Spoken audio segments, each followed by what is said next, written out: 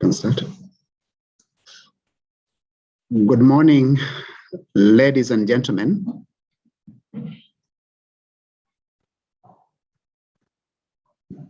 We want to begin our meeting for today, and we want to start with a word of prayer. It's now 8:30, and it was to begin at 8:30. So let's pray.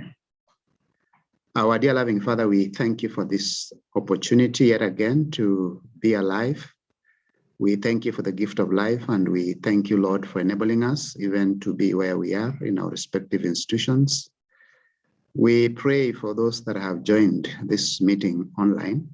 Lord, you know each one of us. We pray for knowledge and wisdom upon us, even as we steer this meeting today. We pray that you'll be able to quicken our connections and even ensure that we are well connected and joined to each other, that we may be able to communicate. Thank you for the speakers this morning, the facilitators.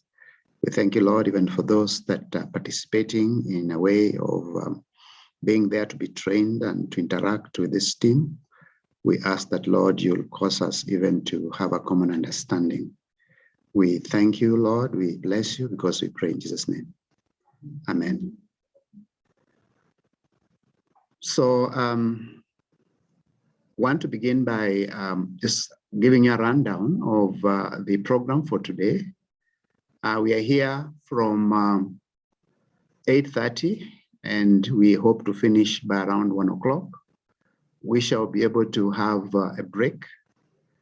We'll start by having some introductions and the objective of this training.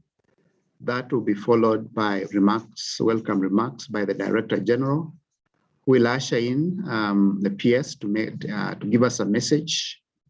The PS Ambassador Simon Abwesi, PS State Department of University Education and Research. Thereafter will be followed by a presentation that is going to be made by Professor Walter Oyawa, the Director General, on the STI as an anchor to humanity in a disrupted and volatile world. Take some questions, and we want to encourage the participants to use the chat and the Q&A. For the chat, I want to speak at the onset is that we want to know who was joined by you going to the chat, indicating your name together with the institution you are representing. Then we encourage the participants to use the Q&A for asking any questions. We will be able to respond to some of those questions in the course of training. If we are not able at the end of the presentation, then we give you an opportunity also to ask questions, those who would like to ask. And if you want to ask a question, again, we would like you to use the facilities that are available there. You need to raise your hand. We'll be able to see it and give you the go-ahead to be able to ask your question. So that's how we are going to proceed in terms of questions and in terms of knowing who is there. After that, we are going to look at the legal and the institutional framework for STI policies and priorities to see where we are and how we are anchored. And then from there, now we go to the rationale and overview of the mainstreaming indicator, which will be given to us by Mr. Javan Mwiti, who is a resource person for this aspect. Then we'll be looking at the development of the institutional STI strategy. And that is one of the activities or major activities for this quarter in terms of performance contract.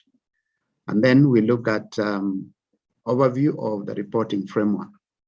We hope that by the end of this training, we shall be able to have grounded you very well in terms of how you're going to respond in reporting this indicator at the end of this quarter. So with that, I want to proceed and quickly take you through the objectives, the introduction and the objectives of this training this morning. Just as a way of, hope you can be able to see the screen. We are projecting that.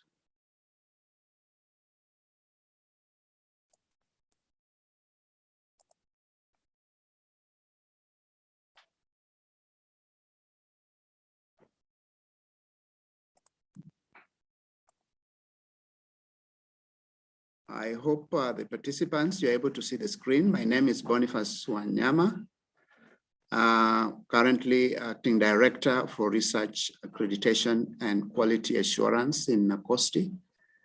So I want to take this opportunity to take you through the background and objectives of this training. Just to let you know that since 2003, the government has used performance contracting as a key accountability tool in its endeavor to improve service delivery in the public service. And the performance contracting is part of the broader public service reforms that are aimed at improving the efficiency and effectiveness in the management of public service. This year, 2021-2022, is the 18th cycle of the performance contracting, if you count that from 2002 to current. And thus, as NACOSTI, we started implementing this thing as a state corporation in 2014-2015 financial year.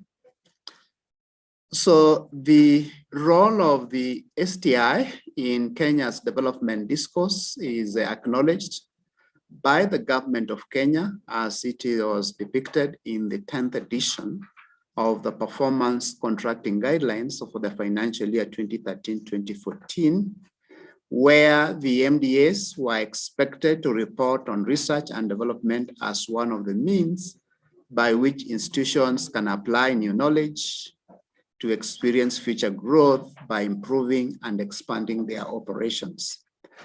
However, this indicator has not featured in subsequent performance contracting guidelines, and consequently, this resulted in gaps in tracking the extent to which the MDAs are generating and applying new knowledge to improve their production processes and service delivery.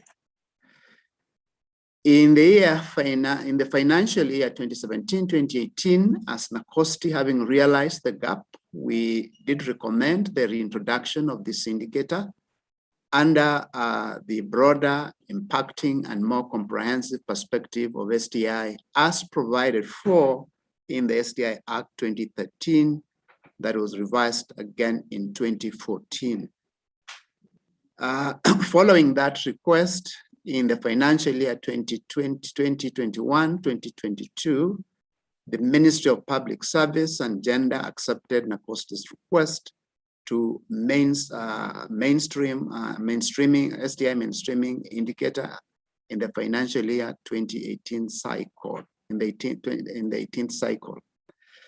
And following that acceptance, as NACOSTI, we have prepared the necessary documentations and uploaded the same on the website to guide MDAs in implementing this indicator. So we want to encourage you as participants to visit our website, where you will find all the relevant documents that you require to be able to implement and report on this indicator. So what are we doing this week?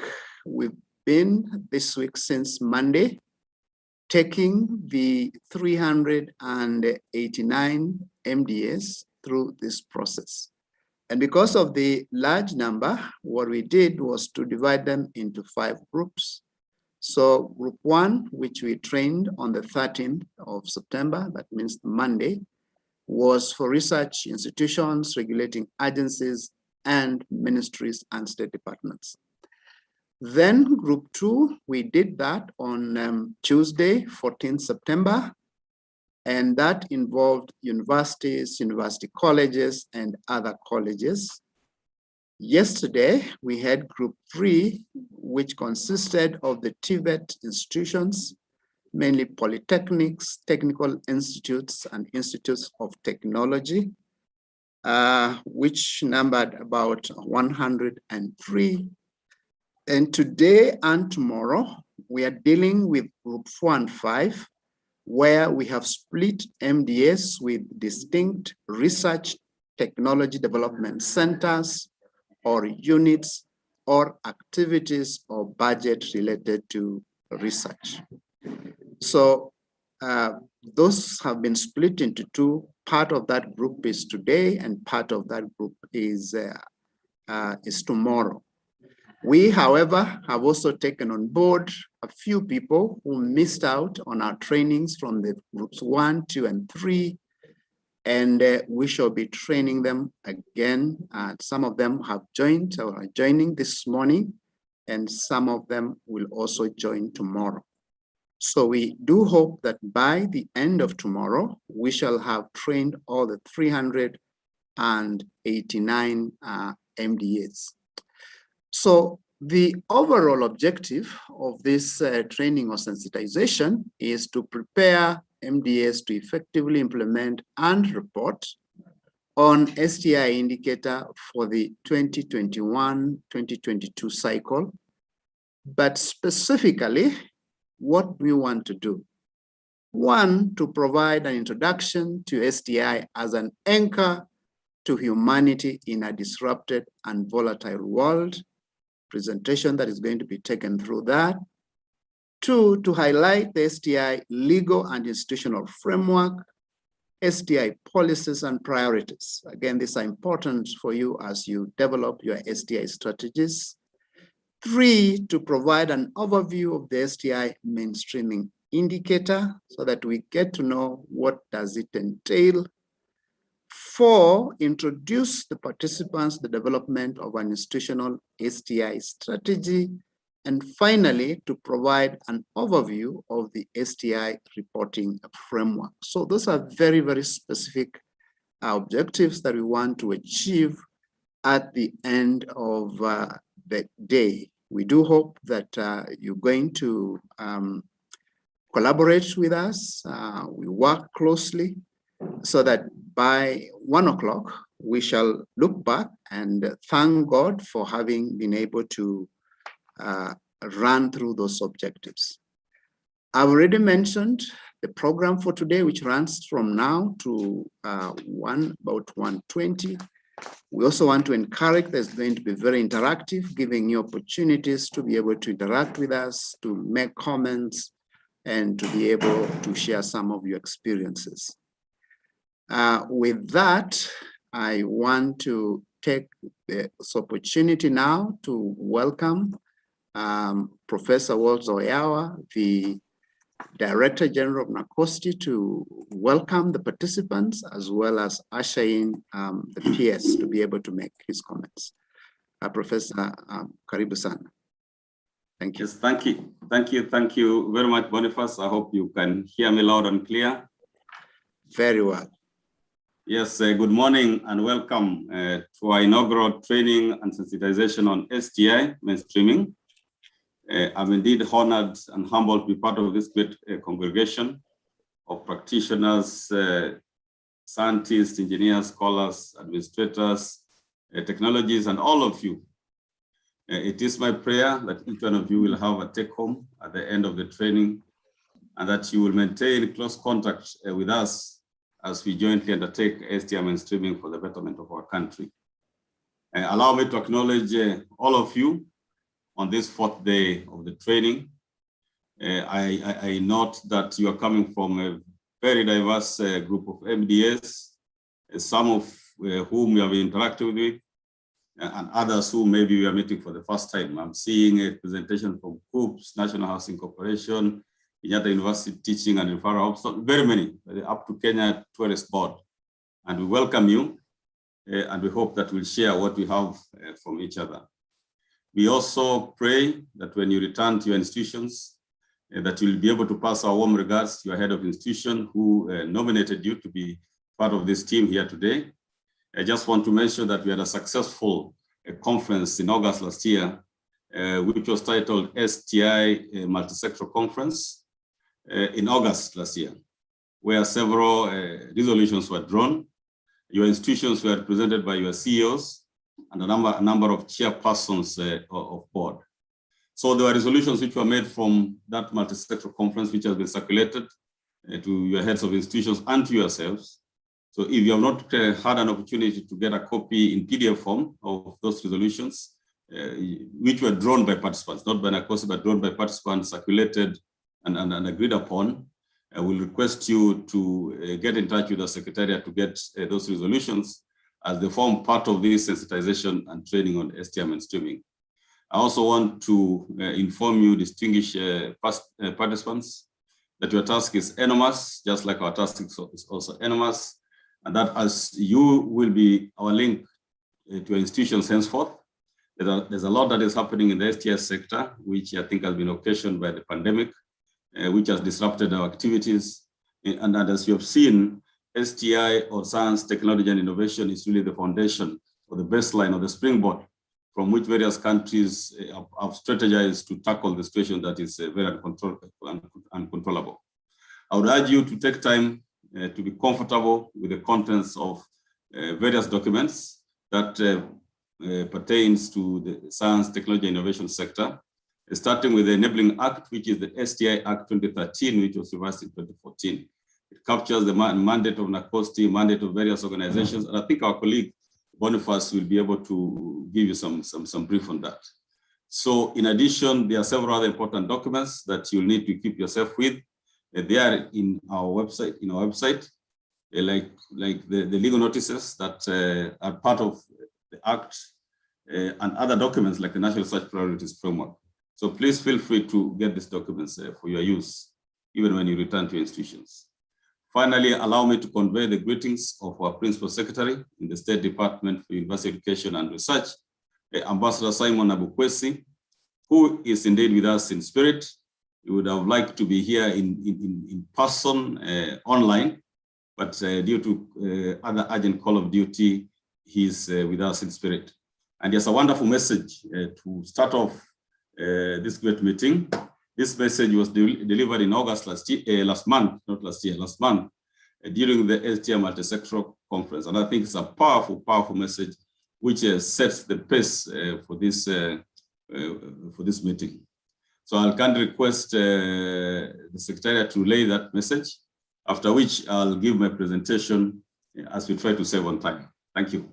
Mr. Yegon. Distinguished ladies and gentlemen, it is gratifying to be here today where we have an assembly of distinguished scholars and scientists thinking together about how to make STI more relevant and to contribute to our national development. I must therefore thank each one of you for having that positive attitude and the goodwill to support the good idea of us coming here today to think together about how we can promote science, technology, and innovation to make our scholars globally competitive and to contribute more in the interest of our nation and humanity as a whole.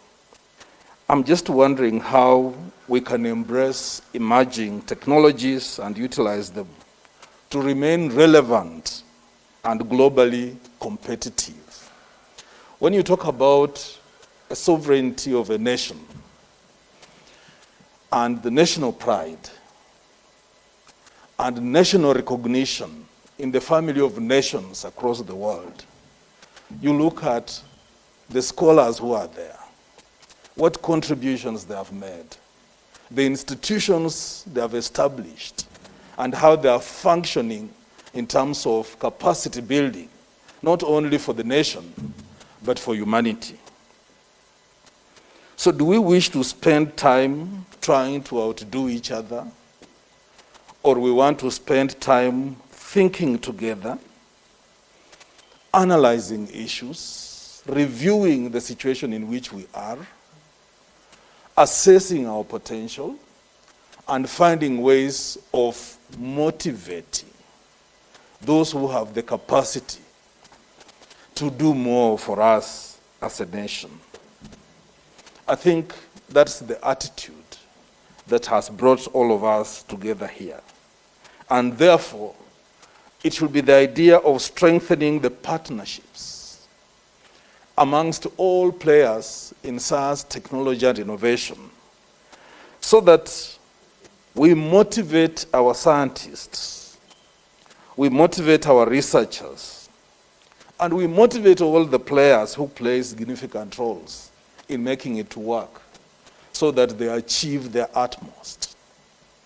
And I want to very strongly refer to what Albert Einstein said, that all of us have great capacity and we're endowed with the abilities that are unique to us,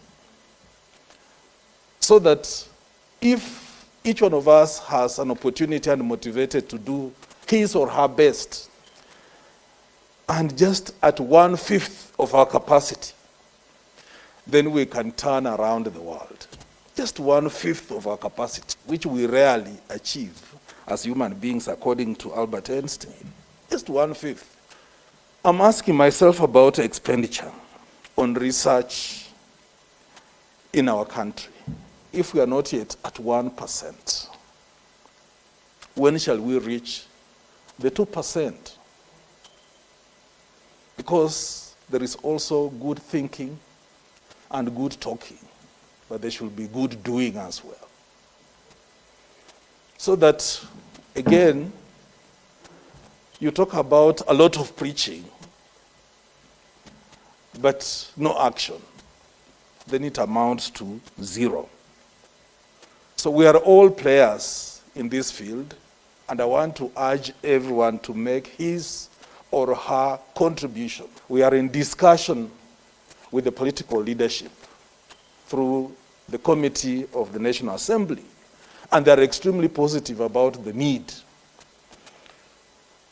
to support research in our country, so that we provide for better performance in science, technology, and innovation, with an additional segment of commercialization. I see a lot of synergies formed between institutions and universities, where people with common interest and common knowledge come together to work on research projects. And this is extremely encouraging. I've also witnessed where they have provided equipment and even infrastructure to encourage research in universities. So how do we get all champions of research, of science, of technology and innovation to fellowship together more strongly to establish collaborative working synergies and motivate them to work to achieve more and become globally more competitive, to be recognized? And that will make Kenya greater. Right now, our athletes are in Tokyo.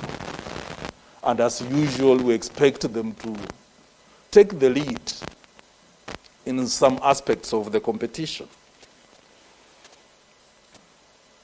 We will want scientists to feature more where the greatest of the world are discussing issues. Therefore, the way we think, ladies and gentlemen, determines what we become as a people and as a nation. And therefore, we must think about the best ways to promote STI, and we must think about the best way to work together, have a shared vision that is very strong, shared objectives, so that we provide solutions to the challenges that we experience in our nation and improve our economy. I once again want to thank you for the goodwill you have demonstrated as whole, distinguished ladies and gentlemen. Yes, thank you. Thank you very much, distinguished colleagues. The peers could not have said it better. And I think it sets the pace of the reason why we are here. In the highlights of the peer speech, you capture about one or two or three things. One is you would want scholars and all of us in the STI field to be globally competitive. And the other one, which is really emphasized on, is about how do we fellowship together. And that indeed, I hope I'm clear, and that indeed sets the pace for the training and our sensitization meeting that we have here today. So I'll go straight to my presentation. Yegon, are you able to upload it? And you will follow the way you have been doing yesterday as I move on from my end. Mr. Egon?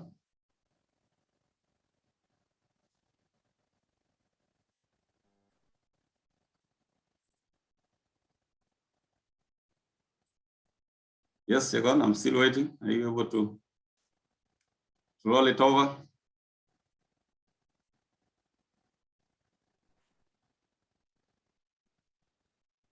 Yes, thank you, ladies and gentlemen.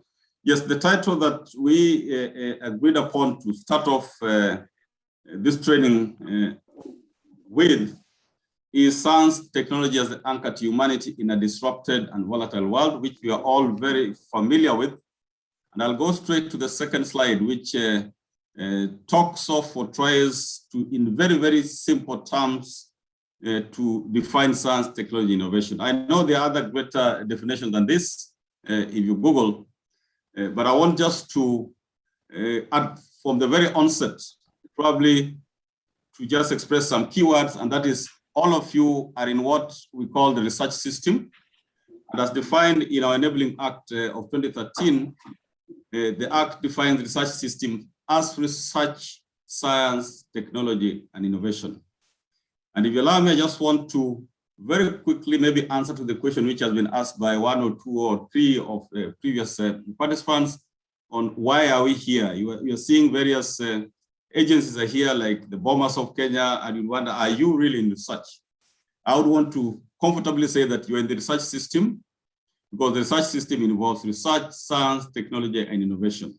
So if you're not in the research or in the making of science, you're definitely somewhere in technology or innovation, because it cuts across. And if you try to, in basic terms, again, define science, technology, innovation in very basic. The experts say that science is the creation of knowledge. And you move down below there, technology is the application of knowledge, and innovation is the application of technology. The key difference between innovation and technology is that innovation has a business component, and that is where we in Africa have not done very well. There are so many technologies out there, and like yesterday, we were meeting the Tibet institutions, and they have so much technologies which they have been displaying in exhibitions. But the next stage of converting that into something that is useful to Wanjiku, something that is useful to the government, and something that is useful to Kenya as a country is a greater challenge. So that's one of the areas that we really need to, we need your support and advice on the same, because we have to do this collectively. And as our peers said, we need to fellowship. Fellowship is a more passionate word than partnership. We need to fellowship in this sector. So that explains the reason why you are here. We had a formal query from one institution, if I'm allowed to mention. I think they're dealing with arbitration, and they said, no, we have not been doing research. But when we downloaded the Enabling Act, one of their key functions is to undertake research in their field, in their core area. Another one also asked, we are a regulator and ABCD, and when we went to the Enabling Act, it was one of the key, out of the 3 plank areas, it was to coordinate research in that particular field. But I want to extend, we are not just about research, we are about the research system, which has research, science, technology, and innovation. Then lastly, just on the same, and I've dwelt on this slide, the others will move much faster, is you'd want to ask yourself a question again. Are you part of the MDS that contribute to the Big 4 agenda? Are you part of MTP3, which is anchored on STI? If you're part of MTP3, then you are definitely in the research system, we're definitely in the STI sector, because MTP3 and Vision 2030 is fully anchored on STI. They talk of innovation-led, knowledge-based economy. So I'll move, you're going to move to the next slide. Now I'll move a little bit faster. And worldwide, I think it's known that science, technology, innovation are key drivers of economic and social development, and are hence critical means of implementation of the national agenda. And if you care to check the literature that is out there, or the information that is out there, STI has played a significant role in the rapid socio-economic transformation of countries, turning some of them into superpowers. Countries that, like we are told, Malaysia borrowed our national plan, some years back in the 70s, and went and implemented the same, and now they are way ahead. The Singapore, the Republic of Korea, it is science and technology that have brought them to where they are, and now China is becoming the giant of all this simply by focusing and investing on technology. So these 4 countries that I mentioned above have undergone rapid economic transformation following deliberate and strategic investments in science, technology, and innovation. And if you allow me also, I would want to capture that what we are doing at local level, even the mainstreaming of STI in MDS, is part of the bigger global agenda. And we talk of the UN, we are all very familiar with Agenda 2030, which aims at transforming our world and specifies about, not about, but exactly 17 SDGs, which aim to achieve decent lives for all on a healthy planet by 2030. If you care to look at the keywords in Vision 2030, it really is fairly similar to this. It talks of a prosperous, healthy life in a clean environment. So it's very similar. So even that is derived from the global thinking, the global agenda. And we just want to add also that at the core of achieving SDGs is research, science, technology, and innovation. These 17 SDGs cannot be achieved without the elements of research, science, technology, innovation, whichever way you call them. And it said that the creativity, the know-how, the technology, and financial resources from all of society is necessary to achieve the SDGs. The agenda emphasizes that technological progress is key to finding lasting solutions to both economic and environmental challenges. So this is the reason why you're here. You are part of this greater global dream, which involves everybody, whether you are a researcher in a university or elsewhere. So you're going to move to the next slide. I just want to also to set the ball rolling, or to make our explanation much simpler. I just want to quote from the president of Uzbekistan, I think last month when he was visiting UNESCO. He uttered, working very closely with UNESCO in STI, he uttered a statement which I thought explains what we're trying to do here. And he says, and I quote, he was there, that we must build intellectual potential and we must build knowledge, that is for their country. And most importantly, turn these factors into points of economic growth and a resource of development. So he says we must build intellectual potential, must build knowledge, we must have the experience, which is more of synergies among agencies and ministries and countries. But the most important is turn these factors into points of economic growth and a resource of development.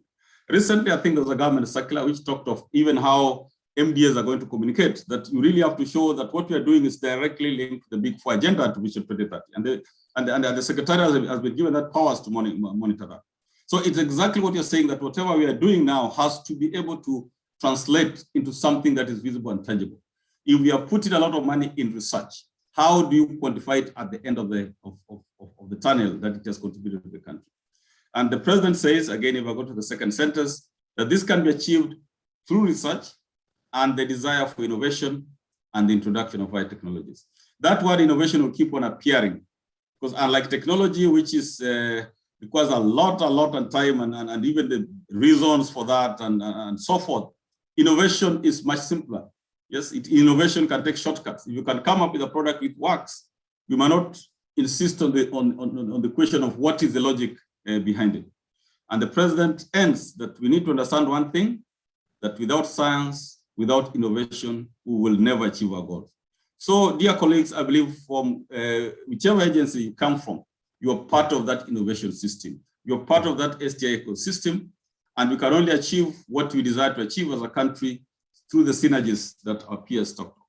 I also want just to mention, I'll move faster in some slides to save on time later on, but allow me to emphasize on some which I think really is in the center of this training. And just to mention that, like in a top country like the US, which has been there for many years, more than us, there's high level recognition of science and technology. And I'm sure a number of you are familiar that in the US, the Congress established the White House Office of Science and Technology Policy, what is calling OSTP in 1976. The OSTP advises the president and others within the executive of the president on the scientific, engineering, and technological aspects of economy, national security, homeland security, health, foreign relations, and the environment. That really explains the broader meaning of STI. That STI is not only about the economic development, it's about national security, it's about public safety, it's about health, it's about our foreign relations, about the environment. At the moment now, we have seen the data showing that the pandemic, in addition to having the devastating effects on lives and the health, the issues of mental health is becoming a big concern that this pandemic is causing. So unless practitioners, all of us in whichever sector that we are come together and come with some common way to deal with this, we might not survive in the way that we want to survive. The mission of OSTP is to maximize the benefits of science and technology to advance health, prosperity, security, environmental quality, and justice for all Americans. You can see even the element of justice. I've seen representatives from the Kenya School of Law, and this will be interesting, that STI, something maybe they are not thought of, is also about justice for Kenyans. And it's up to you to convert it to be that. So also to know that the US has cabinet level National Science and Technology Council, which is chaired by none other than the president. And the same happens actually in Japan, if you care to Google. The same happens to, I think, Malaysia or Korea. They have really elevated, and even now it is even more elevation of science and technology. And it doesn't mean what you're seeing, that the typical science that is done in laboratories. No, it's what you do in your offices, how even you do science communication. There are those who are involved in the training, like STEM education. That is part of the STI sector. So even in the training, there are those who are involved in creating human capital, like this Kenya School of Law. That is part of still this broader sector. Coming back at our regional level, at our continent, I just also want to say that the UN agenda is really connected to the global agenda, to the African agenda, which is connected to our Vision 2030. And the Agenda 2063, which again, I believe a number of you are quite familiar, is Africa's strategic framework and blueprint for transforming Africa into a globally competitive continent.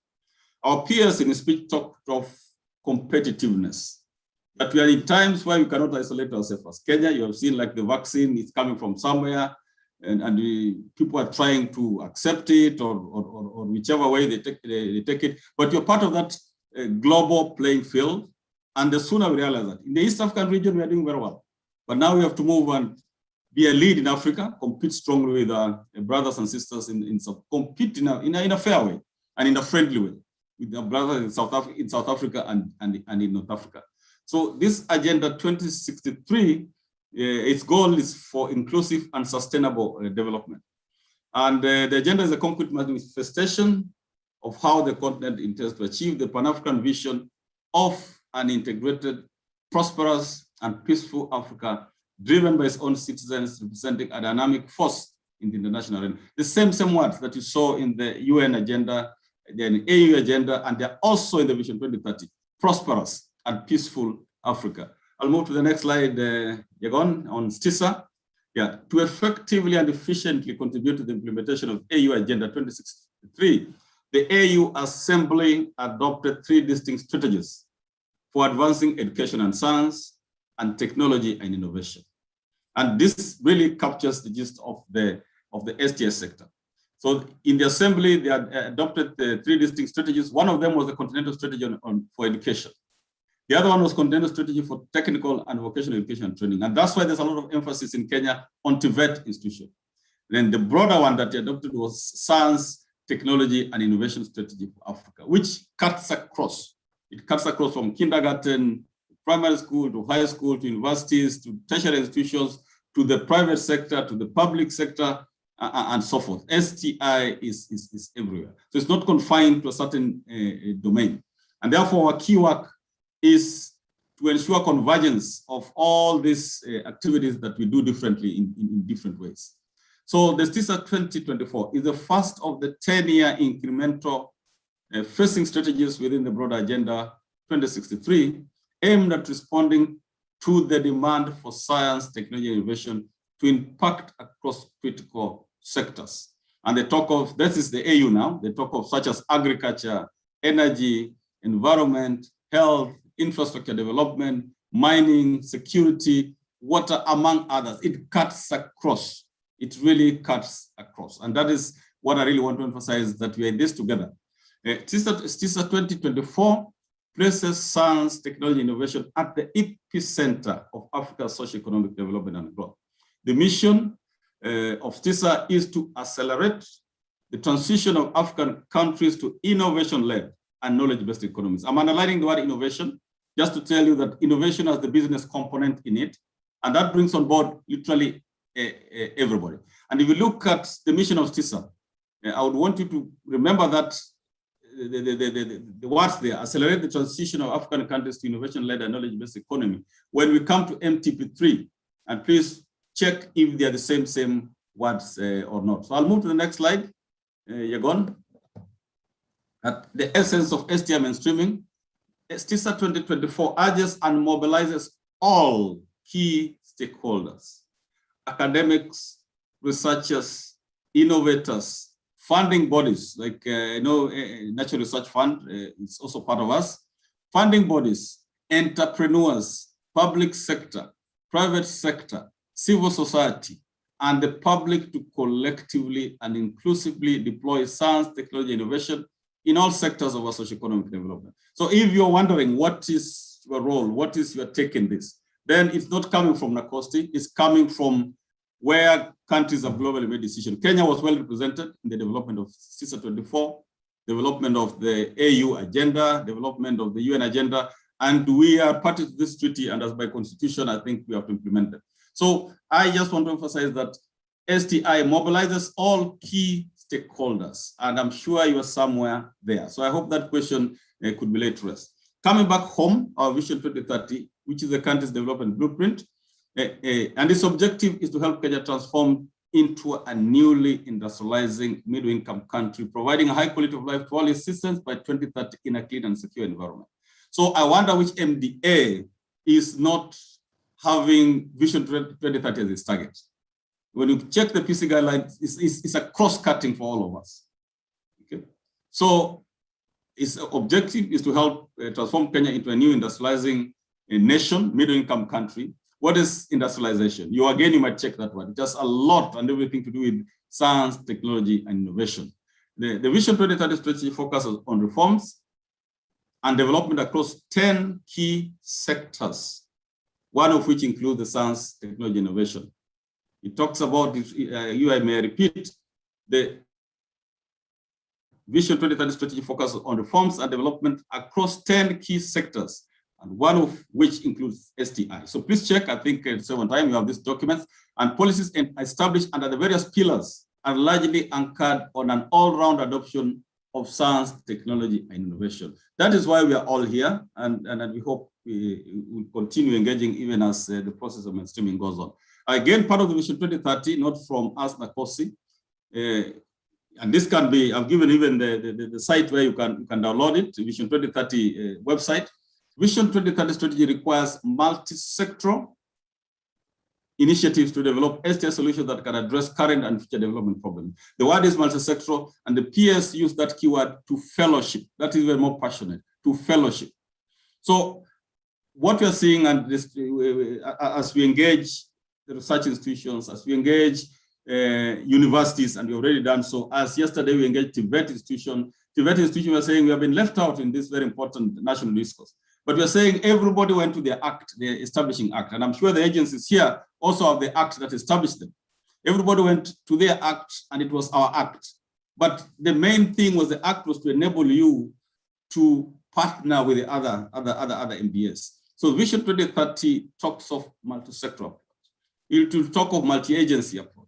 So everything has to be multi-sectoral. What we do at NACOSTI affects another agency. What another agency like the Kentrade does affects NACOSTI and affects other agencies. That is the aim of the purpose of STI mainstreaming. It's not that something you mainstream within your organization.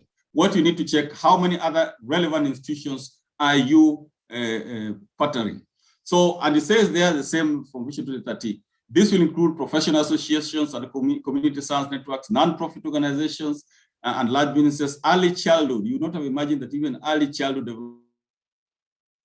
development is part of this great sector. Primary and secondary school, universities, technical institutes. It is anticipated that such a program will create and nurture a passion for learning, creativity, technology, and innovation. So if you're implementing Vision 2030, which I imagine all of you are implementing, then you're part of the STI sector.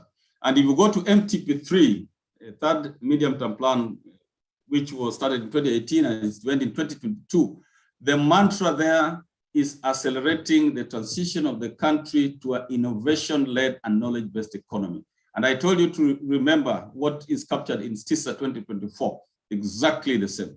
accelerating the transition of our country to an innovation-led and knowledge-based economy. What we should be discussing here is how do we quantify that innovation in every agency? What innovation have you come with which speaks to the economy? Because the aim of MTP3, the sector targets to increase the research funding from 0.79% to 2% of the GDP. You heard our peers talk about it, in order to attain position 85 in Global Competitiveness Index. Kenya has done very well regionally in the Global Innovation Index, but there's a target to improve that. And the key, some of the key elements of or measurables in that index is the patents, amount of patents, which we seem to be down, really down. A lot of works are being done, but they're not patented. We have expressed to our great friends at KIPI, Kenya Institute for Kenya Industrial Property Institute, that there's a lot that needs to be done in terms of patenting. The knowledge is there, but the desire or the passion or the need to patent has not come out very clearly. So I'll move faster now. I'll skip some of the slides. Yegon, if you go to, you move faster up to His Excellency's recent statements. Are you there, Yegon?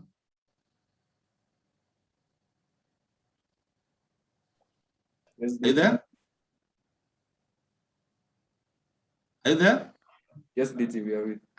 Yes. I just want to say something. You're talking of the coming of age of STI as anchor to a disrupted world. And I'm quoting directly from the presidency, the website of the presidency. And again, you can download this in a speech that His Excellency delivered to ISIPE in November 2020, November 20th, 2020.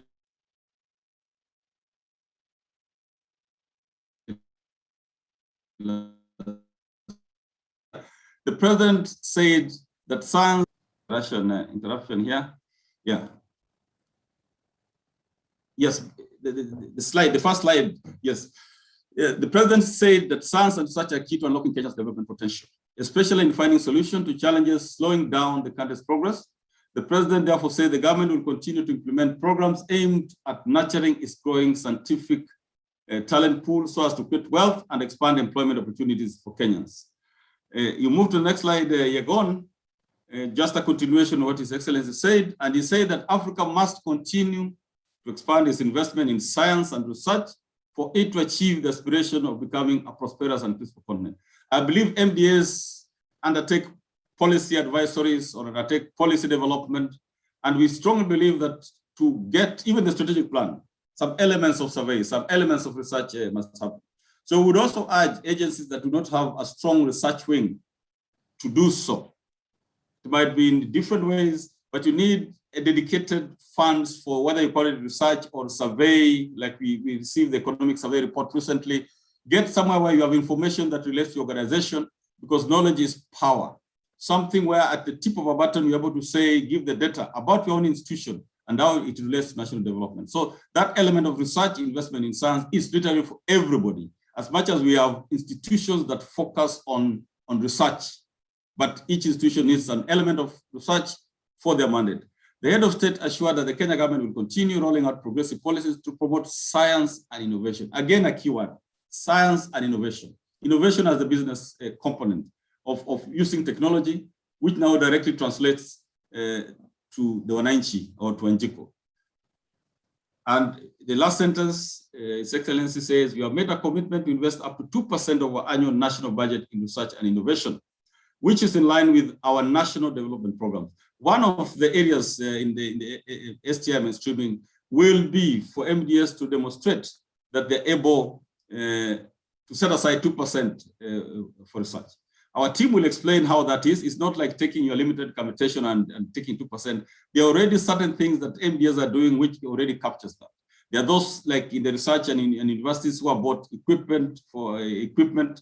There are those who are even, when we organized, like the other time we had the Kipra organize a conference, that organization, the cost of that organization already fits into part of that 2%. There are those agencies that will take their staff to international conferences, conventions. Please cost that one to be part of that. So there are things that you are doing which you have not costed, but they form part of that 2% of the research budget. You're going to quickly move to what President Biden said, the second slide. the 5 areas of focus priorities. Yes, when President Biden was introducing his son's advisor and team, and that's how important, that's how they elevated science in the US. There was a speech titled More Influence for Science, that is in January this year, 2021. And in the speech introducing his science advisor, who actually is elevated to the rank of a cabinet secretary, President Biden outlined 5 priorities to science in his administration. This is how powerful the US values science and technology. The 5 areas, which probably you can judge by yourself, but I would believe that they're relevant to even our country. We talk of the first priority is the pandemic. You cannot ignore it. We thought there'll be a post-COVID. Now there's nothing like post-COVID. We are in COVID and we have to figure out how to survive. And that's why we're even having these trainings online.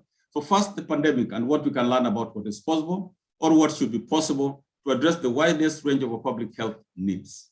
That's an important area. The deaths are occurring every day. It's a global challenge. And anybody who can have a way of assisting the Ministry of Health. There's so many factors in the pandemic. Like the simple one, which you might not have, and this is for social scientists, is why are some people reluctant to put on the mask? That's an area of investigation or of advisory. We have teams trying to develop a ventilator. Those are mostly engineers and maybe consulting doctors. So there's, in one way or another, there's a way you can help.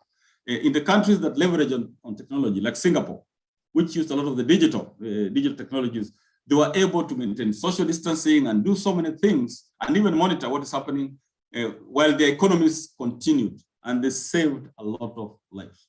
So there's a lot that each FDA needs to think about within your own organization with regard to the pandemic. The second thing that or priority for the US during President Biden's term, maybe the next 4 years, it talks of the economy or economic resilience. It's affecting the economy in Kenya and everywhere. So how do we maintain that economy to avoid the elements of economic downturn converting to be a national security or public safety issue? Because the youth will take a different route if we don't give them at least the basics that they need. The third one is how science can help to confront the climate crisis, which has been there. The fourth one is to be a leader in the world. For us, it would be how to become a leader in the East African region and Africa. And the fifth one is to ensure the trust in science and technology. This is how they value it, and it is for all of us. And it has to be done in a multi-sectoral approach. It cannot be isolated, like each group working on its own, or somebody says, me, I'm not part of this science and technology, because it affects everywhere in the economy. But then there's a last sentence there, which President Biden talks about, and that's a very serious one. And he says, we are on the tip, the cusp or the tip of some of the most remarkable breakthroughs that will fundamentally change our way of life. He said, we can make more progress in the next 10 years than we made in the last 50 years. That's a very, very interesting statement. We can make progress in the next 10 years because we're actually faced with extinction. We can make progress in the next 10 years than we made in the last 50 years. And that affects each and every individual on this planet. But he also says that we also face some of the most dire crises in generations, where science is critical, whether we meet this moment of peril with the promise we know that is reached. I've given you the link there. You can also, in your free time, if you care to read that. His advisor also had some statements. His son's advisor, Dr. Eric Landa or Lenda, I don't know how to pronounce it, who is the new director of the Office of Science and Technology Policy in the US. And this is very recent, I think 2 or 3 months in June, informed his team and the Americas that for 75 years, America has led the world in science and technology. That leadership has had profound benefits for our health, economy, and national security. Again, national security appears there. And national security can be defined broader. It's not just about wars. It's just about the security of individuals. If they feel insecure, then we have an issue of national security. If they feel they're not safe, then you have elements of public safety issues to deal with. So the advisor says in the second bullet, but today America's future depends on science and technology like never before. So dear colleagues, from our side, we want to say that this is not just a target like usual. Whatever you do in your small way might just save lives. Okay? It might have a moral bearing. It might just save lives somewhere. You might even think it's a small thing that you have done, but it might just survive. So inform your institution to set aside some money in whichever way that, in whichever aspect that you excel best, just to promote science, technology, innovation in whichever way. And last there, down there, it says the choices we make now will determine our path for generations to come. There's so much work to be done. And we also say to you, colleagues, that there's so much work to be done in the times that we. Very quickly, I have a slide there which talks of COVID-19 research boost universities global ranking. The University of Oxford, by the way, which, as you know, has invested heavily in the research on COVID-19. And this shows the impact of what research institutions can do, or what individual institutions can do, has topped the Times Higher Education World University Rankings for the 6th year running. And in the year dominated by the ongoing COVID-19 pandemic, the rankings which were released just in September 1st, I think that's 2 weeks ago, saw the significant boost in their citations. Again, you can read that. That is the University World News. In Africa, also a number of institutions have come. I just want to mention that in this global ranking, this is not like the metric. Only University of Nairobi is featuring. That again is could be of concern to us as a country. Only University of Nairobi is 13th ranked. KU is mentioned, but not ranked. But only the University of Nairobi is ranked. So we would want MDS to help universities. Yes, because the other universities like University of Oxford are achieving their ranking because they're working with the industry. They're working with the public service to achieve that. They have a lot of support, not only in funding, but also how they disseminate, how they implement their science and technological innovations. In Kenya, it's quite a challenge. Institutions are working separately. And therefore, moving forward, I think a decision was made, even with the National Research Fund, that only research in consortia will be funded. And I think I'll mention that in some of the slides which are coming. But this is something of interest, that in this great ranking, the Times Higher Education ranking, it's not the very, very best, but it's probably one of the most renowned rankings. Only our University of Nairobi is ranked, and KU is just mentioned. Again, if you Google, and I've given you from Shimago, the ranking of research and innovation, which is of interest as NACOSTI, and it's good to mention some of our institutions which are doing well. This is the latest 2021. This is rankings in Africa. Our best institution seems to be ranked by those independent entities is the Kenya Medical Research, which in Africa is number 8. Surprising now is when you talk of research and innovation, is Kenya Medical Research. The next one is International Livestock Research, ILRI, which in Africa is number 15. Then the University of Nairobi is third now, which in Africa is number 27. Then Egerton University, number 45 in Africa. Then Aga Khan University of Seoul, which is very new, but doing very well. Aga Khan is doing this simply because of investment in equipment and in the staff. So we could assist them when we form consortia, when you have opportunities to collaborate with some of these institutions that are doing this. We really appeal that you do that. Then there's a CIPE, then there's a Chukwa, then there's Moi University, then Kenyatta University, and then there's none in the top. I think this is the top 200 research and innovation institutions in Africa. Now, this is now the Kenyan ranking. On the side, on your right, I think of the top institutions in Africa, you can see South Africa and Egypt are really dominating University of Cape Town. And it's because they have adopted the multi-sector approach. They have adopted partnership approach where the private sector, the public sector, the universities, the research institutions are all involved. Please, let's help them do well. Yagon will skip these slides up to UNCTAD. If you're able to go there, the Technology Innovation Report 2021. Dear colleagues, just allow me to highlight some of this. We may never have a chance to do this. That the Technology Innovation Report by United Nations Conference on Trade and Development, where Honorable Dr. Mukisa Kitui was the Secretary General. They have released a report. And that report urges all developing nations to prepare.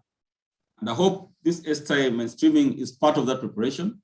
UNCTAD urges all developing nations to prepare for a period of deep and rapid technological change that will profoundly affect markets and societies. Yes. So we need to think together to figure out how we prepare for this. And all countries will need to pursue science, technology, innovation policies appropriate to their development stage and economic, social, and environmental conditions. Already, we are saying, as NACOSTI, that the 5th Industrial Revolution is underway. Even before we complete the first steps of the fourth industrial revolution. Again, I request you, for those who are not familiar, to read, find out what is the fifth. There have been several revolutions since Stone Age. We have mostly been in the fourth, in the third. South Africa is really championing the fourth industrial revolution, which is more digital. But the fifth is about AI, artificial intelligence, where you'll find elements like nanotechnology, where you'll find elements and part of the human body are not the normal human body. You might find your eye or your heart is made of some plastics or some gold. Probably the only place they won't touch is your soul, but you might find somebody walking and you do not know whether the hand or the toes are human or something else. So this is where the world is going. And with COVID, the whole process is being fast-tracked. So we need to be on the front line of this. We need to debate on this. We need to invest on this, because you can't get something out of nothing. So research, money in research are normally regarded as investment, where 1 shilling put in is supposed to come up with products worth 7 shillings. So you're going to, if you go to the slide on the performance contract guidelines, I think the second one. Yes. So the reason we're here is on STI infusion in programs and projects of MBS, and our team will spend some time to take you through some of those requirements, like MBS are required to undertake the following: develop strategy and so forth and so forth. Please bear with us, and today is just more of an overview. We'll be glad to engage you further based on your institutional needs, and should you need so, you're free to get in touch with the Secretariat. So I will not go through that because our team is doing that. But just allow me also to highlight the regulatory framework of STI in Kenya. Our team, again, will do it in detail, but I thought at where I sit, I need to highlight some of the things which I think are extremely important. Again, if you go to regulatory framework of STI in Kenya, I just want to mention very quickly, STI Act was enacted to facilitate the promotion, coordination, and regulation of the progress of science, technology, and innovation in the country, to assign priority to the development of science, technology, and innovation. But number 3 fits today. Number 3 is the act was enacted to entrench science, technology, and innovation into the national production system and for connected purposes. To entrench. So when you're talking about mainstreaming, we would ask what your agency does, what your ministry or department or agency does. How does it convert? How can Wanjiku see that it's converting into the national production system? It might be doing, but it's not visible. They need to see Nakosti, what Nakosti is doing, and we're asking ourselves the same question: how are you visible to Wanjiku? Okay. The same I would ask you, how are you visible to Wanjiku? How does it convert to the national production system and for connected purposes? Because that's where Wanjiku will feel you. If Wanjiku is not feeling, then again, our relevance might be questioned. Then very important, the Act talks of 3 key agencies. One is Nakosti, that's the regulator, whose aim is to assure quality in the science, technology, innovation sector and advise the government in matters related thereto. The other one which you need to know is the Kenya National Innovation Agency. The functions of the agency shall be to develop and manage the Kenya National Innovation System. Please get to know the innovators who are there. I think there's a new CEO who came in a few months and is actually on the run, just trying to bring these technologies. When Kenya does its work, then Nakosti is seen to have done its work. Otherwise, the rest will just be talk. Until people see products out there or services out there which are being developed in Kenya for Kenyans, by Kenyans and for Kenyans, then it's difficult to convince the public that we are using public resources well. Then the other third agency, which you know, I think all of them, because it's just money, is the National Research Fund. The object of the fund shall be to facilitate research for the advancement of science, technology, innovation. I would want to tell you that the funding they've been getting because of the limited resources has been going down. So you might have found some situations where you are promised some money and it goes down. It is not their making. I think it's one cake which is being shared out under very unique global circumstances. But that is supposed to be the funding agency. We're also urging you to get some fund to complement NRF fund from your own, whatever you do. And I said when you have a conference, that's already part of facilitating the science, technology, innovation sector. Yegon, I'll move straight to the functions of Nakosti. It will be given in detail. I just want to mention 2 of them, which are critical. Functions in the STI Act, Section 6(1)(a). The commission, that is Nakosti, shall develop in consultation with stakeholders the priorities in scientific, technological, and innovation activities in Kenya in relation to the economic and social policies of the government and the country's international commitments. That has not been done. It is being done now. I think a draft has been circulated to you. If it has not trickled down from your CEO, again, you may inquire from that, because this is where you raise your stakes. We are moving to a time where the limited resources will be geared only towards priorities that have been approved by stakeholders. So if you miss out on this, then you find the things that you do are not captured here, then that will be a challenge. And we're not capturing the specific things or objectives that you're doing in your MDS. We are capturing the broader, that will, like, for example, we'll talk of investments in R&D infrastructure. That is general, and that cuts across all of us. We will talk of the blue ocean economy. That again is broader and very general. We'll talk of health, mental health, and other issues. That again is broader. So that is what you need to ensure that you are captured at least in the draft, about 16 or so items or areas now. So please get engaged in that one. Then Yagon, you can go to the slide which is number 14. That is function N of the commission. Function N of the commission, which says the commission shall annually review the progress in scientific research systems and submit a report of its findings and recommendations to the Cabinet Secretary. The reason why we are getting some data from you in Q1, Q2, Q3, Q4, and eventually you'll be given a template for all, is to be able to undertake that function. That function will inform the government and policymakers on what is the state. And I will reemphasize that scientific research systems is not research alone, but it is research, science, technology, and innovation, which involves all of you. So we'll kindly request that you give us your report so that we can shout out loud there some of your successes, some of your challenges. We can also inform the government what you need to be able to move to your next step as an independent body. When you write it for yourself, of course, it's very good, but you're seen as an interested party. But when you have an independent agency, which will bring reviewers to really confirm that this is of great national interest, then it will be a benefit to you. Like we are really watching, as the PS said, for increased funding for the National Research Fund. And that is because we know that they limit funds. So the same will happen to your MDA. There could be something that you need to be captured in an official government document that will inform changes in various acts or policies. So please help us do that. When we seek those reports, take time to vet that they're true. Do not exaggerate.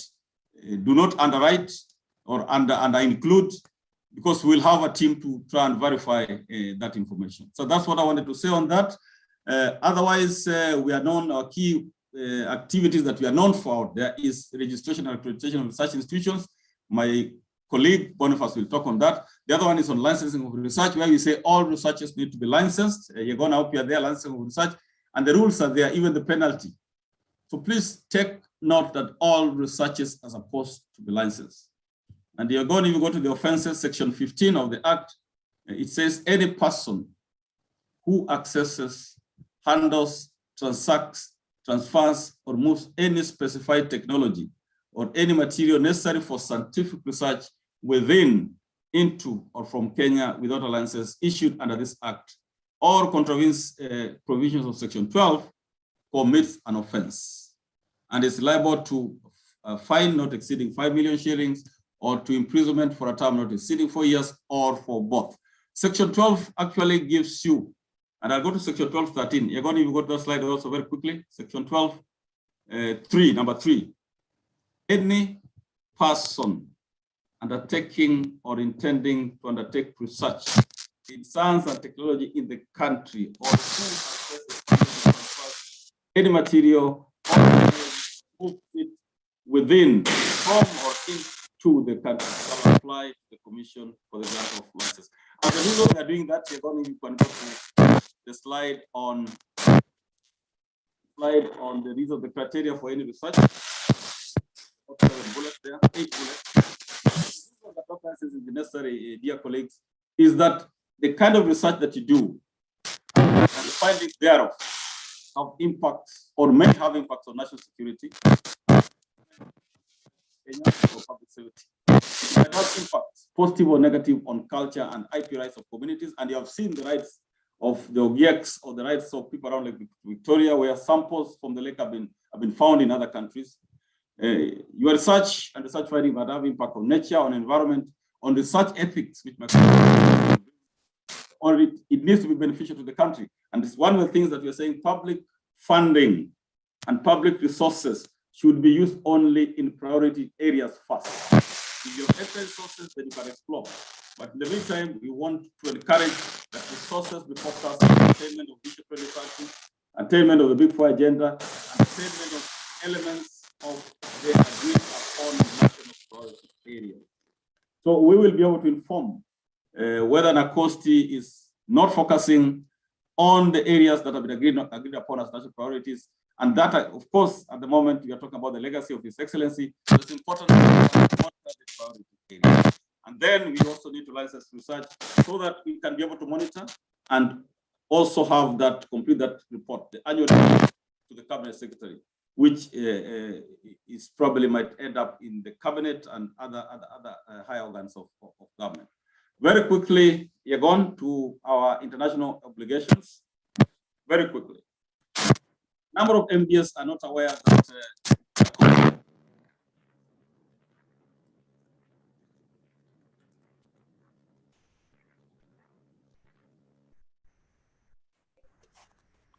DG, we are losing you.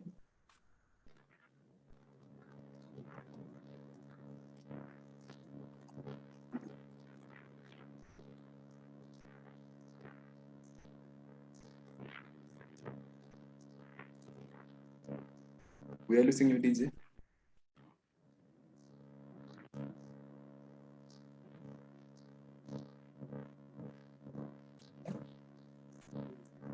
Yeah.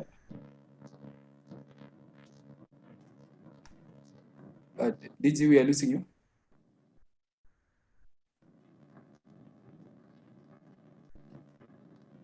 DG, we can't hear you.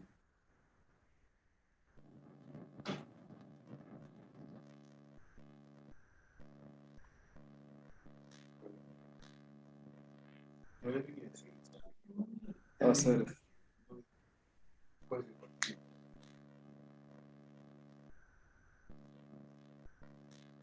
We have lost you, DG. We are just seeing you waving.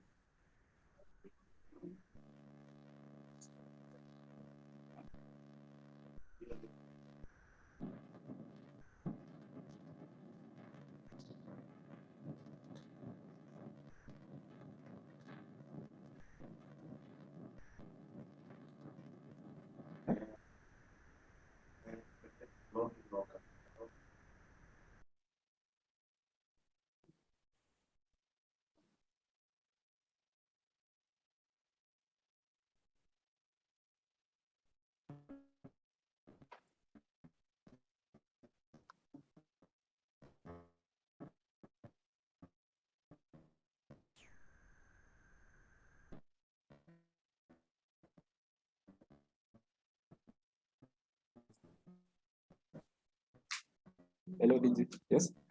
Can you hear? Yes, we can now hear you. Yes, you're using an innovation. I think I can hear you, but you're not able to hear me. So I guess whether the problem could be on your side. Kindly proceed.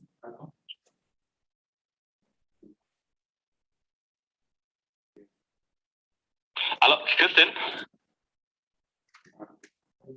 DG, kindly proceed. Yes, can you hear me now? Yes, we can hear you. Yes, this. Can you hear me without the phone of? Not really, DG. Probably you can log out and log in. No, can we use the, because I have just a few slides, so I don't need to take more time. There's an echo on our side when we use the phone. Yes. But I just wanted to go very quickly on the slides. Can members persevere?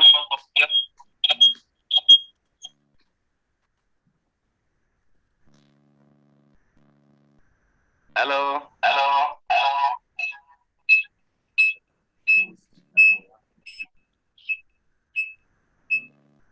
You gone?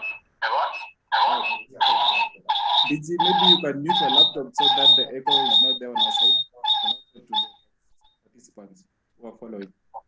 Come again? You can? You can mute your laptop. Yes. Because we are receiving an echo on our side. I can mute. Yes. I think now I can mute. Yes, I've muted. Are you able to get now? Yes, we can hear you, but there is still an echo. Yes, allow me to finish because rather than logging on and off, that will waste time. Okay. Yes, you have the slide on international obligations.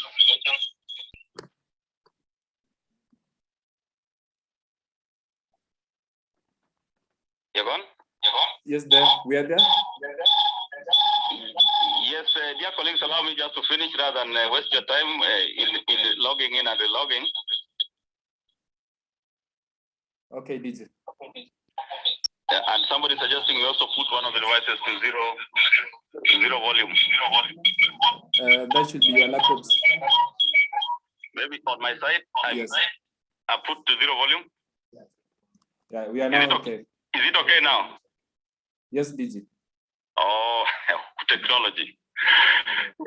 Yes. So, ladies and gentlemen, if you allow me, we are the national focal point of a number of Kenya's international obligations. We are the focal point for Biological Weapons Convention. We are the focal point for the International Center for Genetic Engineering and Biotechnology. We are the focal point for what is called AFRA. We are the focal point for Comprehensive Nuclear Test and Treaty Organization. And we are also in the governing board of the East African Science and Technology Commission. And this year, we are actually chairing that commission. So there are a number of benefits that come from these agencies in terms of scholarships, in terms of like from the International Center for Genetic Engineering, we are soon getting one of our universities to be a regional research center on biotechnology. So when we send out, which we'll now be doing to all of you, I think you have not been in our list, please find out where you fit in and where you could take advantage of. So that's one of the programs of NACOSTI. Yagon, if you go to university research years, university research chairs, can you move there? Not yet.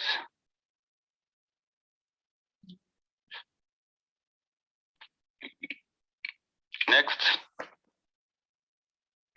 University research years program, next. The others, I think, can be read. Next, yes, there. Yes, so dear colleagues, again, we in NACOSTI partnership with the IDRC of Canada was able to get some support for research years programs. One was given to, this was done through a competitive process. One was won by Moi University and the other one by JKUAT. The one of Moi University is concluded and the other one of JKUAT is ongoing. But the reason for telling you this is that we intend to have research year programs in various fields. Like in the Big Four agenda, we look forward to having a research year on housing, research year on weather health. We also look forward to having research here to just remember some of our greats like Professor Ngari Madai or like Professor Calestas Juma.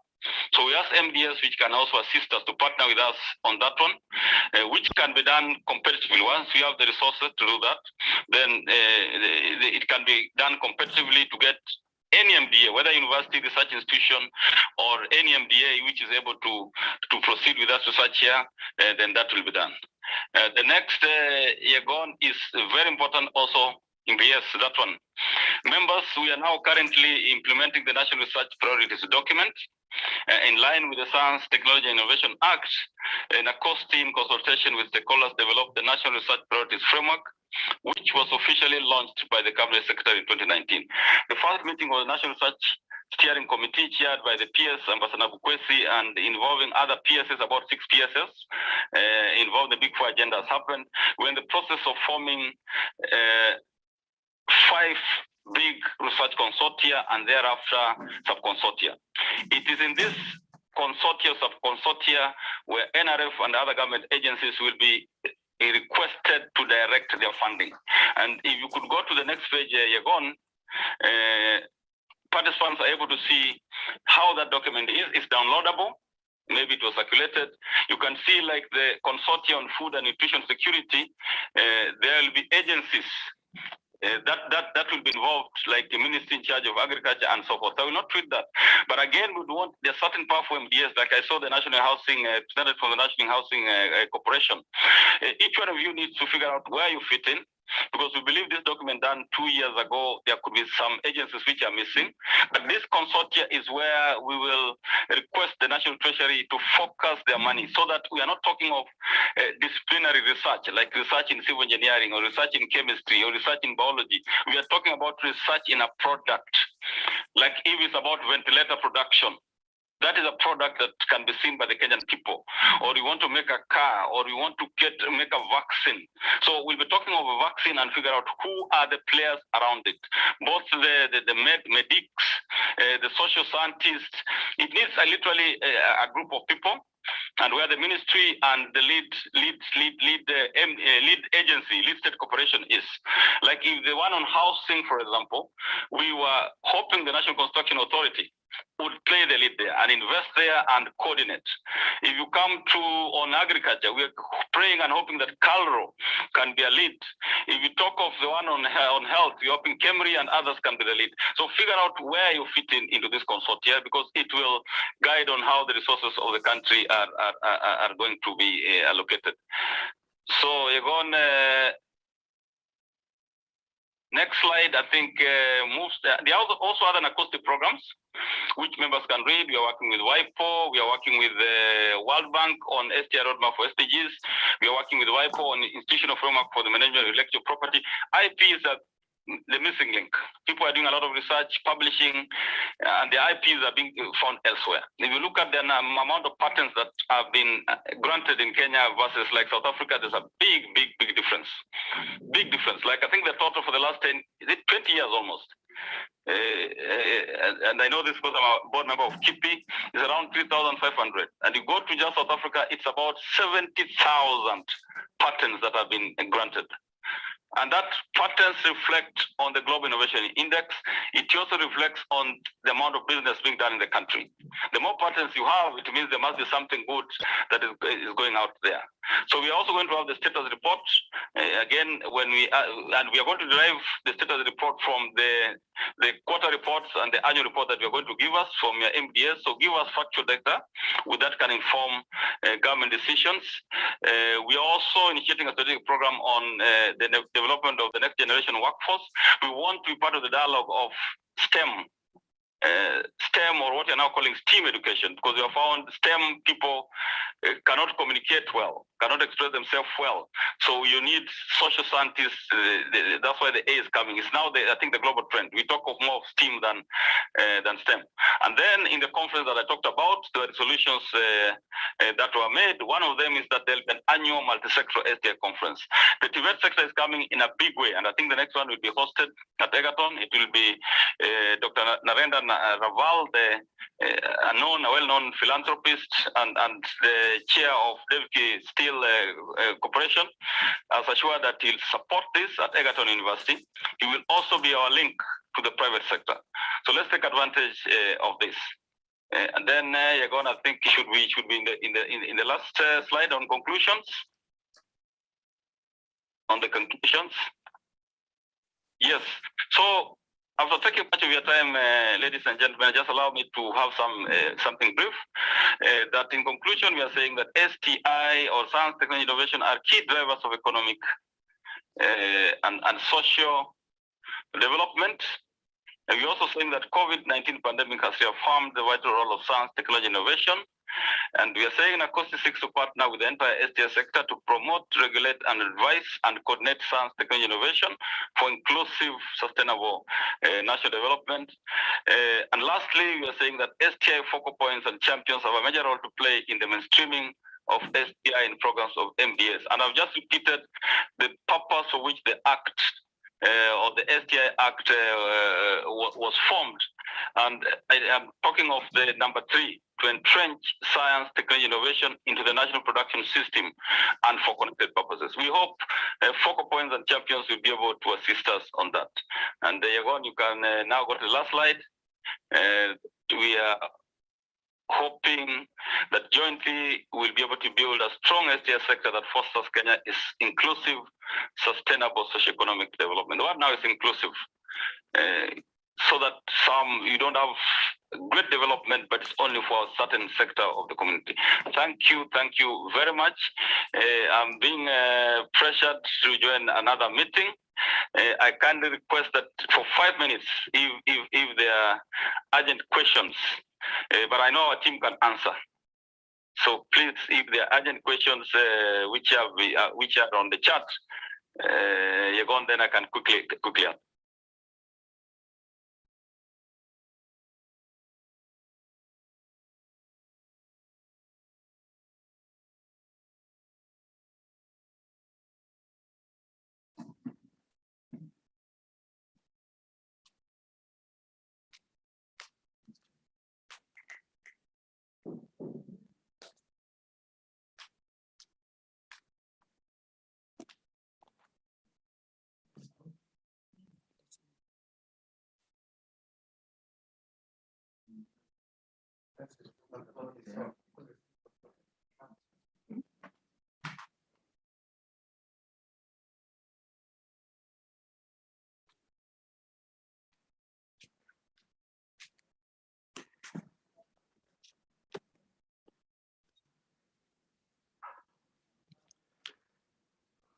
Good morning again, participants. We want to invite questions and we encourage you to use the chat, the Q&A, so that we can be able to respond to some of those questions that have been posed. And Professor, are you there? So the first one says that I suggest even counties' relevant officers in the governor's offices be trained. A lot of science and technology and innovation plus research happens there as well. This is a good forum. Okay, that's a comment. Nancy from NATCO.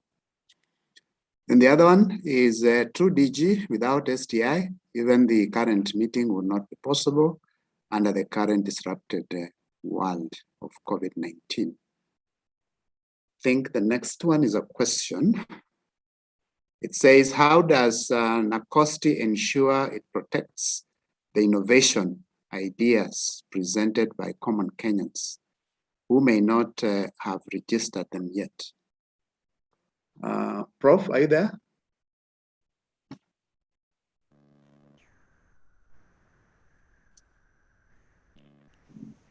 Can't hear. Maybe as a technical issue. And see, he's trying to join.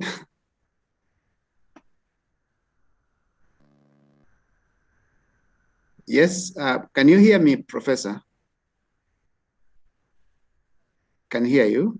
There's only one question now so far. Maybe you can see it on the chat. Is asking how NACOSTI can ensure it protects the innovative ideas, the innovation ideas presented by common Kenyans who may not have registered them yet. I think that's the question.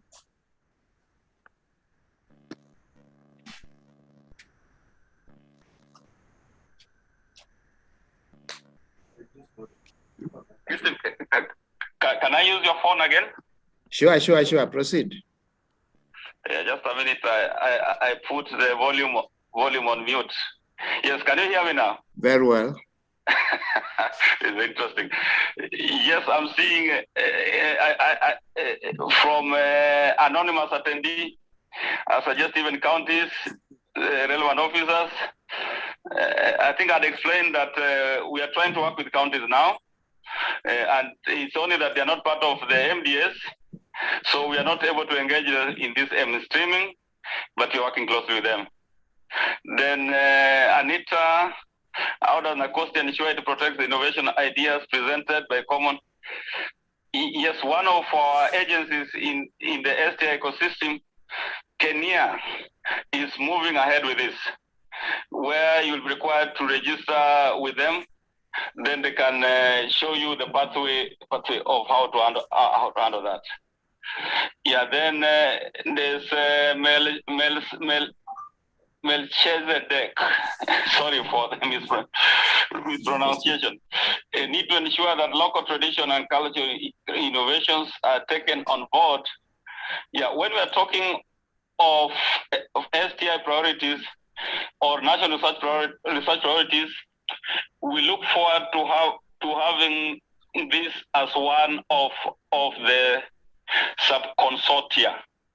Even at ESTECO, that's the East African Science and Technology Commission, it is a key item now. And thank you for this. So with your permission, may I exit? Sir? The rest of our team can make effort to answer. I think they're very well endowed. Okay. But I want to thank participants for this great day and for your participation. I'm seeing the participants are over 100. We didn't expect this. So each day is like, it's very intense. Thank you very much and God bless. Okay, thank you very much, Professor Yawa, for those comments.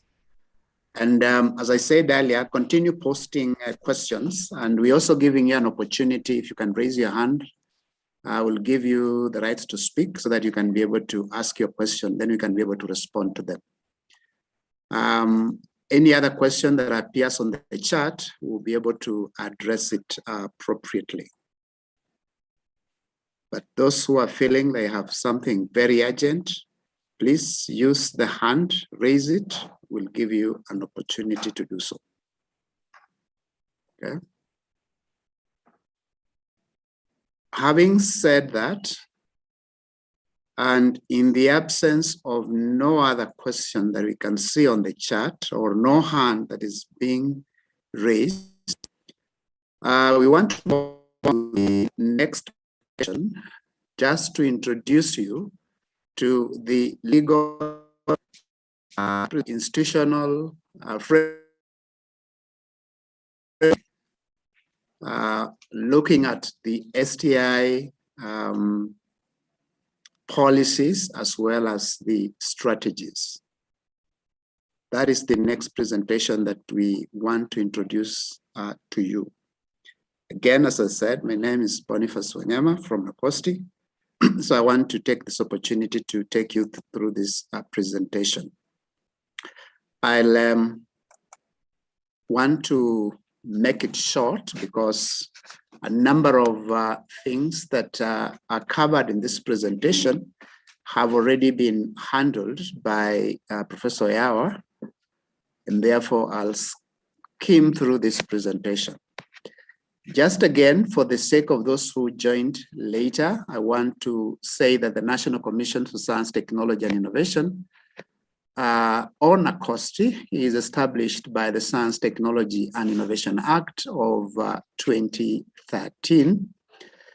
Nonetheless, NACOSTI has been existing for over 44 years when it was first established by the Science and Technology Act, Cap 250 of the laws of Kenya.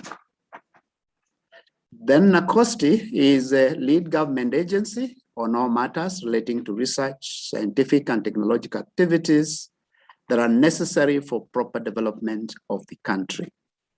And looking at the Act, we find that it provides a framework for a coordinated approach to the management of knowledge-based economy to achieve the aspirations of Vision 2030, as well as compliance with the Constitution of Kenya 2010. That is our vision, which is knowledge-based economy, and indeed the entire country is driving towards that. We have our mission, which is to facilitate quality in research, science, technology, and innovation sector through regulation, promotion, and provision of advisory services. We have things that are very dear to us as NACOSTI. Customer focus. We value our customers very much. And I want to assure you that any comments you make, we will be able to address it because we value you very much. Professionalism is part of our heartbeat. We want to do things in a very professional manner. That's why we have standards and we have regulations to benchmark on. Teamwork, again, very important to us. Matters of integrity, and particularly research integrity, again, very important and dear to us as NACOSTI, and then leadership as well.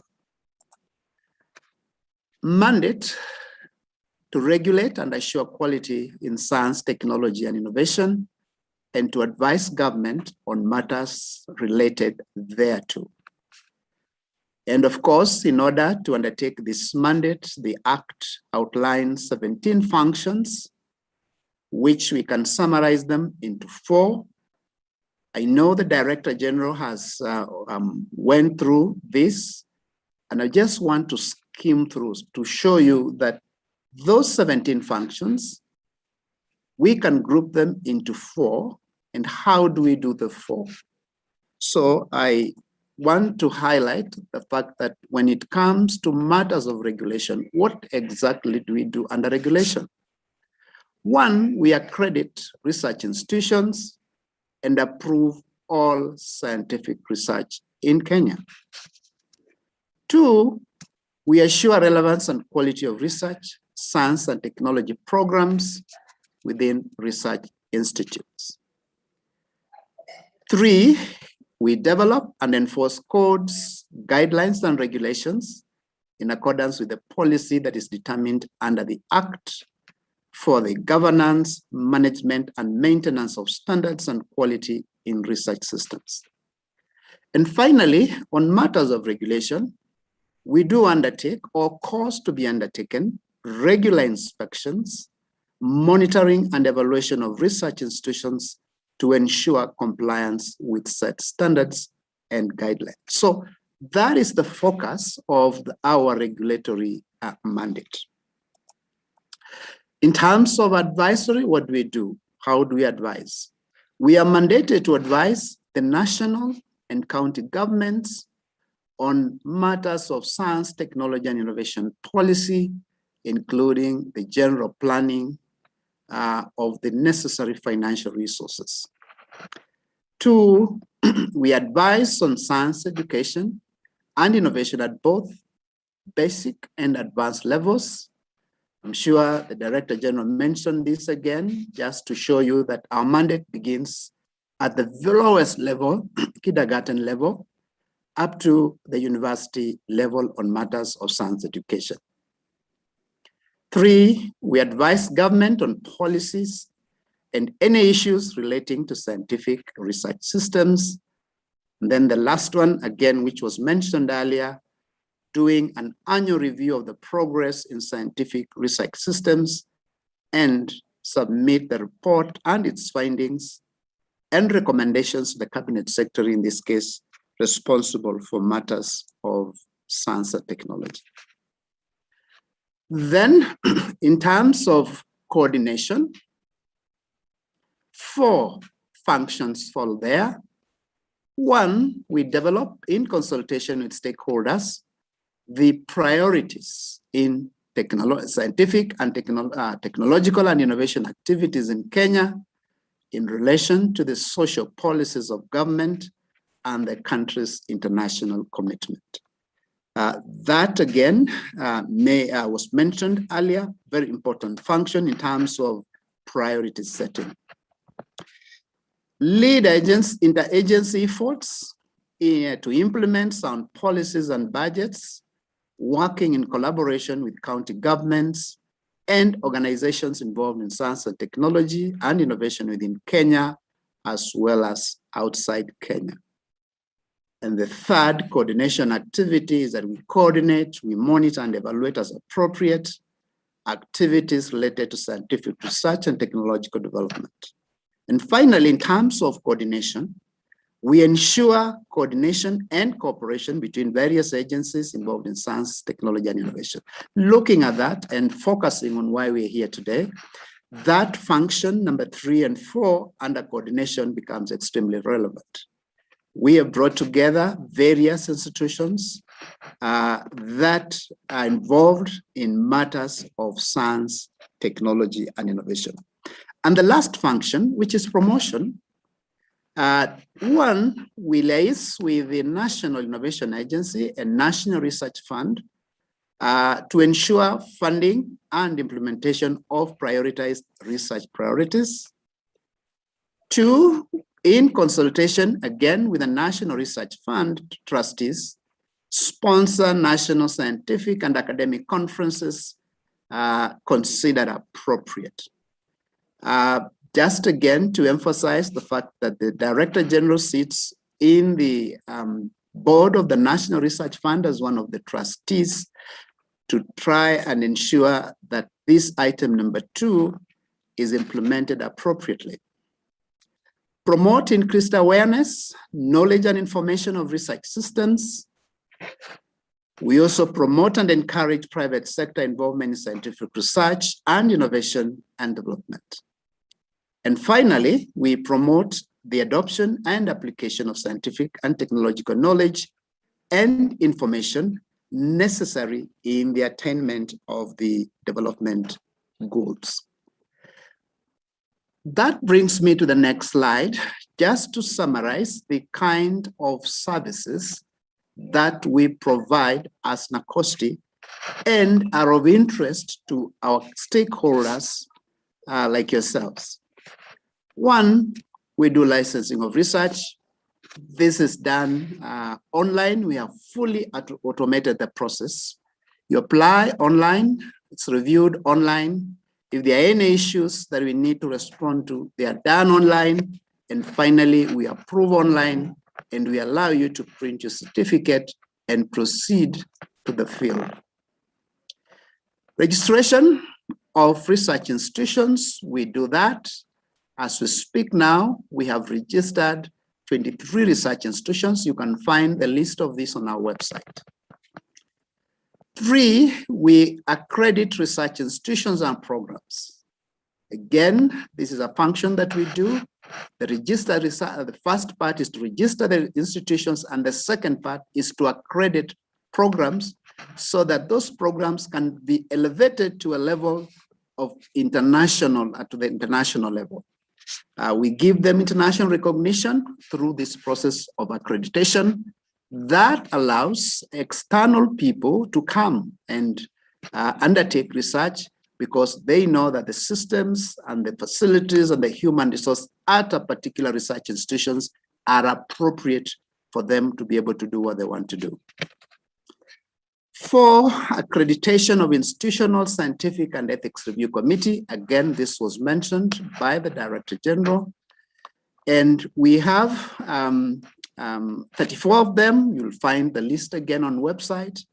But just to let you know that if you go there and you don't find that the list is not 34, maybe it's 32 or even 29, it's because of the kind of professionalism and integrity that we put in.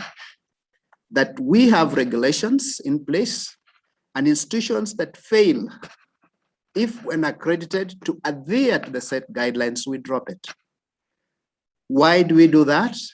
Because that accreditation status gives that institution some international understanding.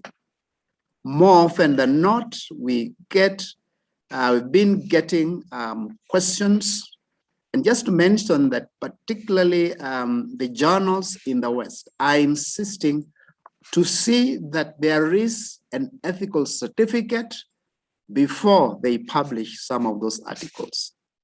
And to do that, they revert back to us just to find out if the certificate is genuine, because sometimes it has been found some of them that are not genuine. So what we've done is that we have assured them that we shall endeavor to ensure that at any given time, if they see a certificate and they are in doubt, first step, check on the website. If the institution is in compliance, it will be there. If it is not in compliance, it will not be there. And therefore, they can refer such matter back to us to be able to verify whether the approval was done before the institution was pulled down from the list of accredited institutions. I needed to explain that because questions come and say, you told us that there were 32, you told us that there were 34, and when we go to the website, we don't find those numbers. The reason is that we are just as strict as that. We follow the law, we follow the guidelines, and implement them to the letter. We inspect research institutions, process that is ongoing, monitoring and evaluation of licensed research, institutions, programs, as well as institutional ethics review committee. We do monitoring, sample out, and visit those institutions to see whether there is level of compliance. The last service, 7 and 8, relate to capacity building, not in the broader sense of capacity building that we know, but we do capacity building as a way of strengthening our research coordination systems. For example, when we realize that there are gaps within the ethics review committees, we did realize that. And what we have is that we have had to develop a curriculum which we are actually using to train or to build capacity of these institutions to be able to have systems that if one research committee approves, then the other committee should be able also to approve. Then we also realized that in terms of science communication, scientists seem to speak to themselves, and yet Wanjiko is left out in the conversation. So we are now targeting to try and build capacity of researchers so that they can be able now to communicate not just with the fellow scientists, but to be able to communicate with the policymakers as well as a common person for whom this research is meant to benefit. And finally, we'll be building capacity for the MDS on STI mainstreaming, and this kind of sensitization or training that we are undertaking today is first of the kind. The purpose of this is for us to have some reporting mechanisms where we can get data that is authentic, that is going to help us as a country to be able to make sound policies based on credible data. That is how we are structured. We have a board of directors. Then below there, we have a director general who has just spoken to us. Then the commission is structured into 3 directorates: Corporate Services Directorate, the Directorate of Research, Accreditation and Quality Assurance, and then the Directorate of Scheduled Sciences, where all the different scientists with different backgrounds are actually domiciled for the purpose of undertaking the mandate of the commission. Let me now focus on the legal framework. Of course, at the highest level, we have the Constitution 2010. Then immediately below that, the Science, Technology and Innovation Act 2013, and the certain sections of the legal of the Science, Technology and Innovation Act has been unpacked using regulations. Those regulations were gazetted as Legal Notice number 106, Legal Notice number 107, and Legal Notice number 108. Let me briefly, again, just look at that by mentioning that under Section 45, subsection 1 of the STI Act, it states that the Cabinet Secretary may make regulations in carrying out of the provision of this Act. And consequently, the Cabinet Secretary has made the following STI regulations 2014, which I've mentioned above, but just to expound on them, we have STI registration and accreditation of research institutions, regulations 2014. Secondly, we have STI relevance and quality assurance regulations, again 2014, and the last one, STI research licensing regulations, again, 2014. You can be able to see that. You find them on our website as well, because they delved into details on matters of registration of research institutions, quality assurance, as well as research licensing. Again, Section 27 of the Act provides for setting up of committees or research, in research institutions or other bodies as it may deem appropriate for better carrying out of its functions under the Act.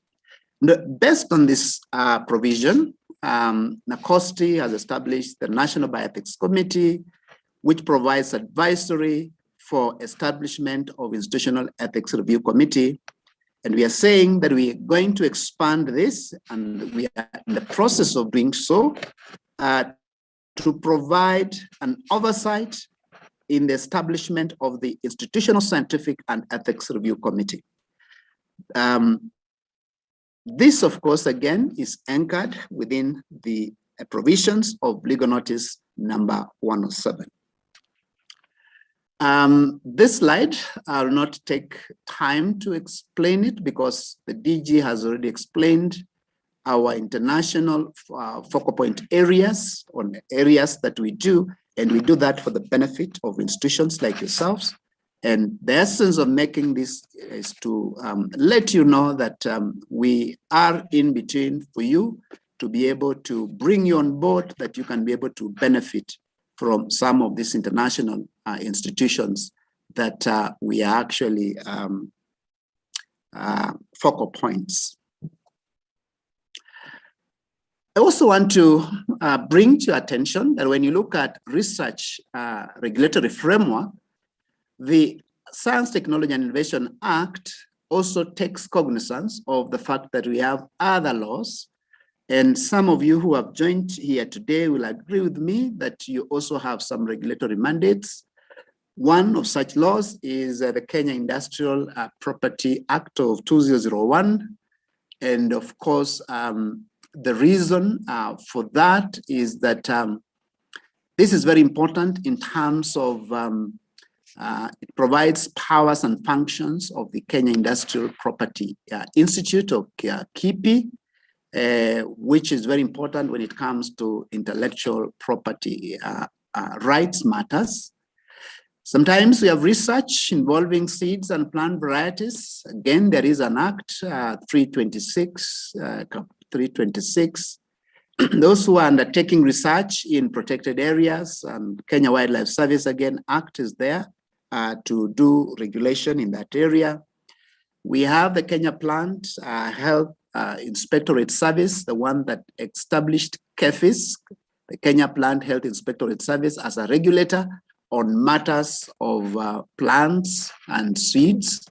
And this is particularly important if you want to transfer plants or seeds out of the country, then to get an export permit, KEFIS has to give you that. Environmental Management and Coordination Act, again, very important. Universities Act, of course, governing the universities. Also, there are matters of science there. But this very latest one, data protection, is extremely important for all of us. And you want to draw your attention to it because in research, we generate a lot of data, and how that data is going to be protected now is covered under the Data Protection Act of 2019. We also have the health-related Act Amendment Acts of 2019, again, are very important. So of course, we also have the CALRO Act as well. This slide, I'll not again spend time on it because the Director General spoke about matters of license, emphasizing that the law is clear, saying that no person shall undertake research in Kenya without obtaining a research license under the Act. Okay, it says no person, meaning you must be authorized if you have to do research. So again, I'll not delve much into that because of what was said. Section 13, again, I think this was referred to, but the emphasis here is that there are other provisions within the law that NACOSTI uses either to give or to deny a research license, and particularly if that research can adversely affect any aspect of the environment or nature, or affecting the security of this country, then under such circumstance, research may be denied. And of course, more specifically, again, I think that was mentioned, section 12, subsection 5, which talks about that notwithstanding the provisions of section 1, no license shall be granted for any research involving activities which, 1, may adversely affect the culture of the community in Kenya, may adversely affect environment, may result in the exploitation of intellectual property rights of communities to their traditional knowledge. This particular one is extremely important for researchers, just to mention the fact that we have had cases of communities going to court or communities raising issues with researchers. Very well-known case is the one that we have recorded of Lake Bogoria. Many of you may be aware that some of our scientists have visited Lake Bogoria together with their collaborators from the West, took some soil samples, water samples there, analyzed and ended up with certain microorganisms that operate at the level of 100 degrees Celsius. Very unusual. Of course, those of you who've gone to the Lake Bogoria hot springs understand the fact that the story said you put there an egg and you give it 5 minutes, you go pick your egg and the egg will be okay. So what happened is that they went and isolated those organisms, and right now they are playing multi-billion industry in Europe. And when the communities heard this, they came to NACOSTI and were saying, wait a minute, you NACOSTI allowed people to come and take our heritage, and now we understand this is a multi-billion industry. What is there for us? So we said, okay, let's find out. We went back to our records. Luckily or unluckily enough, we didn't authorize or license that research. It would have been unfortunate if we had actually licensed it, because that would have squarely now had to be handled by us. What does that mean? One of the participants earlier on raised the questions, and he said there's a lot of research that is going on in the counties.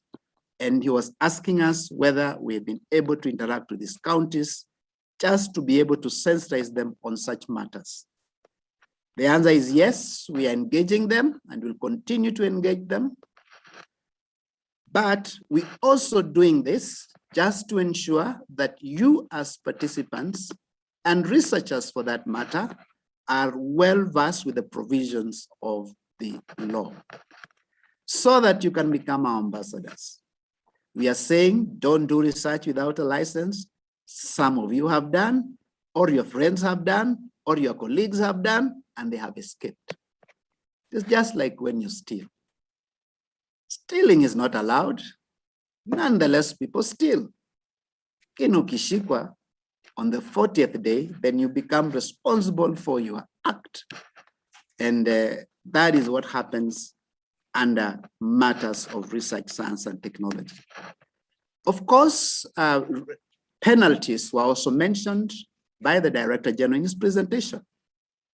5 million Kenya shillings as a fine for those that would do research without a license, or 4 years imprisonment, or both fine and imprisonment.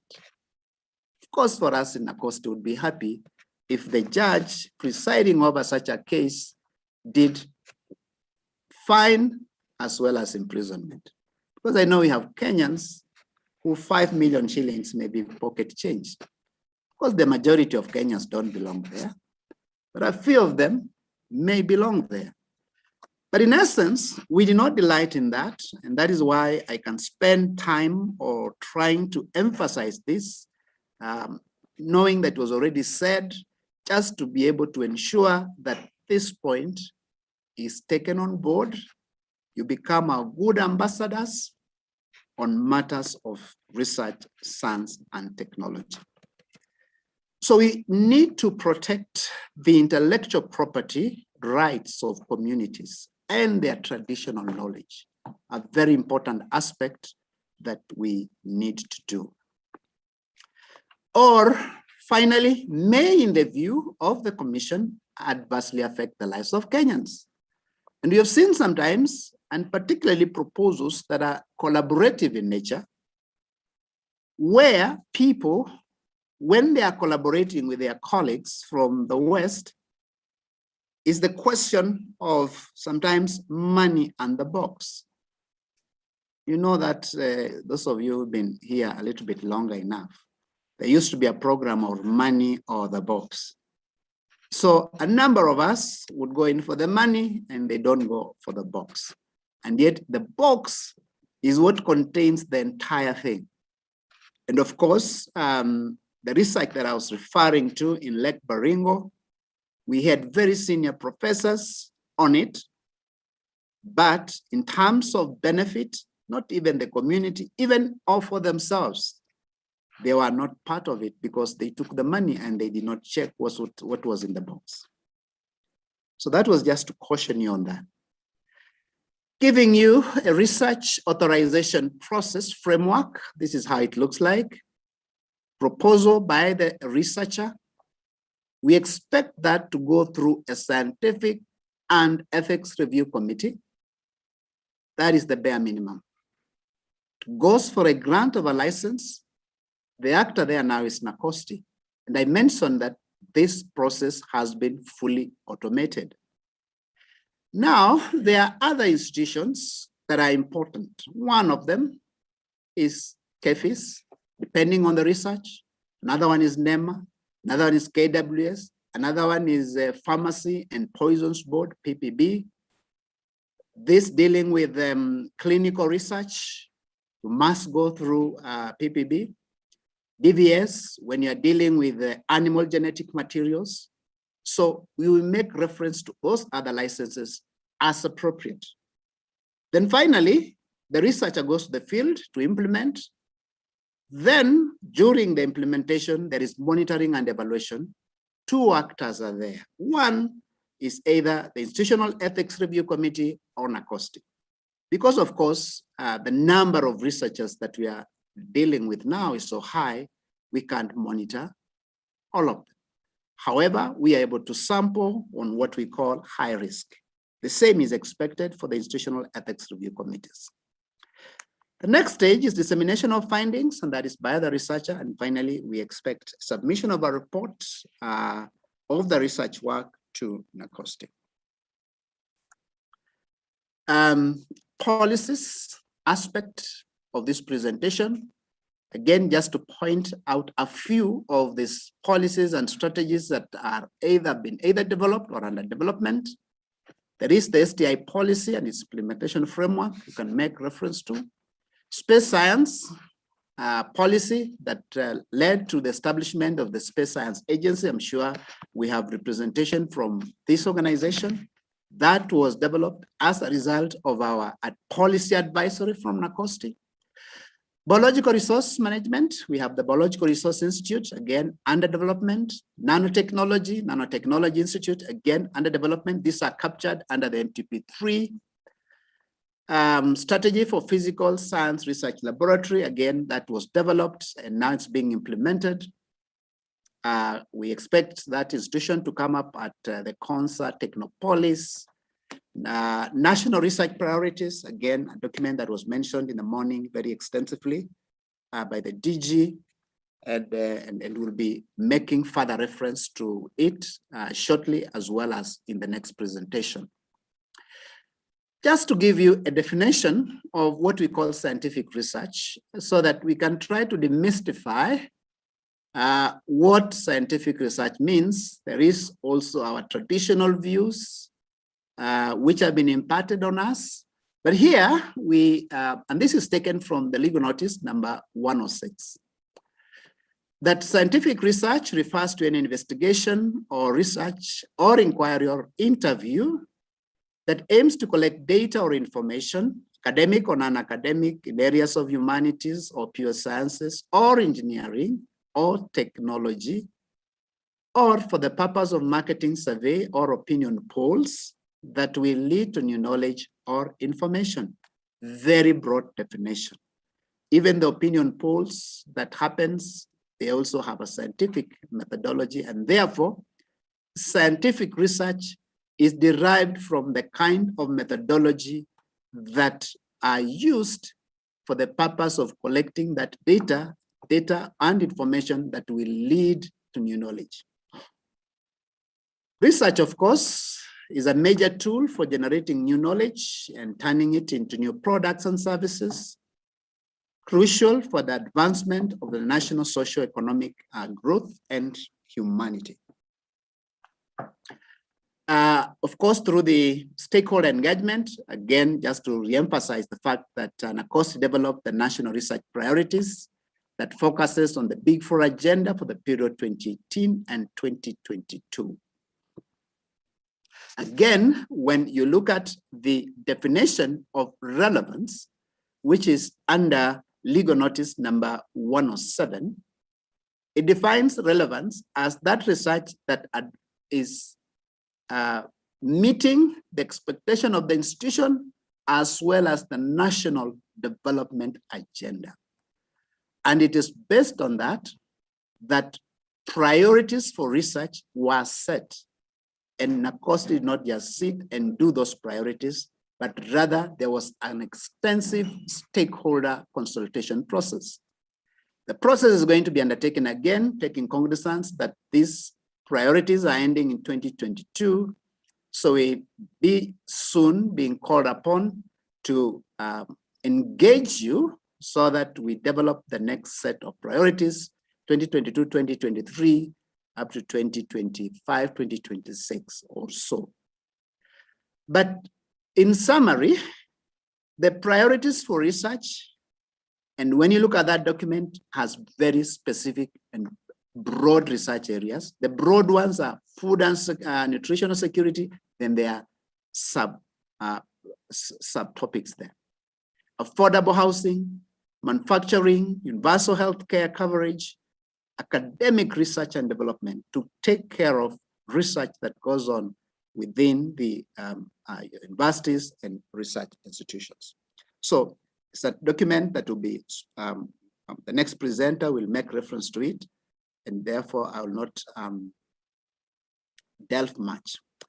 I want to finish by saying this, that we are not just implementing this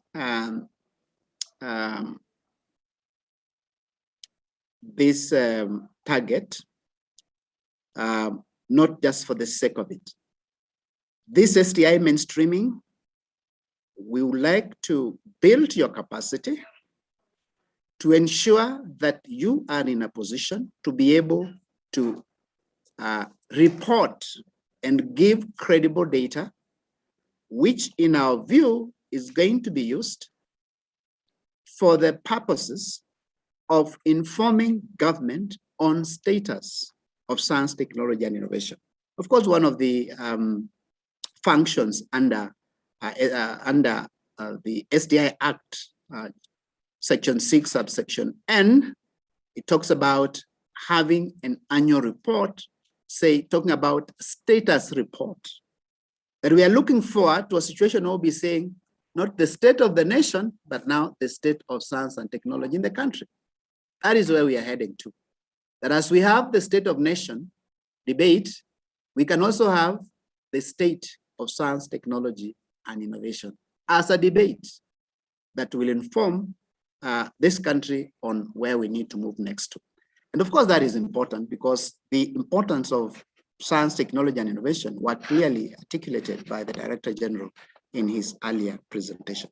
I want to stop there and to see if there are any questions, comments. We would like to take them now, after which we'll take a short break to give people some breather, then we can come back to the next session.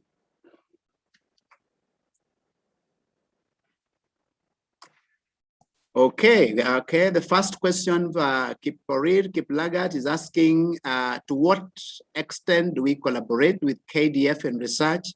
Okay, I want to say that to a great extent.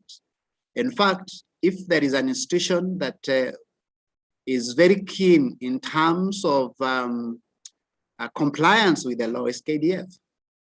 They come, we discuss, we issue licenses for them.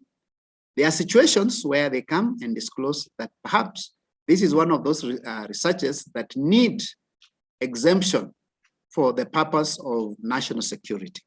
So we are collaborating quite well with them, and we hope that part of what they do that other people are not able to reach will be able to get information that is going to help this nation. And of course, you are aware that recently now the National Defense College was elevated to a university. Now, being a university, of course, now it will do all those things that the universities do, including establishing an institutional ethics review committee. We are already in discussion with them. They want us to accredit their committee. They are moving quite fast. So we'll soon be accrediting their committee so that it can also continue to review protocols that relate to research that is going to be undertaken within that university.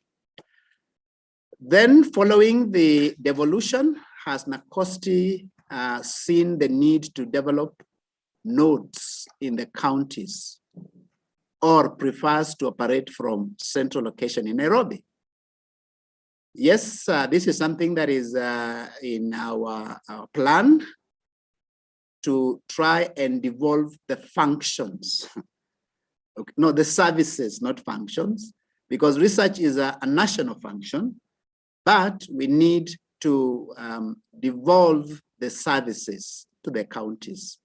And when you look at our strategic plan, again, there's a provision of having county liaison offices that are in between. And of course, as a government institution with the challenges of human resource, challenges of finances, I think that has delayed those mechanisms. But that is envisaged. It's already even in our strategic plan. It is also in our human resource instrument to be able to provide a requisite human resource for that. How many institutions has NACOSTI evaluated, and what are the main challenges you face in undertaking this process? 2, how about the accreditation process? Has it been smooth sailing with major challenges? This is from Melchizedek Osoro. The institutions we have actually evaluated, particularly through the ethics review committees, are many. Reaching particularly the institutional ethics review committees are in universities and research institutions. They are also in some major research hospitals. So those, we since 2018 up to 20, currently, I think we have done over 20. Research institutions focusing on a holistic M&E, we have done 2. 2 of them, public, of course, and of course, big ones that you know, I will not mention their names. You're asking the challenges that we have experienced. I don't know whether the challenges from our part or the challenges the institutions have. Challenges from our part, not any that I can point, because this is what we do is a peer review mechanism. We constitute a team that brings on board both the secretariat as well as external reviewers. So what we do is to do a peer review. So we bring in some colleagues also who are working in different institutions, but of course not in the institutions, to team up with NACOSTI to do that kind of exercise. So from that aspect, I wouldn't say we have had the challenge. Of course, the other challenge would be, of course, resources. But we cannot talk about resources every time. We've done that. And whether the accreditation process has been smooth sailing or with major challenges, of course, it can never be smooth, particularly in terms of getting information from the institutions and institutions' willingness also to be accredited, because there has to be a willingness on the part of the institution. Registration is compulsory. That is no doubt, we do that because you have to do it. If you don't do it, then there are consequences. I just didn't go to what the law says, but there are provisions within the law that if you invoke those sections, the institutions will can be closed. We had initially, when we started, some challenges with the international institutions. They felt like that perhaps that law does not apply to them, but we said this is the law established under the government of Kenya. They said they operate under what they call host country agreement. We told them to go and seek clarification from the Ministry of Foreign Affairs. They did, and they were told, please go and comply with the law. They came, and that is why when you go to our website, you will see that they were there. So that was a little bit of a challenge, but we did overcome because the law was on our side. The next one, again from Melchizedek Osoro, how does NACOSTI ensure the concept of the researcher is safe from plagiarism or theft during the process of evaluation? That's a challenge. One of the things that we are requiring, and that's why we have delegated part of that function of the research authorization process, is the institutional ethics review committees. And I know in a number of these institutions, they have anti-plagiarism, of course, so that they have to pass through it. And by the time it's coming to us, the assumption is that it has issues of plagiarism have been addressed, okay? And that is how we do it. Otherwise, we do not run one. But I think because of the comments that have been coming, I think the commission will soon also have its own anti-plagiarism software, even though we'll know that it has gone through. And you will also take note that when it's a research from a university, one of the things is that there has to be a letter from the university introducing you and saying that this research has gone through the process 1, 2, 3, and it's now ready for going to the field.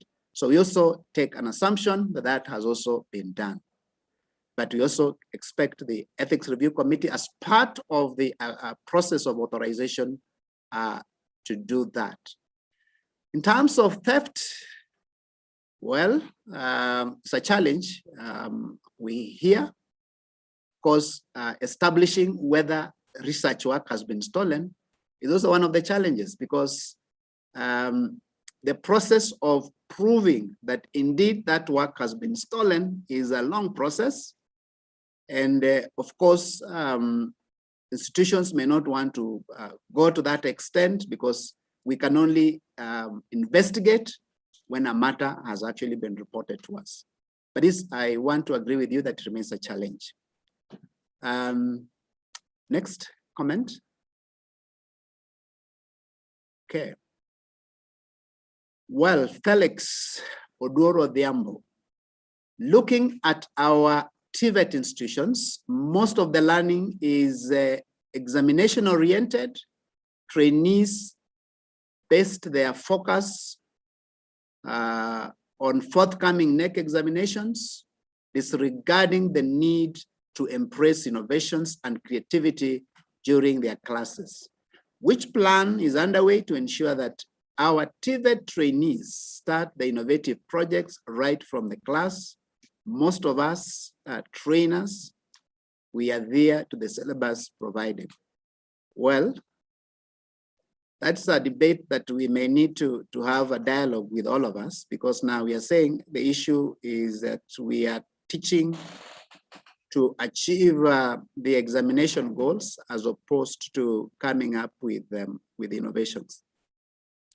And that it was alluded earlier by the Director General. Again, we have the National Innovation Agency that is coming up with some very vibrant programs that perhaps may assist to help this.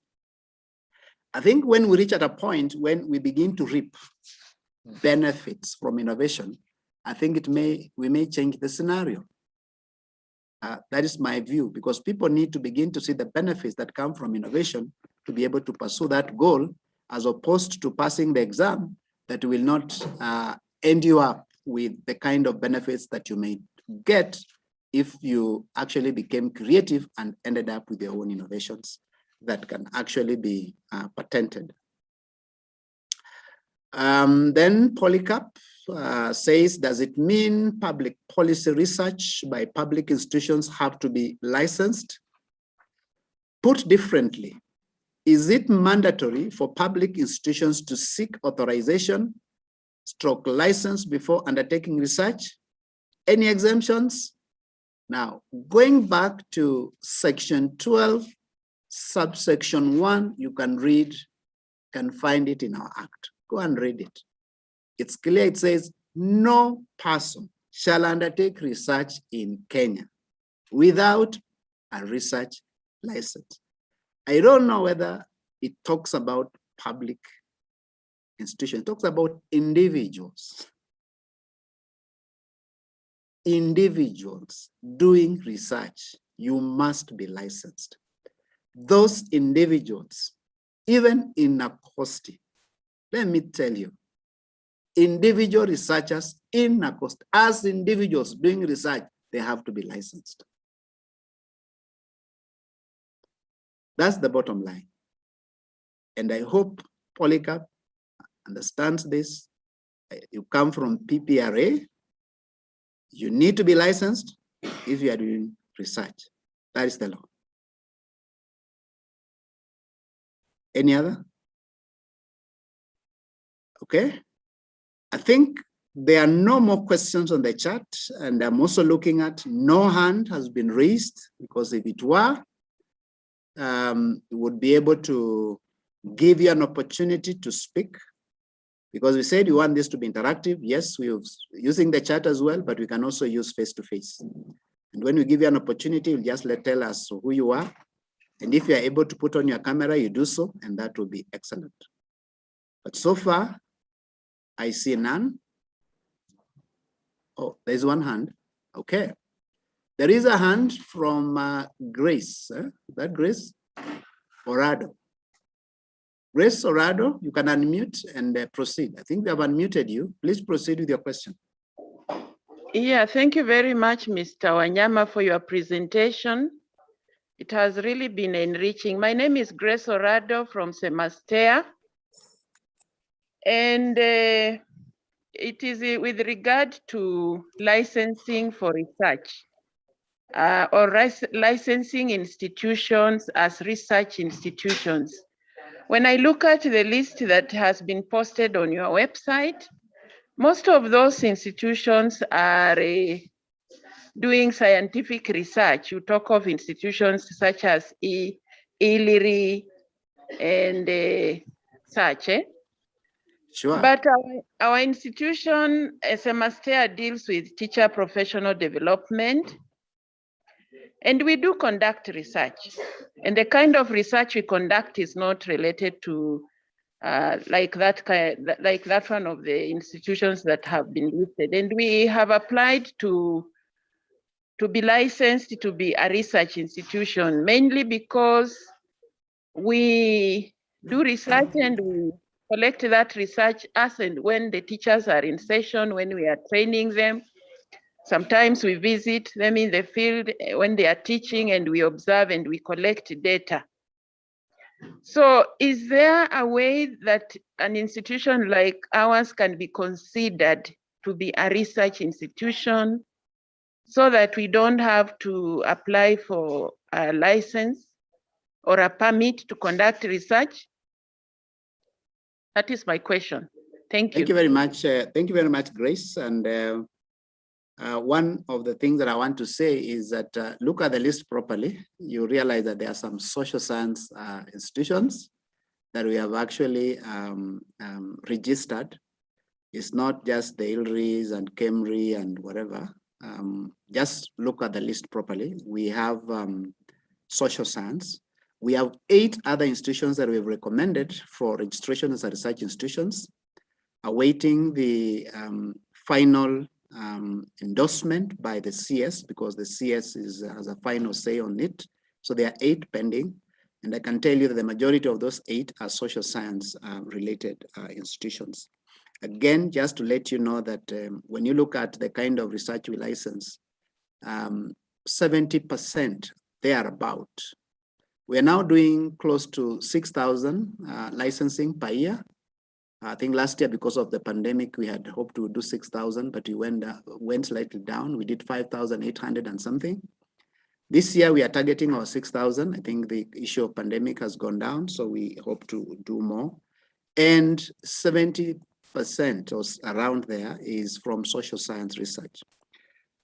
We just again to confirm that you are in receipt of your application. You did it a while ago. We have had some engagement.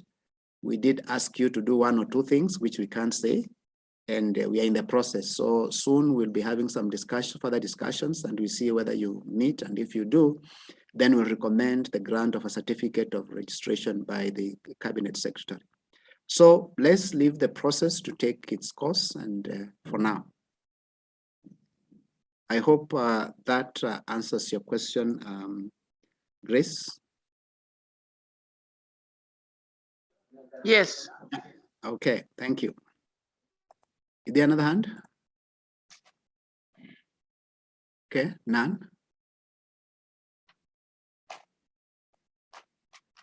Okay, is the current legislative framework sufficient for addressing areas of, what is this? Nanotech, is that correct? And artificial intelligence in the country? Maybe not. And of course, that will need to lead us to revise them. Okay. Then the next one is, how can NACOSTI help in getting the innovations presented during the TVET trade fairs get implemented to a scale that can benefit the nation? Agnes from Jeremiah Nyaga, TI.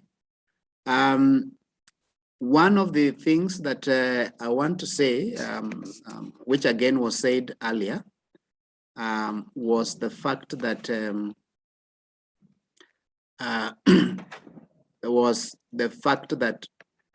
I think the challenges we have is identifying what is patentable and what is not patentable, both in research and also in innovation. I think that's the challenge. And I think that is where we're now going to move together, working closely with the Kenya National Innovation Agency to provide guidelines. What I know in the West is that whenever a student is presenting a thesis, within that room, there is somebody who is an expert. And at some point, they can stop the students and say, wait a minute, let's go off air.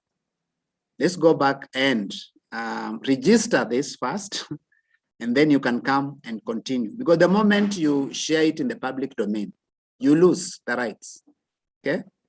So the same thing, I think that is the secret behind some of these institutions that you've not understood, that the moment you disclose what you have to the public in form of a conference proceedings, in a form of exhibition, then it becomes extremely hard to own that patent because it becomes a public property. So the first step is that when you have such an idea, first you register it to safeguard. Then now you can proceed to share it out in the public domain. That is extremely important. So it is something that I'm saying that we look forward to working closely with the Kenya National Innovation Agency to see how we can be able to assist the TVET institutions. I think that is going to be a major area of concern for us as NACOSTI and for National Innovation Agency as well. Okay, I hope that has helped you. If not, we can still engage. And I was going to propose that we allow us to have a short break. In the interest of time, we will revisit the Q&A, see what can be answered through this media. If there is one that we think is of beneficial to the entire audience, I'll come back, or my colleagues will come back and be able to respond to some of them in public if we have not answered them through the Q&A. With that, it is, call it 10:59. Let's break for 15 minutes. Be here exactly at 11:15 for the next presentation. And from there now, the next presentation is going to focus on us. What is this mainstreaming indicator? the rationale, and what is it that will be expected of us. So be sure to be there exactly at 11:15 so that you follow that discussion. Very important, because it's going to help you as you plan to implement that indicator. Thank you very much for your comments and discussions. That has been very lively. We look forward to further engagement. We are here. Even beyond today, we be available to be able to engage with you. And we have posted, I think, numbers of our desk officers who will be out there to give you any assistance that you may require. And we want to make it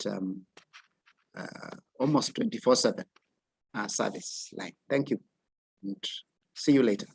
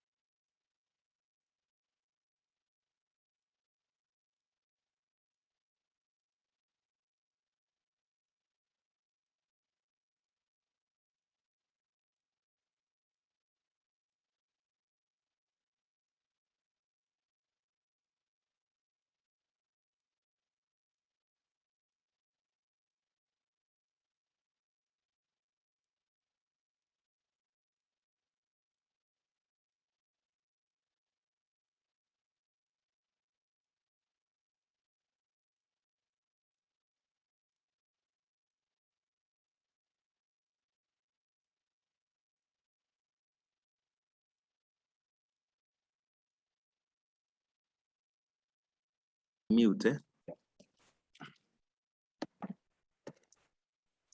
Cool. It's morning still, I believe. Good morning once again, ladies and gentlemen. As it was communicated, we are now taking our third presentation, which was scheduled to happen at around, we are a bit behind schedule. We are to do it sometime around 10:15 to 10:45, but it's okay, we'll still manage. My name is Ajavan Mwiti from Multimedia University. I'm a resource person for NACOST, and I'll be taking you through the process of this indicator that has been identified in the year 2021-2022 as per the government performance contracting guidelines. And I'll just be taking you through what you need, what you need to commit, or what has been committed, what you need to implement, because I know most of us have already committed the target, and basically what are the requirements and what we need to do.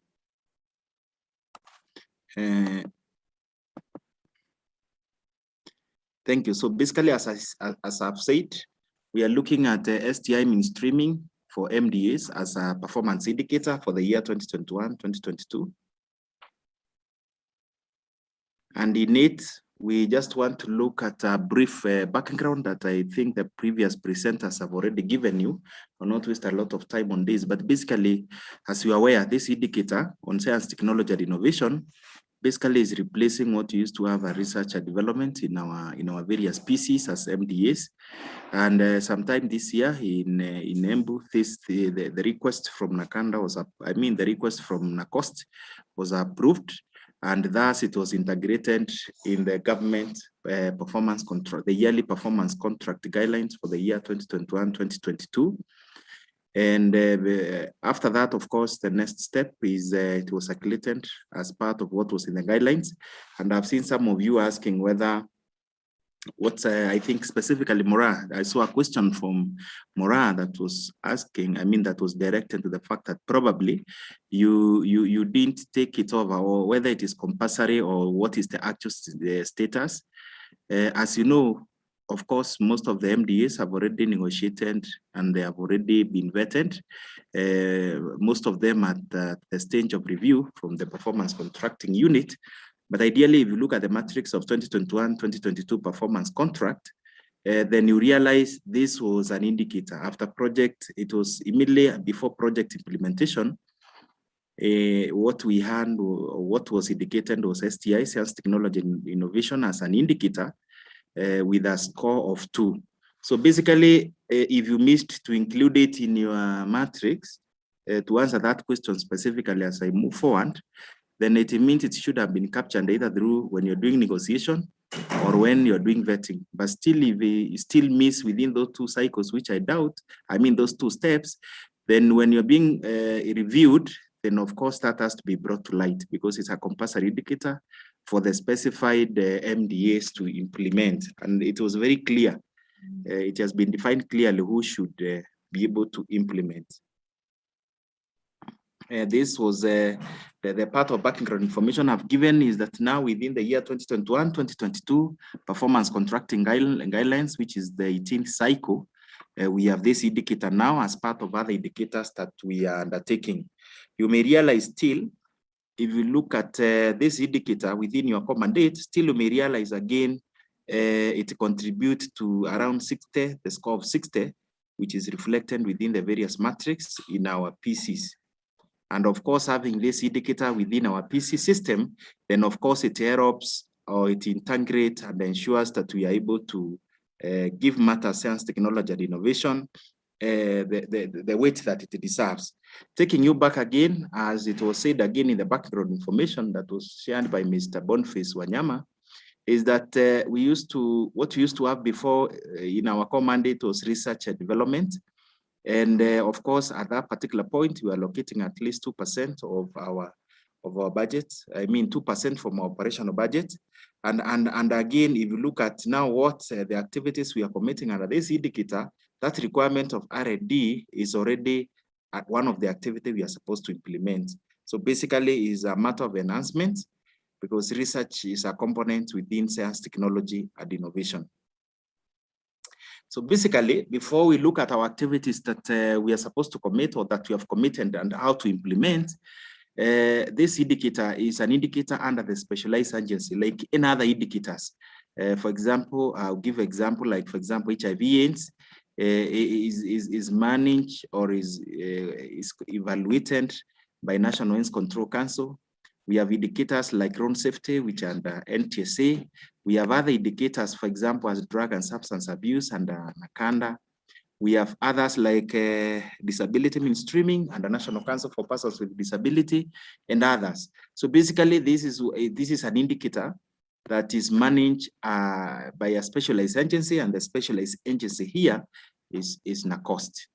So what is the requirement? If you look at 2021-2022 performance contracting guidelines, it has defined clearly what are the roles of specialized agency. Remember, we have lead agencies, and we have lead agencies, and we normally have the specialized agency. An example of a lead agency is like, for example, Inspector General of State Corporation is a lead agency, and their role is a bit different from specialized agency.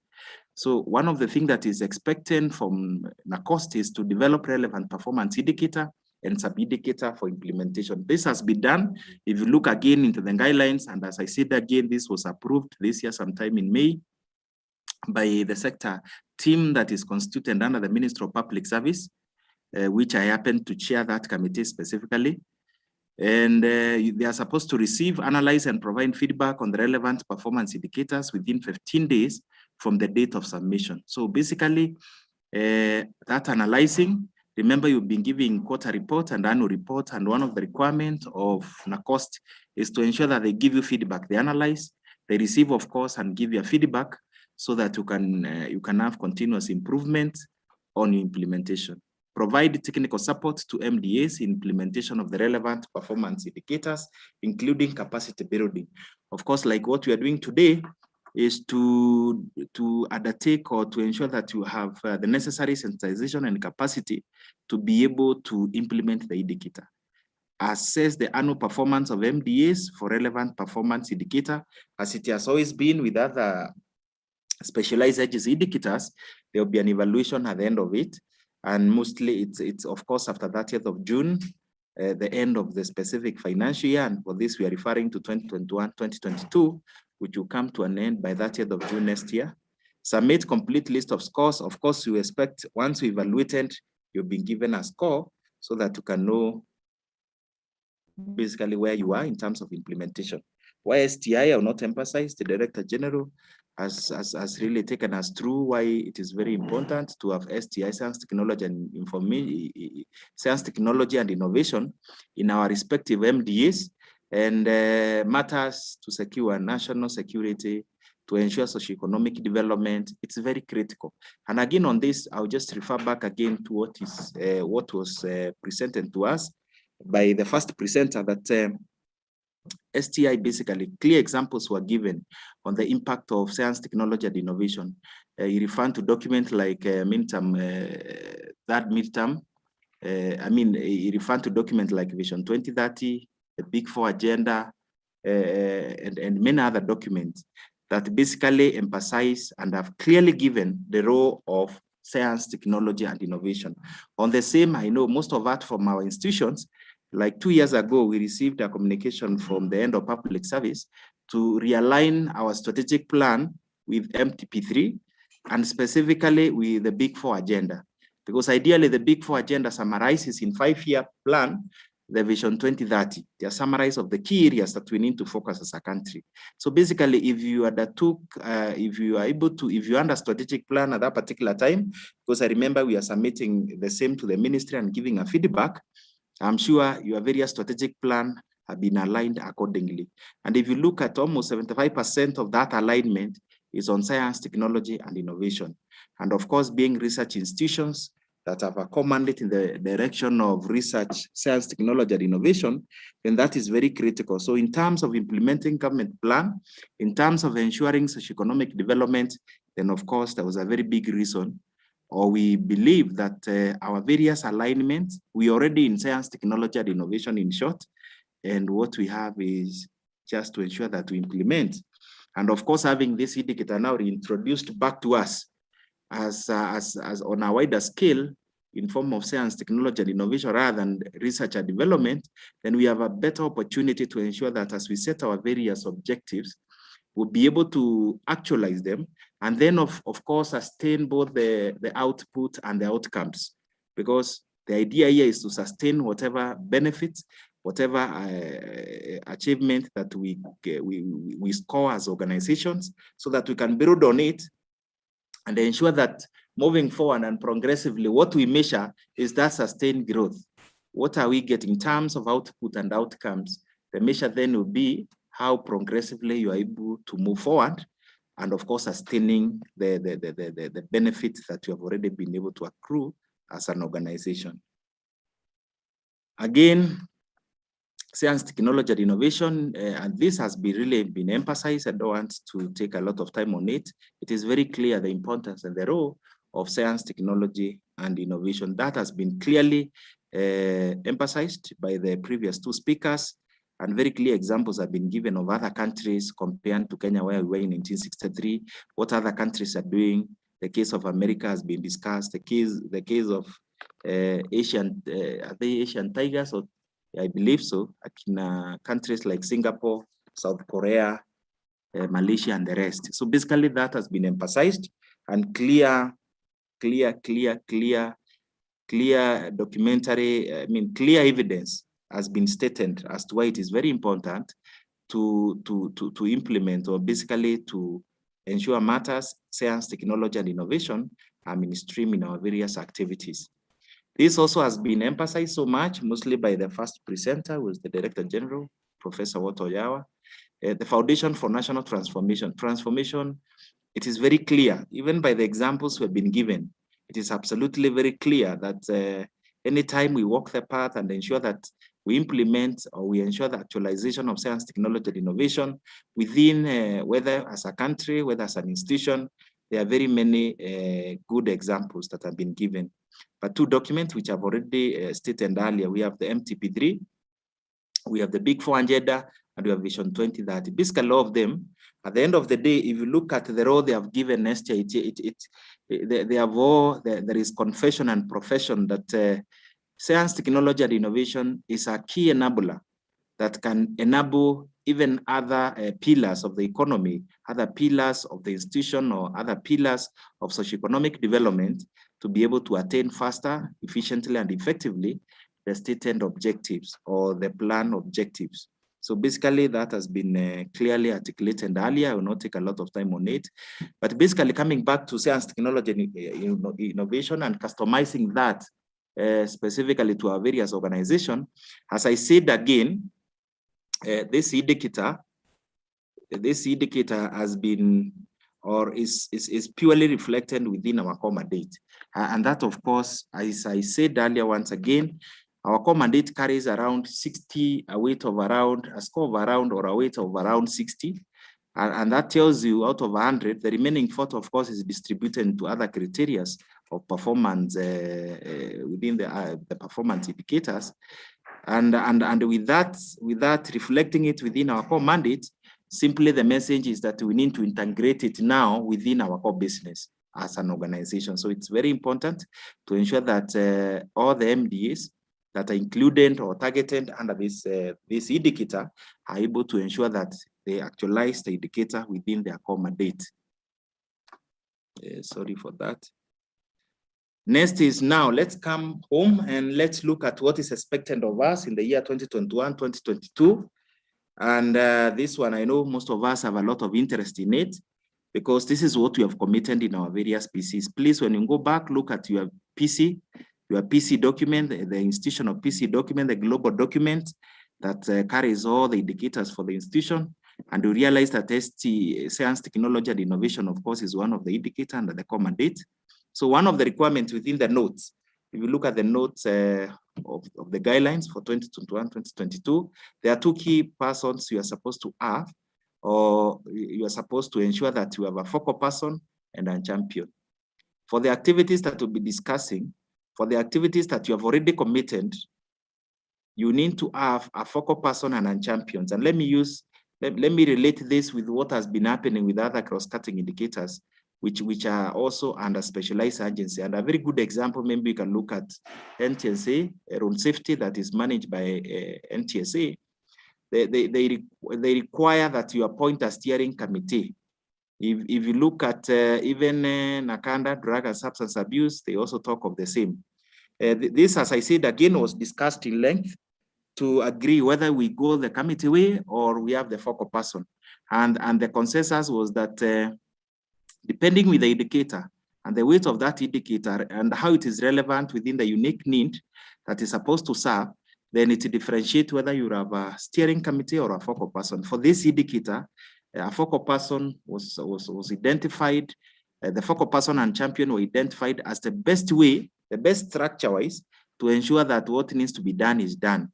So this is simply to ensure there is effective implementation based with the activities that have been highlighted for this year. And of course, to ensure that the MDAs are able to implement the target without a lot of challenges. So the first person, let's look at the focal person. Most of you are attending this sensitization today. I know you have been appointed as a focal person. And let me repeat, you need to be appointed. And a communication was made to this effect by NACOST to various MDAs. Please, when you go back, if you didn't see that communication, that you should be appointed. And I believe that is the basis on which you have attended this meeting. If not, like yesterday, I found someone and attended the meeting. But of course, the person, the point was that he or she had not been appointed officially. Please ensure you've been appointed officially. And these roles I'm discussing here have also been communicated to you so that you may know exactly what needs to be done. Number one, as a focal person, if you are one today, or you'll be appointed as one, is to ensure overall coordination of the PC indicator. This indicator, with all the activities that have been identified, it is your responsibility to ensure you manage and you ensure coordination. Ensure it is properly coordinated. The activities that needs to be undertaken are undertaken as they have been committed within your respective performance contract, within your respective PCs. So you have a very key role of coordination. Provide necessary support to the various levels. You realize within an organization, there are various levels depending from where we come from. So as there are many levels within an organization, or there are probably few, you ensure that all those levels, clearly they are supported to be able to implement the activities that have been identified in your PC, in your performance contract that the organization has already committed. To plan and ensure sensitization and capacity building on STI mainstreaming among the employees and everyone else, of course, within the organization. It is the responsibility of the focal person to ensure that enough capacity building, like today, we are building your capacity, we are giving you sensitization. It is your responsibility to ensure once you go, you are able to bring everyone on board. The top management, for that matter, they need to understand exactly, and it will be very easy for you because your PCs are negotiated by top management and the boards, either councils or the boards. So the board already have negotiated this with the ministry. They have been vetted by the ministry. And as we talk, most of them are being reviewed by the office, by performance contracting office. So basically they know.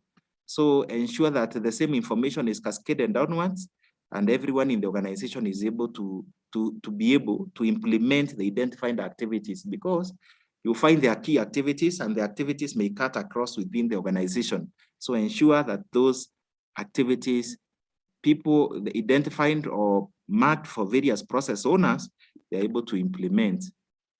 Next is you coordinate development and implementation of STI strategy.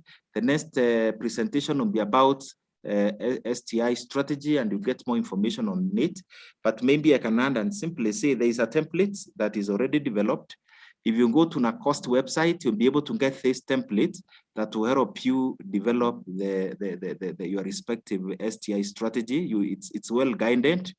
It's a very guided tool that you can use and populate with more information depending with what is required. Establish and implement monitoring and evaluation mechanism. Basically, if you are to be successful, if the institution will be successful in implementing the activities that have already been identified for STI, then of course we need to have a mechanism of monitoring and evaluation. An advice from best practice we are giving here is that don't reinvent a wheel, just work closely with the Office of Performance Contracting, whether it is an office, whether it's a coordinator, whether it is a directorate, the office that currently or the officer currently dealing with matters performance contracting, work with them closely so that they can help you to undertake a successful monitoring and evaluation, because already they are dealing with many other indicators and they have established a mechanism to ensure that even on weekly and monthly basis, they are very much aware of what's happening in the organization in terms of the indicators that have been identified for implementation. So work closely with those offices. And I got a question yesterday, someone asking me whether the person in charge of the PC should be the one to do it. As I said again, depending with the organization, that decision will be purely dependent on the organization. But again, an advice on it is that people coordinating PCs normally, they don't just coordinate PCs only specifically. In most of organizations, you find there are many other things. There are offices with so many other things that are taking place. And if anything, the same person also is managing the entire PC. And I give an example yesterday from, for example, where I come from. Under the entire PC, we have more than 41 indicators. So you can imagine if you are managing 40 indicators and 41 indicators and still someone, probably even an indicator like STI mainstreaming is still part of it. It will be a lot of work. Then again, in terms of ensuring that the right thing is done effectively and efficiently, then it can also be a challenge. Number two, there are also many other cross-cutting indicators that are basically under specialized agency, and I've given examples. So what has been happening traditionally or from the past is that most of these indicators are under specialized agencies so that they are done effectively and well, and successful implementation is achieved. Most of them will have a steering committee, which is headed by a chair, and there will be members. So you find like if it's HIV, in fact, some areas, some of these indicators by specialized agencies, and a very good example is like HIV. You can go to some places like Kenyatta University, JKUAT, and the rest. You find they have a whole directorate with a director, deputy director, so many people effectively implementing that indicator. You look at, for example, an indicator like drug and substance abuse, like in some areas, it's also a whole directorate. Some other areas will find it as a steering committee. Some other areas will find it's within a unit or a department. So basically what we are saying is that to ensure effective implementation of this indicator, it is good for the focal person to have someone else who is responsible, who helps also to ensure that it's done the right way. So what I'm saying is that the focal person can be an independent person. I mean, someone outside where the matters performance contracting are handled, or even where matters research are handled, but he is there specifically to ensure implementation, monitoring, and evaluation. Another role of this person is to ensure you promote collaboration, partnership, and networks. When you'll be looking at the activities that you are committing or you have already committed, they need a lot of collaboration, they need a lot of partnership. You cannot do it even as a specific organization on your own. You need to bring others on board. So those matters, based with the activities that have been committed, we will need the focal person to ensure he is able to promote collaboration, partnership if necessary, and of course, networking with other stakeholders. Promote STI in business process. Ensure that once you define the processes within the organization, promote STI. Ensure that STI is given priority. And as we said again, it appears within your core mandate anyway. So there is a very big reason why you need to ensure it is done the way it's supposed to go. Ensure both quarterly and annual PC reports on STI, mainstreaming are submitted. The guidelines are very clear, very strict guidelines. I mean, very strict timelines. Please comply with them and ensure that the reports, because you realize when you discuss the champion is helping you even develop this report. So as you submit this report, another piece of advice also, you can also work closely with the office of that is managing performance contracting, so that because they already have a way of submission, they have a way on now submission of all reports should be done, probably they can help you. But again, if you go to NACOST website, there is an email that is there, and the various tools that you need to use or template that you need to use for the same to ensure that you submit on time, reporting and submission. In their website, all those templates have been provided. And again, when the next presentation, there will be a presentation specifically on reporting, the tools that you need or the template that you need for you to be able to successfully report. Of course, at that particular time, still get more information. What is the requirement? The individual should be in top or middle level management, conversant and either currently dealing or overseeing or implementing issues of research, science and technology and innovation in their respective institution. So what we are saying is someone who is in a level that he can influence decision making, someone who should be in a level to ensure that once the decisions are made, or probably makes the decision from the point of his office or her office, that those decisions have a success of moving or being implemented within the organization. You should be very much conversant with matters. It will be an added advantage if you are conversant with matters research, science, technology, and innovation. Again, it will be better and easier for you to implement when you know exactly what is required. But also, because I know most of you already attending this session, I believe you have met this criteria. You basically understand matters, research, science, technology, and innovation, and conversant with them, and that's why I'm very sure that you've been appointed to attend this session. So basically that's the requirement. You should be in a level that you're able to make decisions or participate in key decisions that are shaping or that are contributing to the mandate of your respective institution. And of course, you can be able now to push and help matters STI within your organization. So basically for the focal person, that is the brief. And as I said, the same has been communicated to you.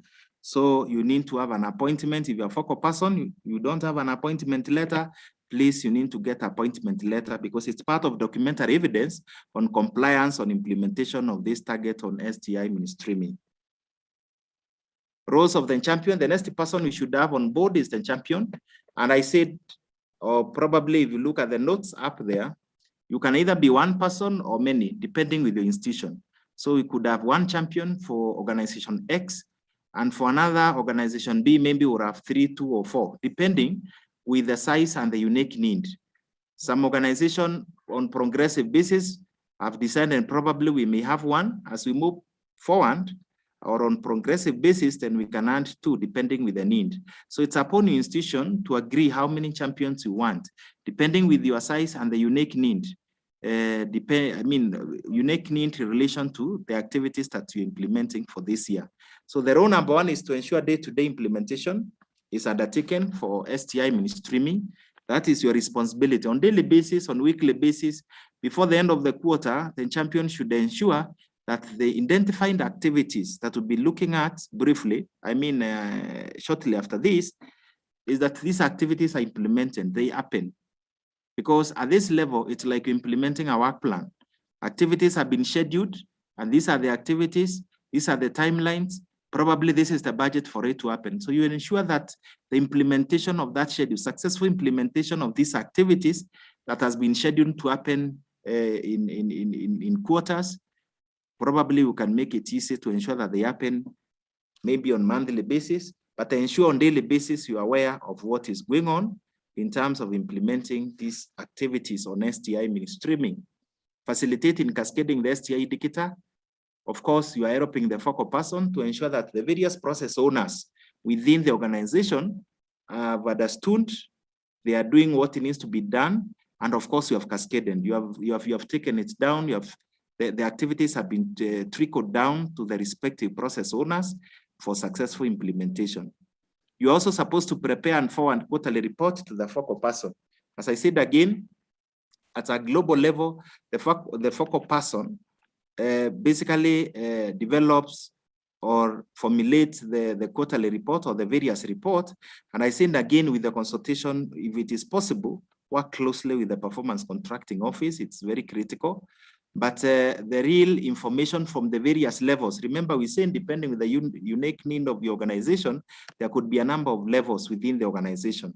So various reports, the champions ensures that the various reports directly from the process owners are compiled together and cumulatively or probably made into one report that is then forwarded to the focal person so that it can still, the focal person can validate, can verify and validate, and then of course ensure that it is submitted. Of concern, ensure credibility of the data and the information that you are getting from the various sources. So the champion has a very key role to ensure that the process owners are giving the right information. The right information, because again, whatever comes as an output from the process owner becomes an input for the champion, and whatever comes out of the champion as an output becomes an input for the focal person, and of course the process continues. So the credibility of the information will be very important. So the focal person should be someone keen to details to ensure that the right information is being channeled or is coming out from the various process owners on the way it is either as per the template or as per the requested information. Providing timely information required in the evaluation. Of course, at the end of the quarter, at the end of the financial year, you'll be doing the evaluation. The process of evaluation will be taking place. So ensure that the necessary information is availed so that the process is successful. Another way is to undertake continuous monitoring and evaluation. We said that you're in charge of implementation on daily basis. So you should be able also to monitor and evaluate. And I said, you can even automate this process. Most of organizations have automated the process of monitoring and evaluation. Depending on the information that you want, you can make it easy by automating. But if you have not been able to automate, still you can have, and that's why I said you can benefit from most of performance contracting unit have automated most of these processes. You can benefit from their process, or you can decide to ensure, and you agree with the focal person, the best way to monitor and evaluate the committed activities. You can just have it so that by the end of the financial year, as you do your self-assessment as an organization in terms of where you are in these activities, then of course you have a good report. And again, any emerging gaps, you're able to manage any emerging gaps, you're able to develop the necessary mitigation plans to be able to ensure that various corrective action and correction have been taken. ensure continue on the STI capacity building and sensitization. As we are doing today, we are empowering you to be a good champion. So with this information, you move with it and ensure that you trickle it down, or you empower others to be able to do the right thing. If you and the focal person, you need more sensitization on the same, there are numbers provided by NACOST in their website. You can be in touch with them. Still, they can find means and ways to ensure that you're successful in what you're supposed to do. Promote STI committed activities in the business processes. The same activity undertaken by focal person, but at your level now, remember both of you operating in different levels. At your level, ensure that the processes within the department, the processes within your area where you're in charge, then matters STI are fully mainstreamed. Provide necessary support to various process owners. Most of the process owners, as we said, they'll need your information. Most of them have not been privileged to attend sessions like this one. So since you have this information and your capacity has been built, then of course, we ensure that the process owners are supported accordingly. What is the requirement for you to be a champion? Today, we have you as a champion, and I believe you have met this criteria. It's a very basic criteria. And as we have stated to other groups earlier, champions, most of organizations are always in the process of having champions for specific activities and processes within the organization as part of change management. And you just have to be conversant with matters research, science and technology and innovation. Since you have been appointed, even if you are not very much conversant, I believe this capacity building helps to shape you in that direction. And of course, you need to be passionate, you need to be committed, and you need to be able to champion and transform others and lobby them to believe in the common goals, and the goals we are talking about here. They are the activities committed and science, technology, and innovation as a performance indicator. So basically, you should be one who is able to convert others. You should be able to preach the gospel, and you should be able to ensure that others indeed believe in it, and you're able to change them to see things in the perspective of what has been committed. So basically, these are general criteria, but I know most of organizations already have a criteria now to identify champion for whatever, whether it is when you want to review your strategic plans and you want to ensure that various activities are communicated within the organization, you have specific persons who are able to lobby others, pass the same information and successfully be able to transform others to see things in the same dimension. So basically, this is a criteria that champions have been with us. We are not reinventing the wheel. So you just look at it within the scope of your criteria. You can improve it, you can incorporate this, but ideally, that is the basic requirement. Scope, I have seen some of you shooting some questions in the area of scope, but basically, this indicator, this performance indicator on STI mainstreaming for the year 2021-2022, targets research institutions, universities, university colleges, as well as their regulating agency as part of the scope. Technical and vocational education and training, that is TVET, tertiary institutions that are focused on research, science, technology, and innovation. And very soon we'll be looking at the wider scope in terms of the implementation of those activities. All public institutions with a component of research, science, technology, and innovation in their mandates. And of course, this includes MDAs involved in National Research Priority Framework, MDAs with distinct research areas, distinct in areas of research. And basically, what we are saying and the critical and the cutting information that cut it across to all MDAs is that you have that component of research. There is that part of research, science, technology, and innovation that you're involved into, either within your mandate, your wider mandate, or within your function as an institution. And when you look at the activities will speak loud in terms of this scope. So what are you supposed to do? You're supposed to develop STI strategy using the template provided. I think this template is already in the website. It has already been communicated. The score of 30 is distributed within the reporting template. You'll see which activities do you need, what do you need to do to score 30, for example. And the score, they have clearly been adjudicated there. So, and in the next presentation that will be done, it will clearly show you as you think on matters reporting, how do you report, what are the tools of reporting and templates. This has clearly been taken care of So you'll be able to know exactly what is needed. And of course, there will be a presentation immediately after this to add more information on how to develop your STI strategy. So that is well guided. And before the close of business today, I'm sure you'll be able to know how to undertake the process. Implement the STI strategy by undertaking the following interventions. Intervention number 1, document research programs, projects, and funding sources. Again, as I said, there is a template for that. The template shows you how even now the 10% we are talking about is shared. How do you score that 10%? What are these examples have been given on these research programs, projects, and the funding sources? There is a very clear template. And even as we talk, the same template is in the website of NACOST. You can look at it, but it's a very clear template. And as I said again, we are not reinventing a wheel. Most of the other indicators under specialized agency also give the same. It's basically like the way, for example, Nakanda will tell you develop a work plan, and within the work plan, you are completely guided on how to go around the process. The same case here. Ensure annual budgetary allocation for research development is at least 2% of the operational budget. I saw a comment by someone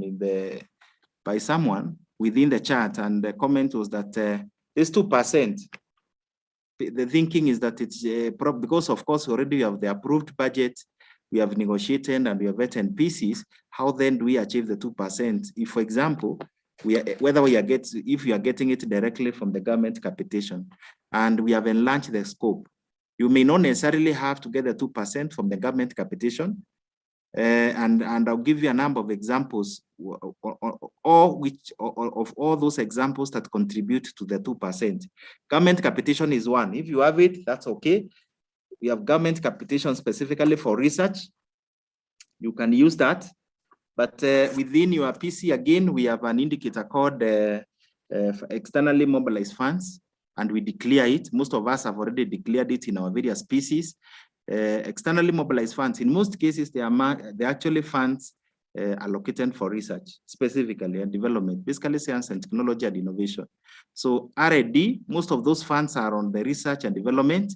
So if you have such funds, the expenditure of such funds is basically geared towards the 2%. It is part of the 2%.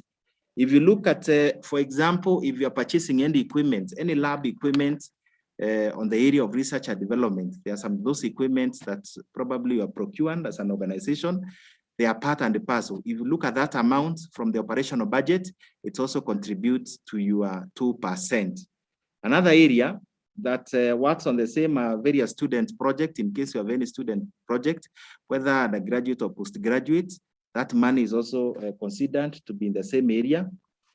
Any funds, research grants, most of us in our PCs, we have already declared the various research grants because we're supposed to declare any research project amounts that have been allocated for research project. Most of us are running consultancies, and of course they have a cost on them. There is a cost, it's the planning cost from the operational budget. It's part of that money. If the institution is establishing any collaborations or partnership, which of course under the core mandate of most of institutions, establishment of partnerships and collaborations and industry linkages is one of the key performance indicator. So basically, if you are doing that also, that's part of your 2%. Any research and innovation, most of you have innovation centers or incubation centers where you're incubating various innovations. After you incubate innovations, of course, you link with the offices that are responsible for industrial linkages so that you can be able to start the process of commercialization, patenting, and all that. So anything touching on that area, funds allocated in that direction, they also constitute part of 2%. If, for example, you're establishing various programs, if you have programs that are touching on STEM or STEAM, currently we have STEAM, or any specialized areas. There are some specialized areas that you could be majoring in as an organization that of course support science, technology, and innovation. They have research and development for that matter. Those funds are part of it. So in other words, it is very broad. The area of 2% from operational budget is very, very broad. And in fact, you may realize even most of the organization, you could even have already bypassed even the 2%. If you look at it from that wider perspective, because the thinking that has been there is that we need to get 2% from the direct capitation. You know, if you look at the operational budget, the entire operational, not operational, if you look at the entire budget for the organization, which has both recurrent and development, and you look at the tabulation, the budget lines within it, you realize the lines I'm talking about will be in between. So basically, it's a wider scope. There is a wider scope to it. We need to look at those other areas I've talked about, and you realize at the end of the day, you have your 2%. How are we reporting it? This will be discussed at that particular time, but basically also there is a template, a very clear template that guides you on this dimension, on how you indicate the amount or the various activities that are happening in support of research and development, so that we have at least, and the one is at least 2%.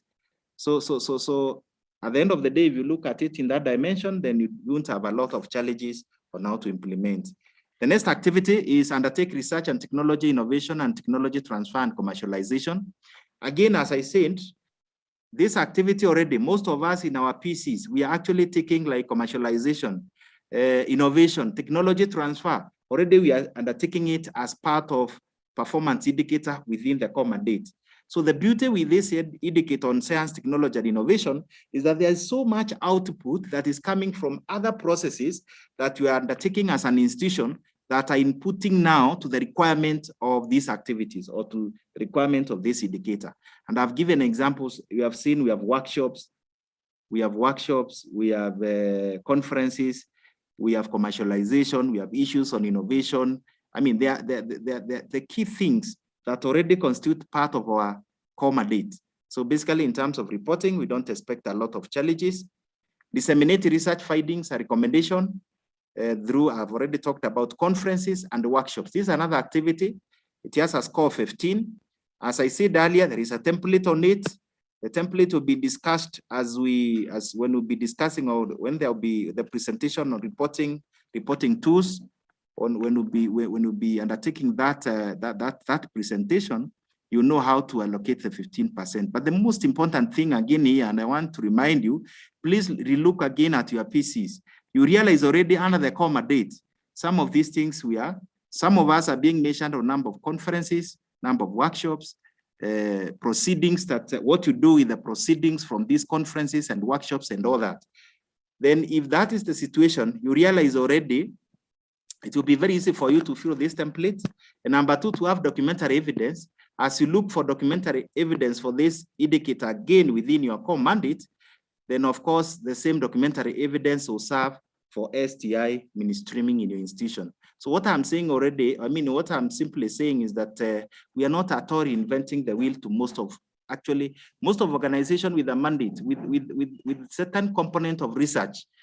This has been happening, and it will be just an opportunity to ensure that we strengthen, and any gap, we will be able to address any emerging gaps or gaps that have been there. So how you distribute 15, that again will be explained to you as we look at the presentation on reporting. So basically, that is one of the key activity, again, that we'll be committing as an institution. Next is implementation and monitoring. After you have undertaken those activities, the critical aspect is monitoring and evaluation. And I said, most of organizations have already automated this process. If you are not been able, probably organization or the MDA, your specific MDA has not been able to automate, then work closely with the offices of performance contracting, or you just establish a way to ensure that you're able to monitor and evaluate. Because if you're not able to do it as a part of self-assessment, then at the end of financial year, you'll not be very sure, or some of the activities that were to be probably undertaken in first quarter or second quarter or third quarter, you may have missed them out. And then of course, it will be very difficult at the end of the financial year to probably get the score that you want to get. Remember, you're being measured on this. So ensure you monitor. As you implement, monitor. As you monitor, evaluate. And in the process, you expect them to submit quarterly reports and to NACOST. And I said, Your submission on this is purely through an email that is already provided. So you submit through that email, you submit your quarter report within 15 days following the end of the quarter.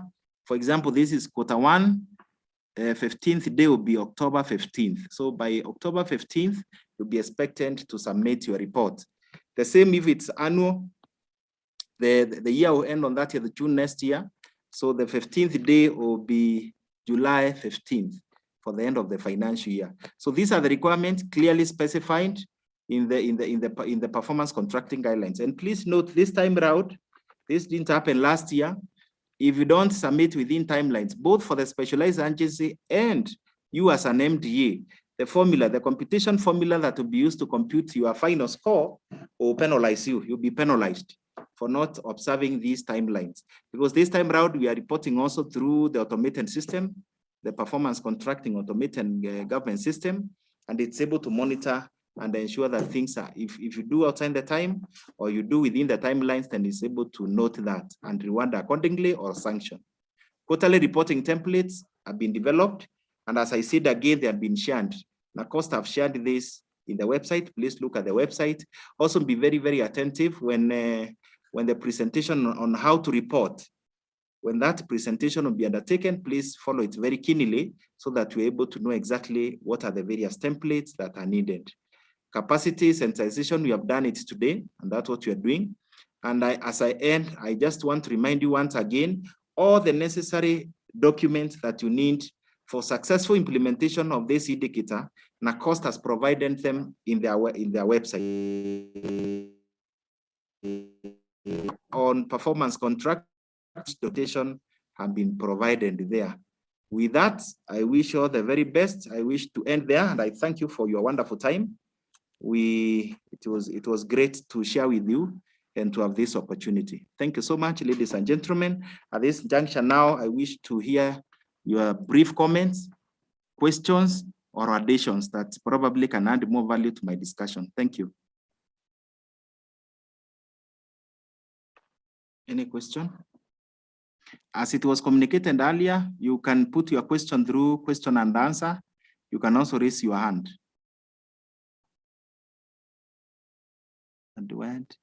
Okay, there is a question here.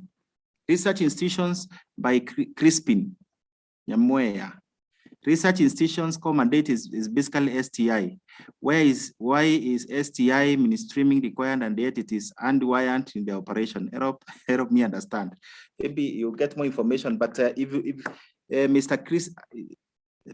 Crispin, if you followed what the Director General took us through, of course, there have been identified gaps in terms of implementation. It is true, and let me use just universities as an example. One of the core mandates of a university is research. But if you are to interrogate that mandate deeply, you may realize there have been gaps. How do we arrive at that conclusion? Look at the MTP3, for example. Look at the Big Four agenda. Look at the requests of the national government requesting MDAs to ensure that they align their various plans to those two documents. That tells you there have been gaps in implementation. There have been gaps in attaining the stated objective. And because of that, then there was a very big need to ensure that indeed we mainstream science, technology, and innovation, even to institutions whose core mandate is research, because probably out of 0 to 100, in terms of what is expected, the question is, where were we? And to answer the question of where we are, is you look at the effort that the government is putting in place. Because matter science, technology, and innovation, look at even the challenges, the emerging challenges. COVID has been given as an example. And how did we respond to it? And the relation looking at institutions that are, sorry? So basically, to answer that, there is an echo. There is an, okay, thank you. So basically, based with the gaps, I will just attempt it by saying, looking at the gaps that are there, the gaps are simply telling us, the gaps are professing and confessing to us that indeed we are not where we are supposed to be. So that's one of the reasons, but I invite Boniface at a particular point to react to the same. Then any other before I invite? Hello, is it possible for NACOST to do official letter circular to all indicating, clarifying the composition requirement, roles, deed and appointment and all that? I thought actually there is a communication because I received it from multimedia. I received it. It was marked to my office. We received a letter telling us that we need to appoint these people, and these people are the ones that the organization has forwarded as either focal person or champions to attend today's training. So please, if you have not been appointed, this communication is already with the organization. Even the requirement, the rules and the requirements of either focal person or champions, that has been communicated. Please liaise with your respective organization, Joseph, and you'll get that information. Another? Sorry? There is an hand by George. George, please unmute and talk. George? Okay, thank you, our facilitator and NACOST for organizing this very important training, which of course has come at the right time when we are just starting to implement this. And of course, many of us had so many questions. We needed a lot of clarifications on how to go about this. Maybe a few observations that I will need to seek clarification. Of course, one, I believe this presentation will be shared so that we can be able to revisit it on our own and seek clarification where perhaps we didn't get some things right. But then the first one is in terms of the STI strategy. I believe this is a very important document. So for NACOST, when you are doing the evaluation, are you concerned about the output, which is the strategy, or are you concerned about the process of developing this strategy? So that is one. Is this just the output or also the process? The second one is when it comes to evaluation, are we also required to have work plans that guides how we implement our activities in a given financial year? So will you also be assessed on the basis of having developed a work plan that, like it happens with other PC targets? That is two. Then the other one is of course, is on the issue of commercialization. I know some of these organizations are not really into the business of commercialization. So are we still going to be graded the same as those organizations that are involved in commercializing maybe outputs, products, or services? So I will also need a clarification on the same. Then the other one is on the reports. I see we have, of course, we have 4 quarterly reports, and then we have the annual reports. I don't know the coverage, because I would expect that all the information that is needed from for an annual report is already contained in the 4 quarterly reports. So why then we will still need an annual report? Because when you are presenting the annual report, we'll still have done our quarter four reports. Then the other one is on the roles of focal points and champions. When the appointment letters for the STI team was being developed at an institutional level, most of us had not actually gotten these roles. So it wasn't clear what the focal point will be doing, what the champions will be doing, and all that. But now, if you look at some of their roles, especially I looked at one of the role of the focal point, and one of the role was to plan and ensure sensitization and capacity building on STI mainstreaming among employees. When I look at this task,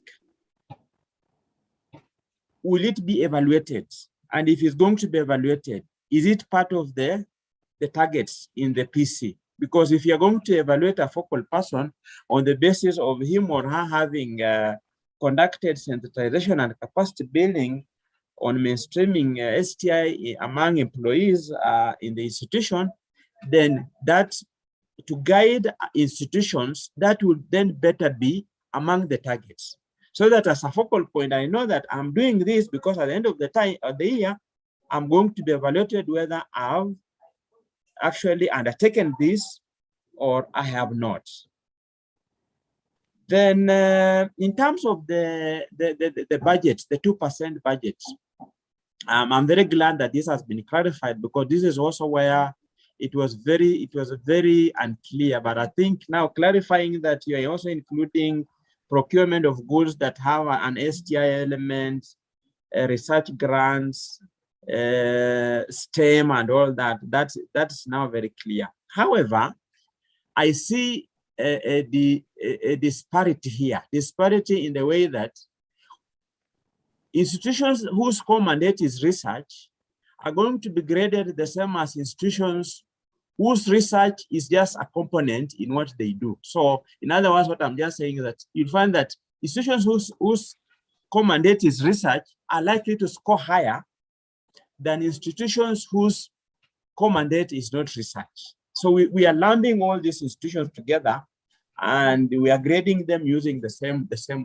tool. I was just wondering, will the grading for these targets be based on the categories that NACOSTI has shared? We're looking at institutions whose core mandate is research, and these other institutions, perhaps I don't know whether we want to reduce the 2%, or if we are not even reducing that 2%, will the grading be the same? Like, for example, would you grade my institution, which perhaps research we are doing, but maybe it's not our core mandate, will it be graded same as an institution such as Calro, whose core mandate is research? Are you through, George? Maybe lastly is the issue of budgeting. In as much as you're talking of this 2%, you realize that some of these targets have come when some of the institutions had already developed their budgets, agreed on allocations and all that. So generally, for this year, I may see a challenge because, like for us, when these targets came, we already had our budgets we had already agreed and allocated our budgets for 2021, 2022. So those are some of the issues I have, and I'll really benefit from your guidance. Thank you very much. Thank you, George. I'll try briefly to respond to some of your questions. Then my colleagues, in case they find in terms of sufficiency and adequacy in answering your question, they can still add more. Let me start with 2%. I'm happy that it is very clear what is 2% to you. As to whether... Maybe before you respond. Yes, please. A number of the questions. First, George, thank you very much for your question. We appreciate your comments as well. Your voice is low. Oh, me? Yeah. Your voice is low. So you can...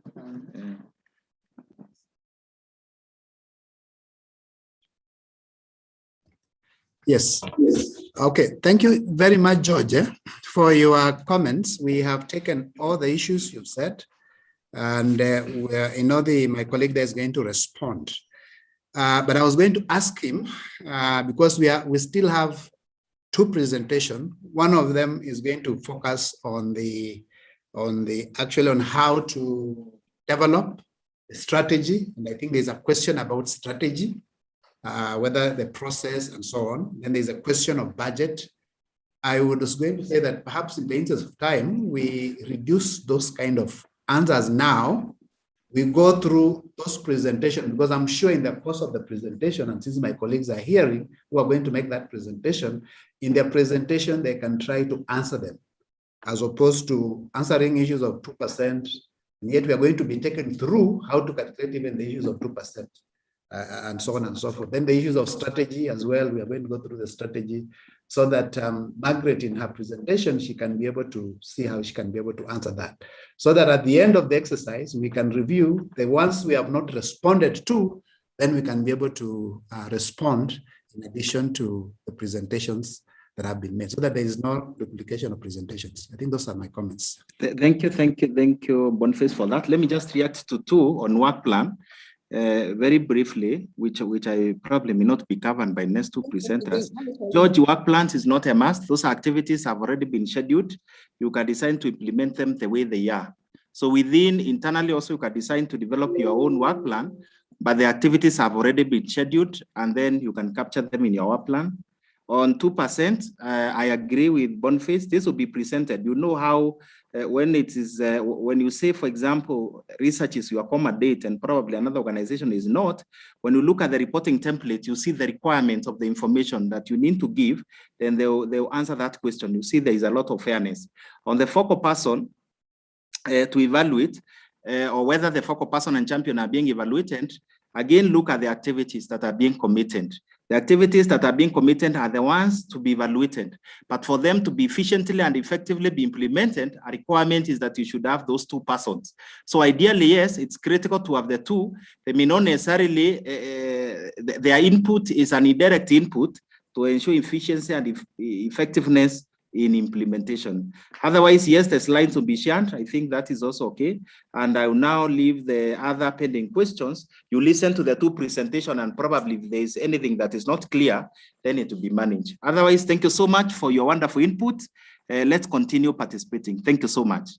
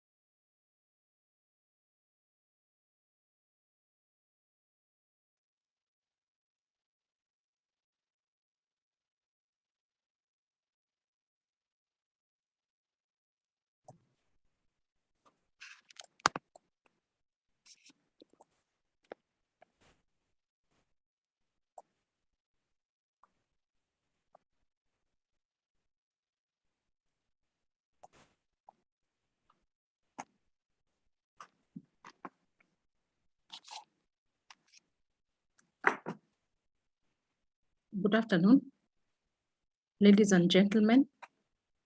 My name is Margaret Mothe. I work for NACOSTI.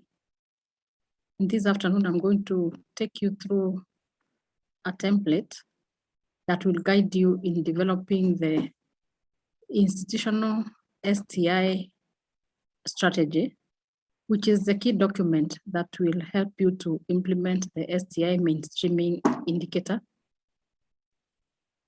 And it also provides you with the information that you would need when you are developing the indicator, because it has some annexes that are elaborate on some of the areas that I'll be covering that are just listed in this template. So it's a guide, and you are called upon to ensure that you tweak it to respond to your mandates and functions as they are outlined in the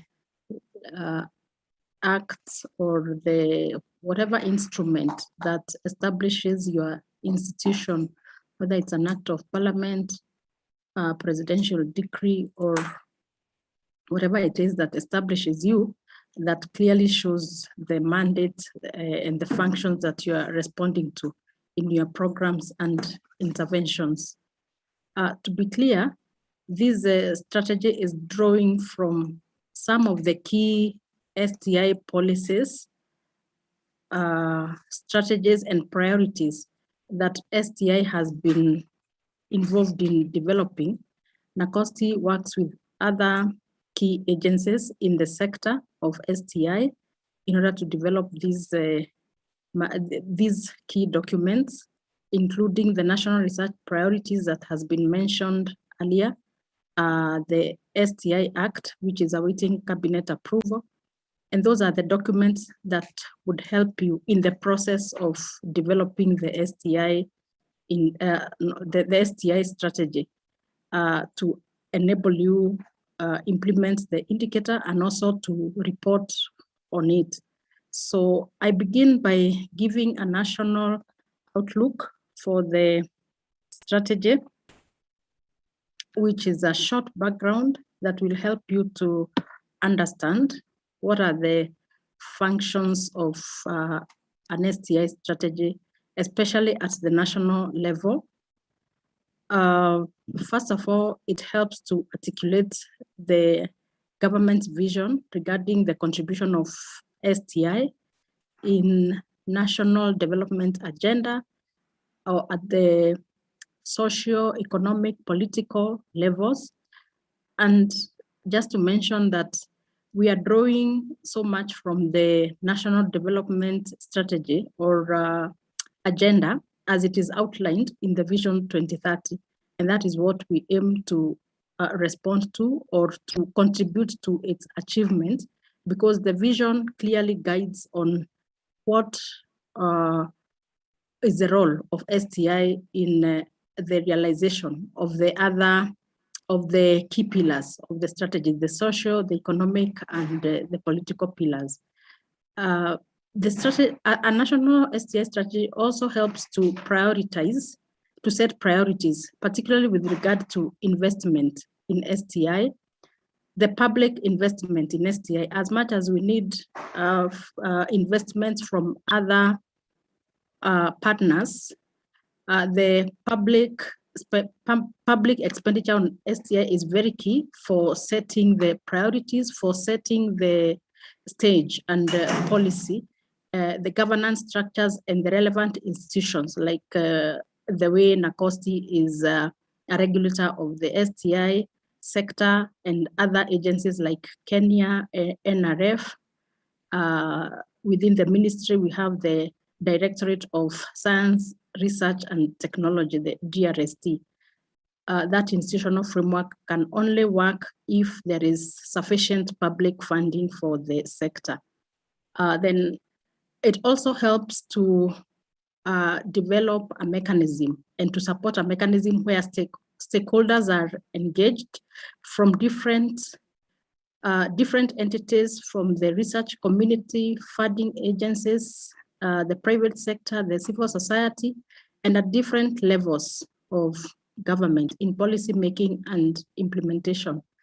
Partnerships and collaborations are very critical for the realization of any agenda, and particularly within the STI sector. As I mentioned in the earlier slide, the Vision 2030 identifies key programs that will help to develop and also to implement STI in the country. Some of the areas that are listed here, you perhaps may be contributing to them, and therefore we just listed them. Then you can find a more elaboration in the Vision 2030 and also the documents that I mentioned. They include coordination of the technology, innovation, and commercialization program. That is one of the functions of NACOSTI. Then the STEM program, which is also falls under the functions of NACOSTI, energy technologies programs, nanosciences, material science, and new production technologies, STI performance management framework, the enhancement of STI awareness, like what we are doing at the moment through this sensitization program, the intensification of innovation in priority areas, the development of a highly skilled human resource base, and the strengthening the technical capacities and capabilities of STI.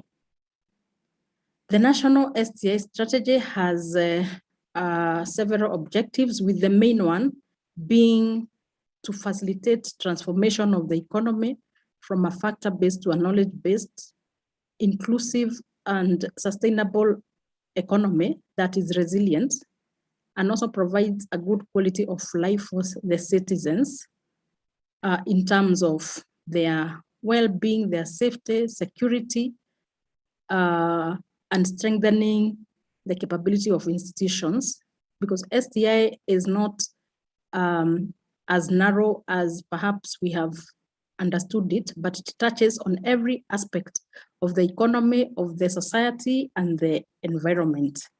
And for NACOSTI, for this to be achieved, one of the ways in which we have chosen is to mainstream the application of STI in all sectors in order to harness the opportunities within the sector and to address the challenges that affect the sector, so as to have maximum contribution of STI in the realization of the national development agenda, as well as the global and regional commitments that Kenya has made through the Sustainable Development Goals, the Agenda 2063, the Science, Technology, and Innovation Strategy for Africa, that is STISA 2024. All these have been spoken to earlier in the morning, so I just quickly highlight them. The specific objectives of the national STI strategy is to harness digital systems and frontier technologies in order to activate a knowledge-based economy through a process that is people-driven and also ensures the interaction between infrastructure and the people.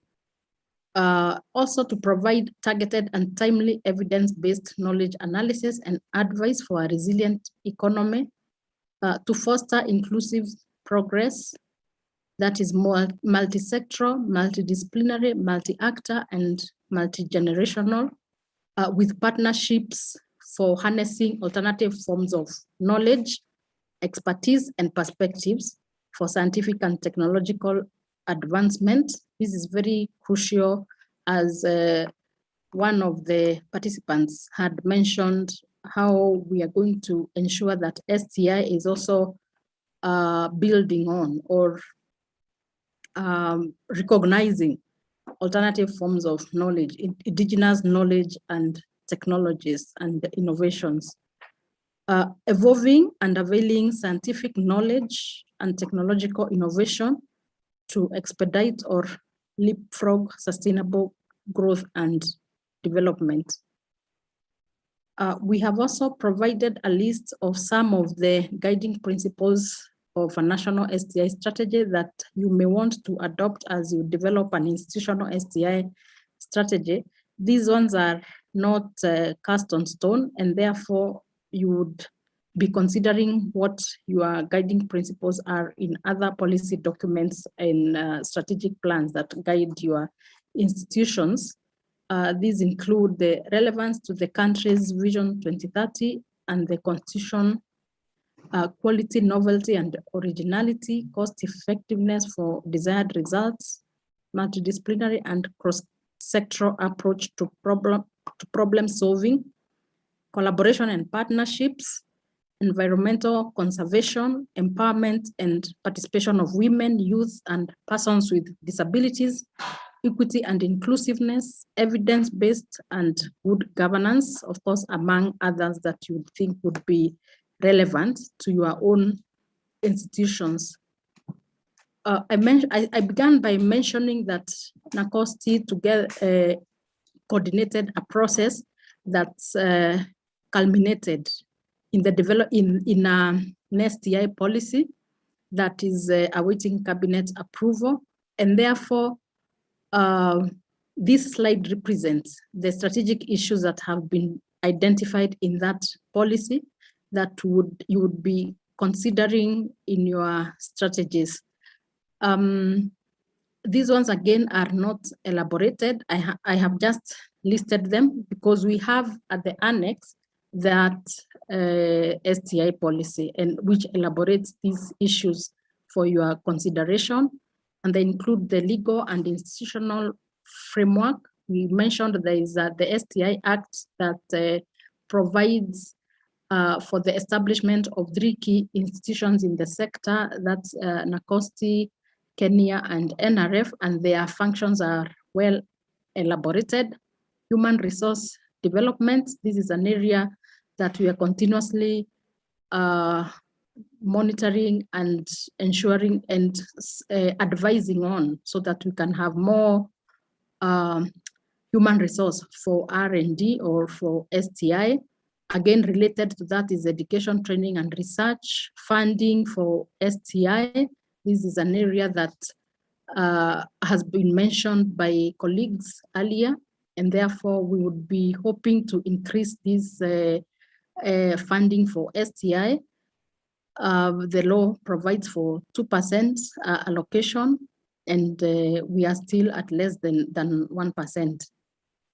Technology development, transfer and diffusion, infrastructure for STI, STI advocacy and awareness, collaborations and partnerships in STI, gender mainstreaming in STI, as well as performance management.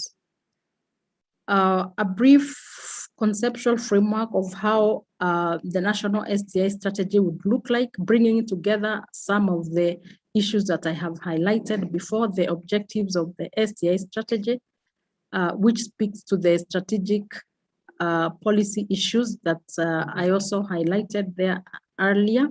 And all these would be leading to realization of the national development agenda.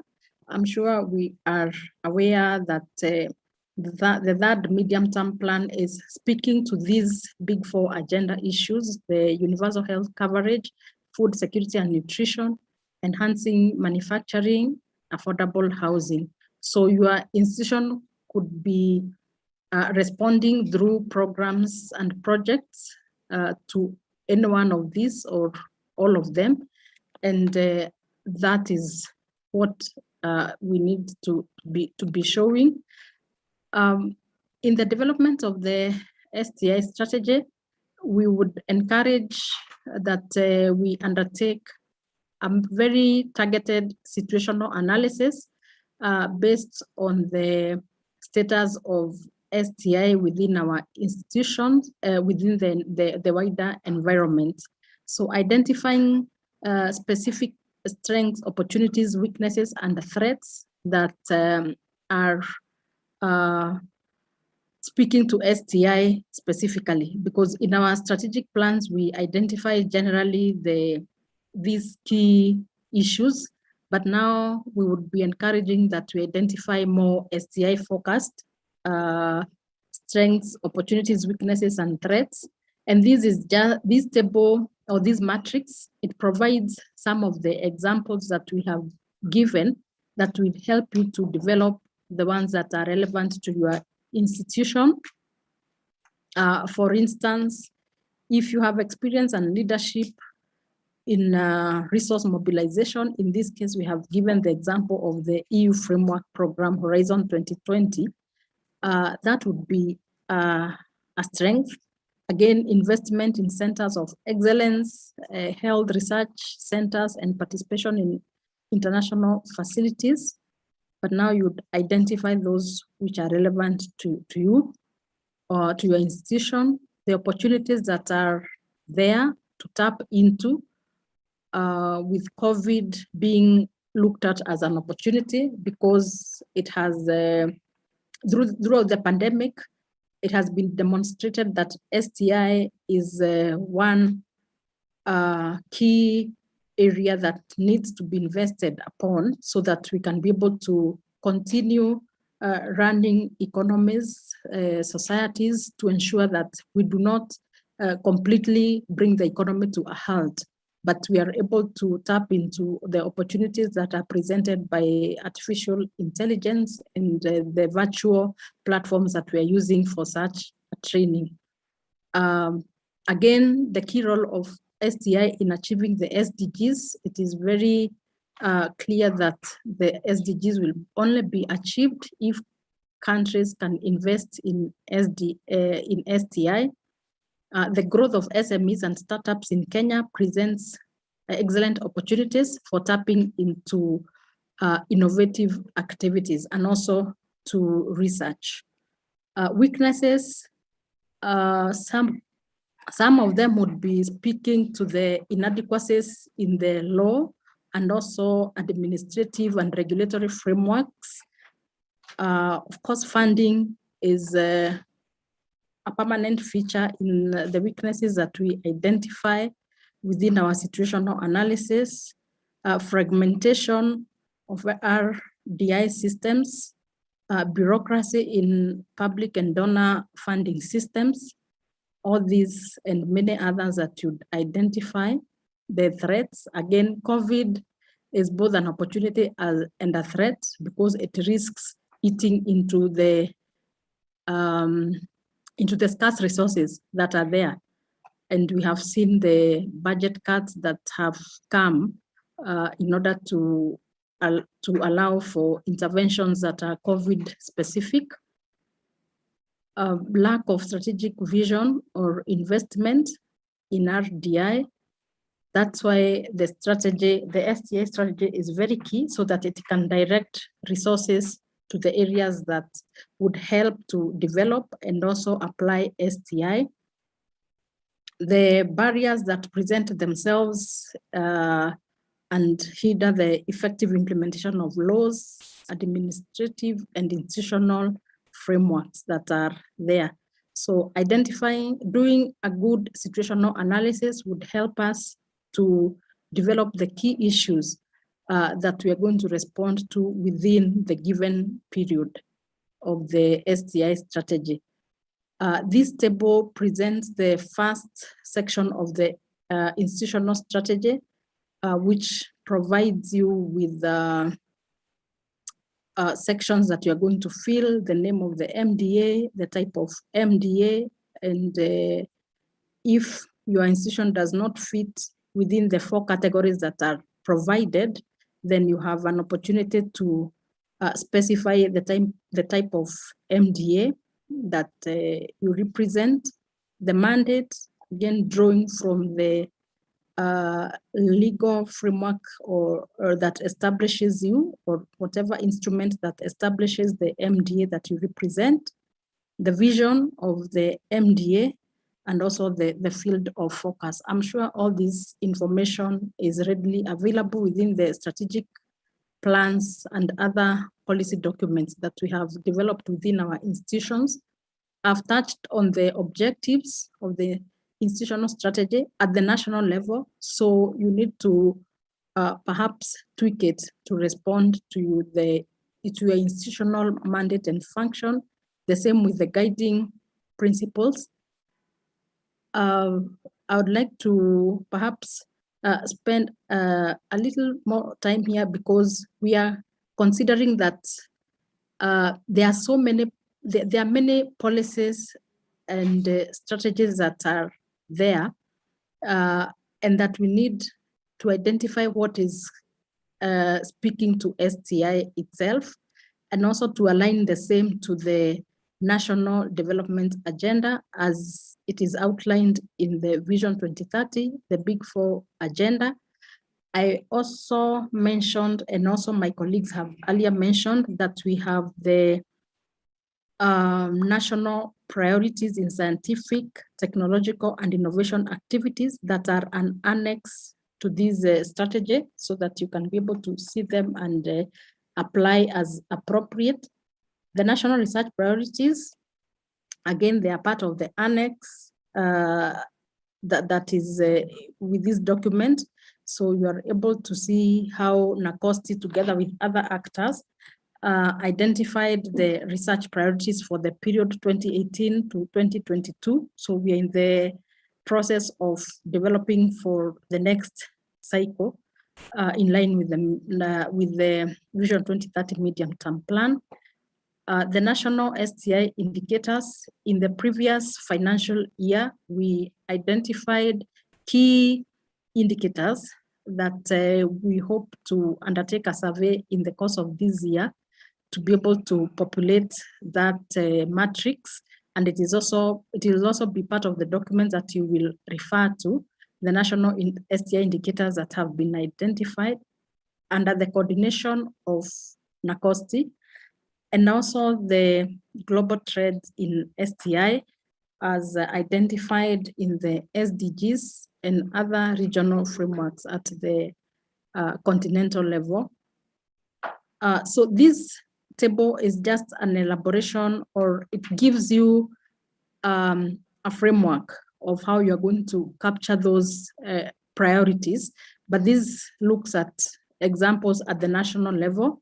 So based on what you identify, the priorities that you identify, then you are able to feed into this table, but with the examples that are given in the national, from a national perspective, because NACOSTI would, as the regulator for STI, it looks at the global, the national picture, of course, guided by the what are the developments at the global and the regional continental level. So you'd then go and identify the strategic policy issue. In this case, we have chosen, for instance, we choose to have the legal and the institutional framework.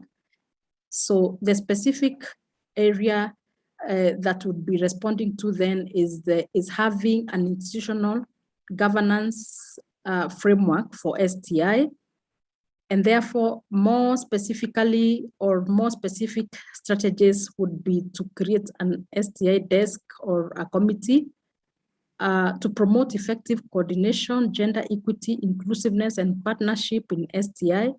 Another area that we have given an example is human resource development. So the specific policy issue that we would be seeking to respond to is to enhance the quality and capacity of human resource, and also targeting talent management. Specific strategies would be to increase personnel in research, technology, and innovation. Again, looking at the issues of gender parity and inclusion in STI programs, and also providing mechanisms to attract and retain human resource in STI. The implementation framework for the national institutional strategy then would be, we are seeking to transform the national economy into a knowledge-based economy. That is at the national level. So what we then intend to do is to have an established institutional and regulatory framework for the promotion, coordination, mobilization, and management of STI. And this has already been undertaken, because as I mentioned, we have an STI policy, and we also have the Science, Technology, and Innovation Act of 2013. So the indicators, the performance indicators are there, in the sense that we have completed the policy and also the law. The means of verification is the policy and the act that are in place. The indicative targets and timeframes are provided, and also giving the implementing agencies, and also the estimated budget. Specifically, as I had mentioned earlier, NACOSTI has a strategy to mainstream STI in all sectors of the economy at both the national and county government levels. Perhaps, and I heard our DG speaking to this when it was asked how we are working with the counties, and this is a work in progress to engage with the counties. So at the moment, we are using the performance management, the performance contracting framework to mainstream STI in all sectors of the economy And some of the results that we hope to see, particularly from the reports that you'll be giving us, is to see how STI is integrated in all sectors of the economy through the number of programs that have been developed, and also the budget, the percentage of the budget allocation. So the reports from sectors and also the budget estimates would help us to verify the information or the reports that we receive. And of course, this we shall see that programs are actually integrating STI, and also there is funding that is specifically set aside for STI. So this is an example of an implementation framework of the strategy at the national level. Finally, an issue that was spoken to by the previous presenter is undertaking M&E. NACOSTI, of course, will be doing its own M&E exercise, but there is also the element, the aspect or the role of the MDA to undertake its own M&E exercise, so as to see the extent to which, or to assess the extent to which the MDA is implementing the STI indicator. So, and therefore to improve in the next cycle, how you are able to reconceptualize your objectives and also your situational analysis and the priorities that you are going to develop. So this is just highlighting the need to have an M&E framework, the right M&E tools, and perhaps the M&E team that is well sensitized about this indicator. And also to mention that we believe that you already have a mechanism for undertaking M&E within your institutions. So we are not coming to introduce one that is specific to this STI indicator, but to encourage that you add on specific STI indicators into the existing M&E framework, so that you are able to do it in as you undertake your regular M&E exercise, and therefore you can be able to then give us the correct data once you collect and analyze. I want to leave it at that and to thank you for listening, and to take up some questions and clarifications that you may have. And thank you very much.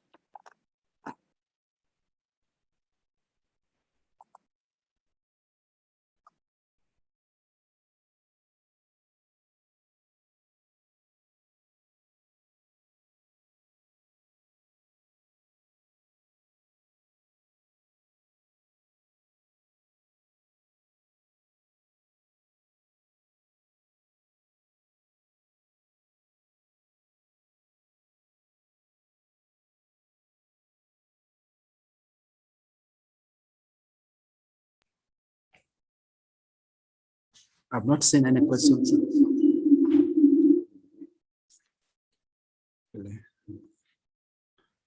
Yeah, okay. I was saying that I haven't seen any questions on the chat or the Q&A. Neither is there a hand to ask for floor. Okay.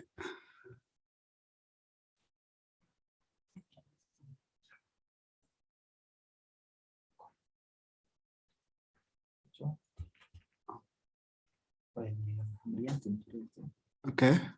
So if there are any others, we'll reply them on the chat so that we can then give the opportunity to the last presentation. And then we'll see if some of the issues that were raised by our earlier presenters have been covered or not. So thank you very much, Margaret.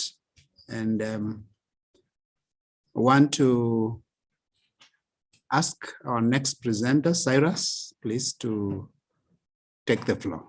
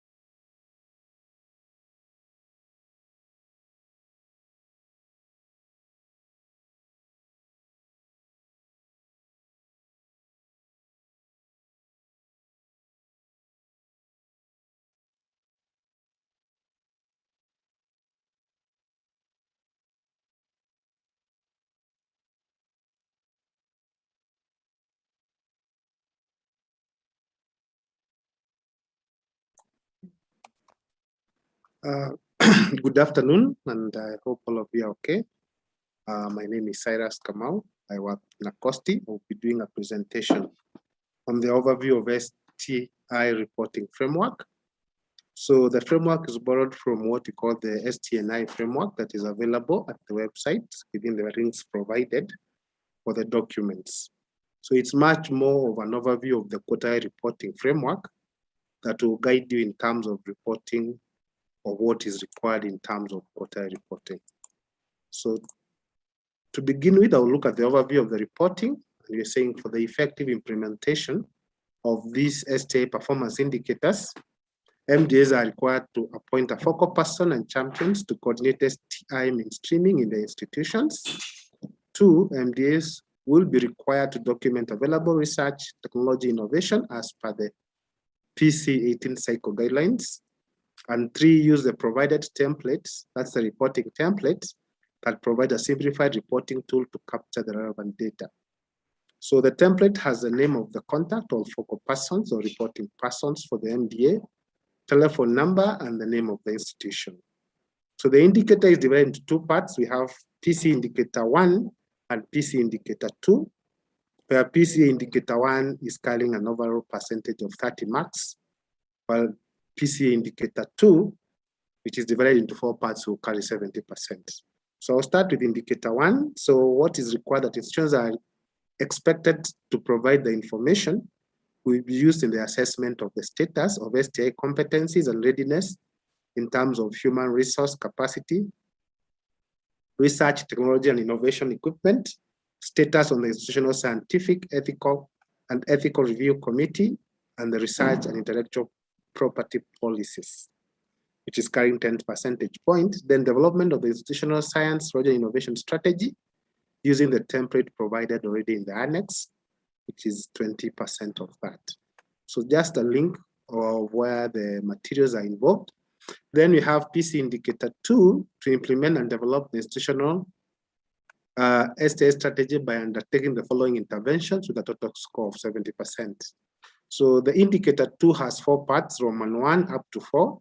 So Roman 1 is to document research programs and projects in the respective institutions and funding sources, either government, stakeholder donors. Then we have 2 tables under indicator Roman 1. We have the first table that will document all research programs and projects being undertaken in the institutions. Then part B of that table will involve research programs being undertaken in the institution, involving quadruple helix, partnership with research institutions, universities, industry, private sector, local communities, civil societies, development partners, and even county governments if they are part of that engagement. Then Roman 2, ensure that annual budgetary allocation for R&D is at least 2% of the operational budget. There is a table that involves the computation of how the aspect of the budget is done in relation to the total expenditure in R&D. Then we have Roman 3 of that indicator, undertake research, technology innovation, and technology transfer and commercialization. That's in brackets, publication, patent innovations, technology transfer, commercialization of products and services, which carries a high percentage point of 35%. Then the last part, which is Roman 4 of the second indicator, disseminate research findings, recommendations, and technology innovations through conference, workshops, seminars, among others. So under Roman 1, we look at the human resource capacity, and we are saying institutions will be required to provide the numbers and qualification of research, technology, innovation personnel in the institution based on the 5 broad areas as specified in the table below. So the table 1A has the human resource capacity of institutions by specialty, qualifications, and gender. So we are anticipating that MDAs will be able to look in the areas of specialty, which is based on the field of science and technology classified by Frascati Manual and by UNESCO. That's natural sciences, engineering and technology, medical and health sciences, veterinary and agricultural sciences, humanities and social sciences. Those are the specialty areas. And the qualification will be based on bachelor's, master's, and PhD. Then by gender, that's either male or female. So you just need to populate the table as the information of the data that you have. maybe as a guidance to that, depending on the entries, you enter as the personnel based on the highest qualification. So if you have a PhD member of staff, then you enter them within the category of PhD. You don't need to enter them again under the qualifications of masters and bachelors. So you look at the highest qualification and you're able to populate that table. Then table B involves the human resource capacity of institutions by specialty, qualifications, and age. So it's still based on the specialty, as I said, the 5 areas of specialty: natural sciences, engineering and technology, medical and health sciences, agriculture and veterinary sciences, humanities and social sciences. Then we have qualifications, which is based on bachelor's, master's, and PhD. Then you are classifying the data based on age, 50 years and below, and above 50 years. Then we have table 3, which table 1C, which deals with research, technology, innovation equipment. We are saying institutions will be required to provide research, technology, innovation equipment whose cost amounts to over 0.5, that's $500,000. And any additional equipment acquired in subsequent quarters will be reported in that relevant quarter. So based on the same case of speciality of the 5 areas, then you're able to put the name of equipment, the laboratory name where you get the equipment estimated costs, and capability of what that equipment can do.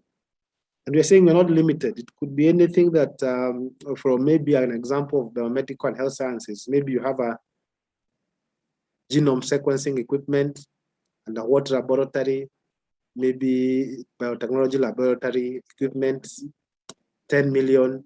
Capability of the equipment can be able to do genome sequencing or the rest. It could be within the natural sciences. So you're saying you have an equipment, maybe you acquire computers specifically for a specific use. It could be within an area of research. You can name that research that you want to name. Then the equipment was 3 million. Then the capability of the equipment, maybe they could be used for data analytics or analysis using the tools for analyzing data that you were able to work with.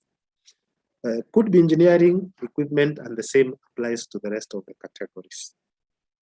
Then we have the area of status reports on the institutional scientific and ethical review committee. We are saying an institution shall be required to establish an institutional scientific and ethic review committees, which shall be accredited by the commission or be affiliated with an existing accredited institutional scientific and ethic review committee in a university or a registered research institution in Kenya. So there are 2 questions within this. Have we established an institutional scientific ethic and review committee? Then kindly note that as part of the transition, existing institutional ethics review committees will be considered to be similar to institutional scientific and ethic review committees. We are keen to emphasize that you need to report on this point because we need the data. The answer is yes, then there will be a follow-up question. If the answer is no, there is a follow-up question. There is no harm even if it's no. Maybe possibly your research center has not matured to establish one, but possibly for cases where you need ethical review, you may need to be, maybe you are affiliated. That's why we are saying either you have one or you are affiliated with the one that is existing within where you are, because we have, as my earlier presenter said, there are already 34 centers of that nature within the country. So the follow-up question is based on the answer 1 you provide. If no, state plans, strategies, and timelines for establishing the institutional scientific and ethic review committee or being affiliated with an existing ISERC in a university or registered research institution in Kenya within the next 6 months from the date of this report. If yes, provide a summary report of the institutional scientific and ethic review committees covering membership of the committee, functions, number of meetings, activities undertaken in the preceding quarter, and the cumulatively summary of cases handled in the preceding quarter, and cumulatively, and concluding remarks in a tabular format. So based on what you provide within the first part, then you're able to provide the explanation. So if the answer that you're giving is not maybe possible, you provide the explanation why possibly you have not been able to establish one. Maybe it could be a case you need guidance, you need to understand what this institution does, what its mandates. Then NACOSTI will come in and possibly assist you and evaluate the need to set up one within your institution. The second part is to deal with research and intellectual property policies. Institutions shall put into place policies on research and intellectual property rights in line with the relevant laws from the time of being in force. And we're saying there is a question we are asking in this aspect: have you established research and intellectual property policies in line with the relevant laws for the time being in force? Kindly tick for us yes if you have one. If you don't have one already established, tick no.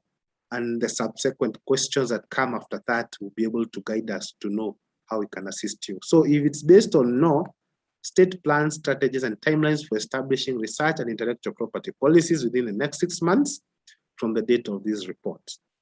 Then if yes, provide evidence of staff sensitization on the research of intellectual property policies. I know there were questions that were asking what would be the work of champions and focal points. This is part of the work. If you already have an IP or a research policy in place, we would want to know, is it within the organization? Are staff aware? Have you conducted staff sensitization on these research and intellectual properties? And this one cuts across all institutions, not necessarily the ones that are undertaking research, because innovation is one of the areas where IPs are required. And if the institution is dealing with the aspect of innovation from whatever level, maybe from staff, from management, and there are innovations coming in and spanning within the organization of the MDAs, you should be able to have some policies that will guide them. Like now, if somebody comes forward and says he has some kind of innovation he would wish maybe to see whether it can get or promote commercial value, what would you do to guide them into such a place? You need a policy in place. And that's why the policies become a very big thing. You know, my colleagues, as they were presenting earlier, they gave the case of Lake Bogoria. Even it goes as far as even to the communities. It may not necessarily be staff. You could be working with communities in the area that you work as an MDA. And the communities are aware that they have a heritage which they need to protect. Are there policies in place maybe to protect that indigenous or traditional knowledge or asset that they acquire? So working with them in this aspect, you can help them develop policies and also conduct sensitization on that, as well as evidence of impacts of the same on the institution's mandate and service delivery. So the research and IP policies should be able to guide and should be able to provide information. Have you been able to provide impacts? Maybe since we put a policy in place, how many people have been able to be guided, and possibly from the innovations or inventions, being able to gather some knowledge on how to go about it? Do you have innovations that are lying, but you don't have a path to commercialization? So this should be a proper guide in terms of commercialization. Because we said in terms of IP, you may have an IP, but you do not have capital to commercialize it. So can you be able maybe to go with partnerships with the private sector and possibly get loyalties from that intellectual property policy, property asset that you own? Either it could be in terms of design, it could be in terms of an asset that is tangible in nature. It could be in terms of an innovation. So whatever kind of aspect, is there able to provide impacts within this area? And possibly in terms of service delivery, if it's impacting in terms of your service delivery to citizens, are you able to bring it forward? Maybe you have an application that can go to what you call the Huduma centers. Then from the Huduma centers, it can be able to support service delivery. Could even be a very simple thing like ticketing people for appointments who go for Huduma Center. Possibly they don't have to go and queue, and possibly they're able to get that. It could be a tracking system for a service that a citizen has been able to get from your institution or for your MDA, but needs to know the status. Is it ongoing? Is it complete? Is there a communication aspect from that aspect that you have brought into place, that the citizens are using it in terms of the work that they're doing?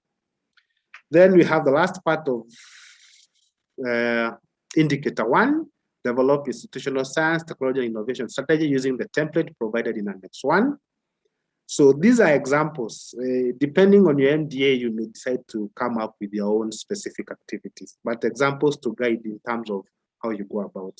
So you have like example 1, appointment of focal persons and identification of champions.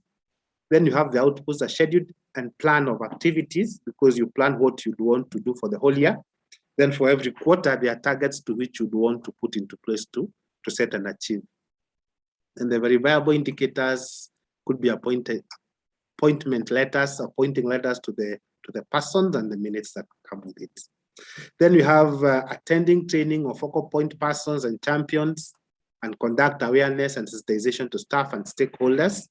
So the outputs, we have acceptance letter, attendance list, improved uptake of STI from stakeholders. That's an output that you can be able to measure. So before you conducted sensitization on STI, what was the aspect of the stakeholders and staff? Now that you have conducted that, are you seeing people coming forward and possibly giving ideas on how you can mainstream STI in your core mandate as an MDA? Then verifiable indicators, certificate of attendance, attendance list, reports that can generate from there. Then there's a development and approval of the strategy. Then you have an STI strategy document already developed as an output. Then the verifiable indicator that it has been approved as an institutional STI strategy by the organization through the various approval mechanisms that are set, maybe from management to the board to whatever level that the MDA is able to put into place, or to the PS if it's a ministry or a state department. So submission of quarterly reports, then outputs are quarterly reports, the verifiable indicators are the reports and the associated evidences to do with that report. There could be many other depending on how you set up to mainstream your STI strategy, but we hope that these aspects come in. It could be a question of correcting data even for R&D.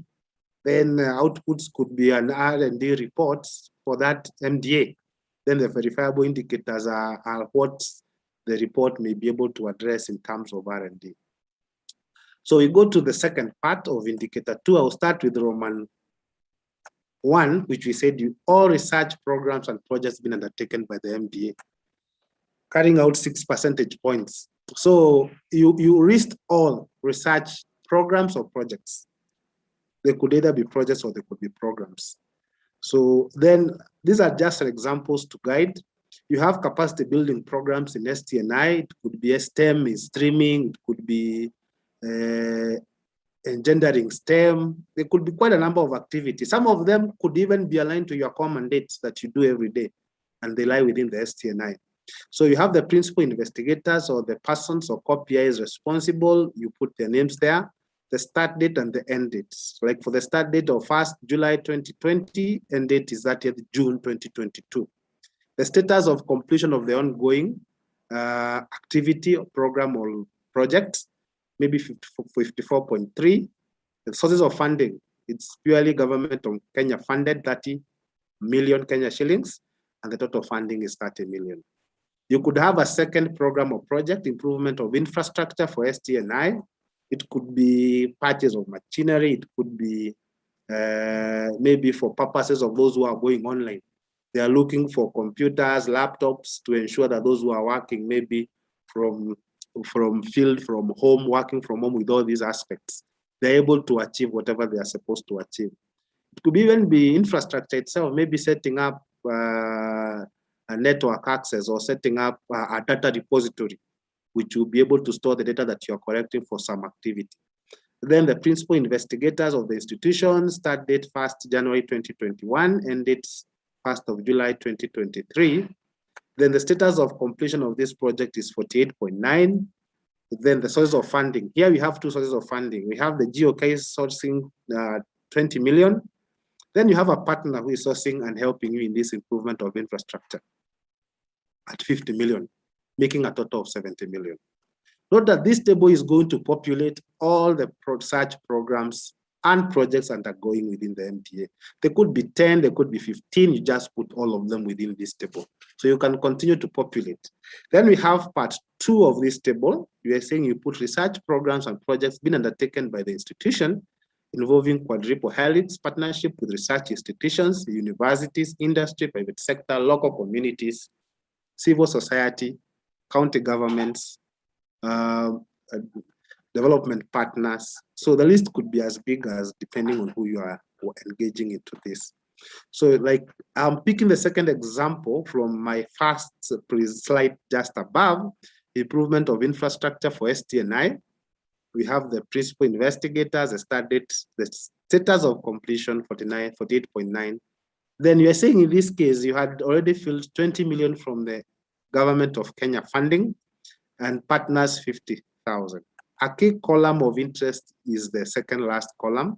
You indicate the name of the partner or partners if there are many who are involved in that program or project. So I've just given an example, Bill and Melinda Gates Foundation, who are coming in as partners with 50 million, and the GOK is funding 20 million. So this total funding goes to 70 million. So this one leads us to the Roman 2 of PC indicator 2. We go to ensure annual budgetary allocation for R&D is at least 2% of the operational budget. Provide total institutional budget and total expenditure in R&D, carrying 10 percentage points. So this table involves filling data, and you may realize that the data is coming from the previous 2 tables that you have been able to get. It can still come from other sources that maybe were not captured, like in business development unit here. We're talking about appropriations in A&A. So in this case, you're saying GOK grants to the MDA is 40 million. The annual operational budget is 25 million. The difference between the total recurrent budget and the operational budget is based on monies that possibly will not go to some of the operational activities. These are monies like salaries, it could be maintenance and of equipment and such. So those emoluments that basically form part, they are part of the recurrent expenditure, but they're not going to go to the operational budget. We are able to remove them from that, and you're able to get the annual operational budget. Then you have the actual operational expenditure. And there is a difference of 5 million. These are cases where you have a budget of 25 million. Possibly there is a budget cut that financial year from your budget, which was originally 25. So you're able now to get a budget of 20 million. Then the total expenditure on R&D, this one could be R&D activities like I've mentioned before, is 200,000. So to get the percentage of R&D expenditure to the operational expenditure, it will be this 200,000 over the actual operational expenditure of 20 million multiplied by 100. And you're getting a 1%. So from GOK grants, you're able to get a 1% of your R&D. You're saying at least 2%.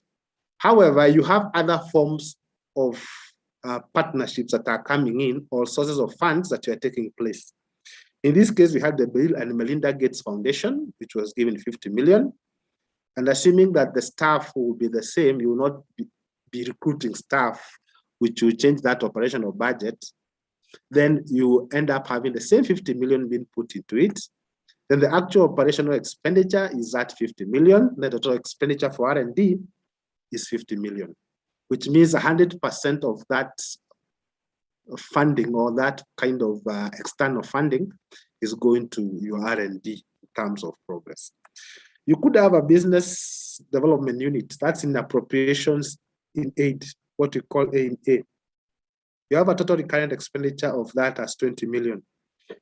An operational budget of 20 million, then the actual operational expenditure is 15 million. Possibly there's some cost coming in. Maybe I would give an example. You have a printing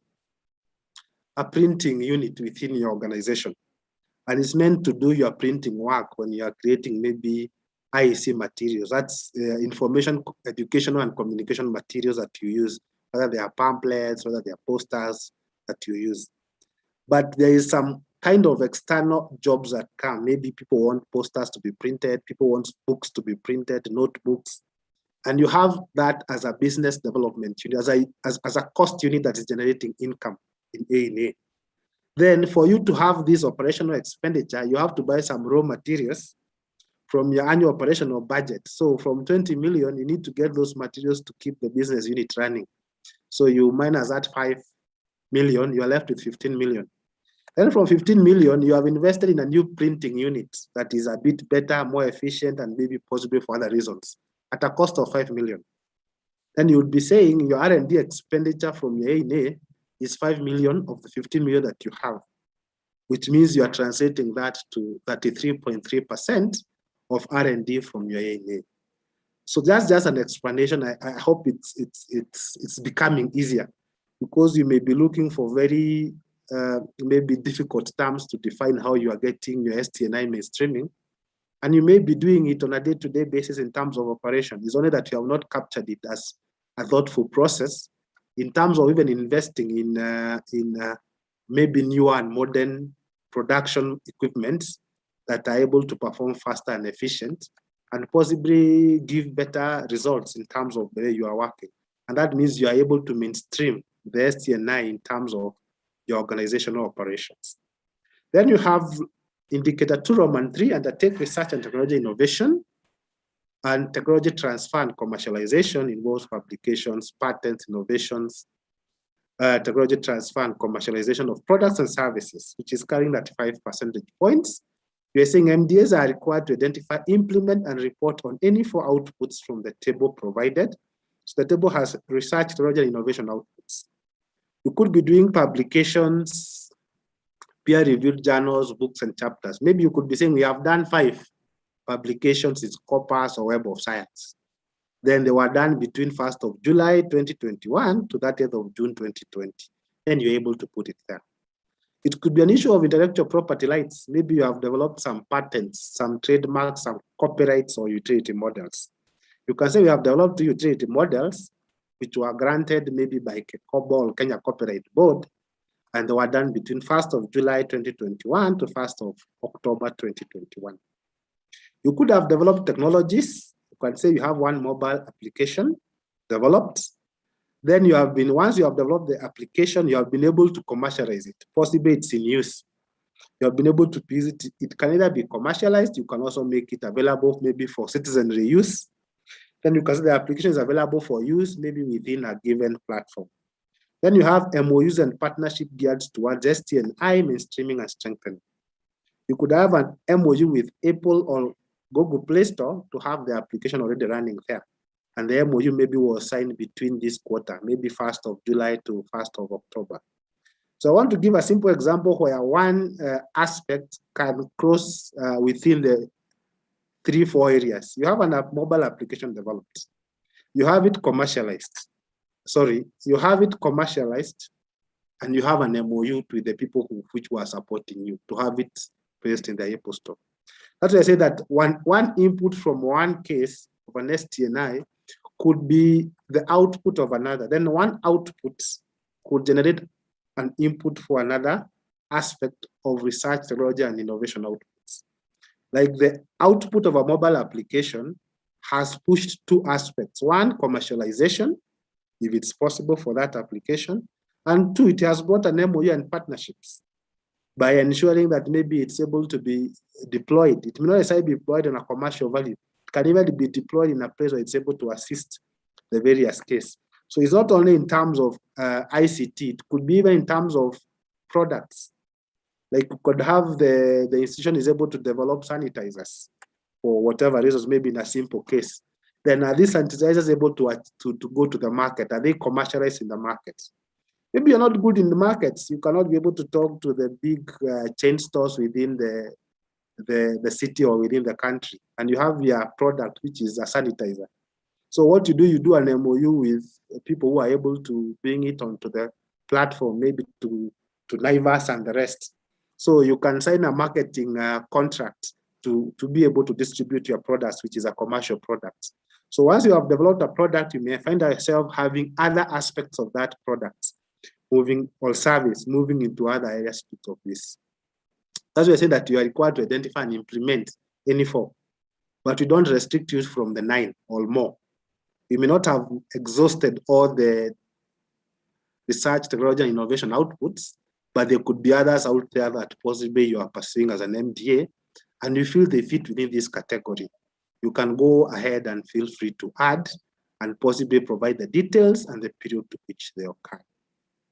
Last but not least is indicator 2, Roman 4, disseminate research findings and recommendations and technology innovations through conferences, workshops, seminars, and among others. So you disseminate research, technology, and innovation products and services. We have a good example, maybe mode of dissemination. You can maybe say 30th Nairobi International Trade Fair or Mombasa International Trade Fair. Then the details of the activities, you had 3 technology products developed, liquid detergents, hand sanitizers, and ventilators. You could have 2 exhibition farms for new seeds and varieties. You could be developing bolts and nuts from the engineering department if you have such. Then these activities are now what you're able to take to the International Trade Fair.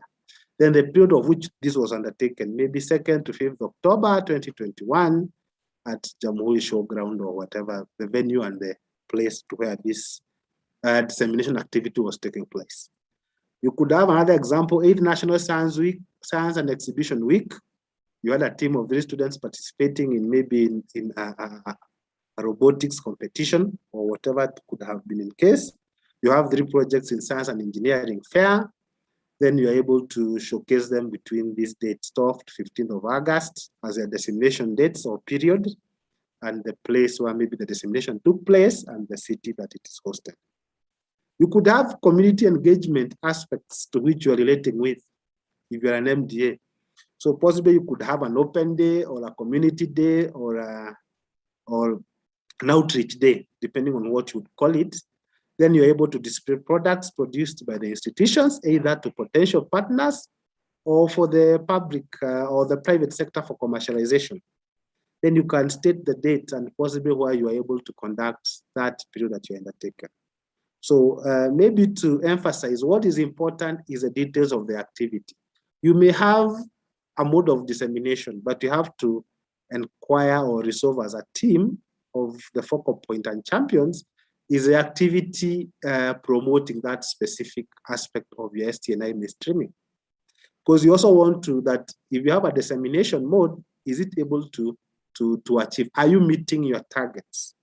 Because disseminating research findings or STI findings and recommendations or technology innovations, they must be suitable. Like now you may realize conferences and workshops and seminars and open days will fit for a specific group. Open day and all the rest will fit for a specific group. So as you identify your dissemination mode, also look at the recipients or who are supposed to get your research findings. And we would appreciate if you get the right and the most appropriate target in terms of choosing your mode of dissemination, so that you're able to make impacts at whatever level you're able to communicate or deliver that dissemination work. And with that, I beg to close. Maybe I will give room for questions that may be arising. Yes. Thank you.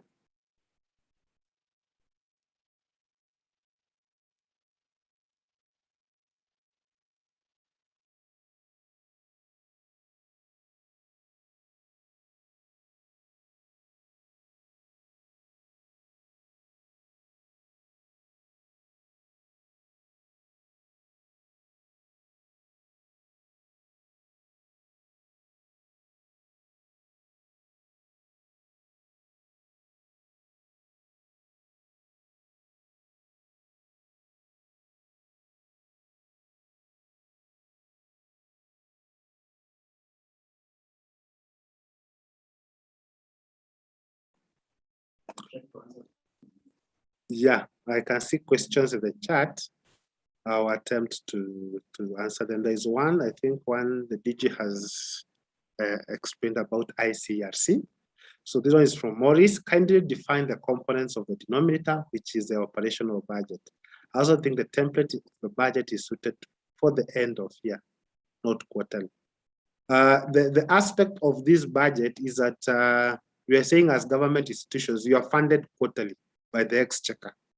And there are those activities that you have set for every quarter to do with those budgets. So of course, the final aspect of what budget, what was the expenditure will be based on that. But even as you operate with a quarterly budget. And those quarterly budgets have quarterly targets in your work plans, in your budgets, and in your procurement plan. They are what you have planned to do in every quarter. So within those quarters, you can do your quarterly reporting on what you could be planning to do. Like now you could say the first quarter you plan to come up with something you want to procure. Let's say, for example, what you're talking about a production equipment. So you're planning to develop specifications and go to the market. Then the second quarter, you'll be saying in this quarter, we have not procured, but you have started the process. And the evidence is we have initiated the process of doing this. In the second quarter, you're able to acquire that equipment and you're able to report on it. So you are still able to do quarterly based on the progress of what you have planned within the quarterly dissemination of the funds.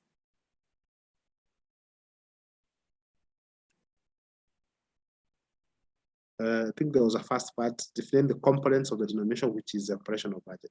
So you're saying the operational budget is a budget that you are left with after you remove what you call the recurrent budgets. There are some costs that are already fixed, like salaries. So basically those costs are already fixed. So you have to remove them from your operational budget, because you cannot talk about an operational budget when the money that is there may not be able to enable you to perform the activities or what you call the core mandates, or any other activities to which the institution has been set up to execute.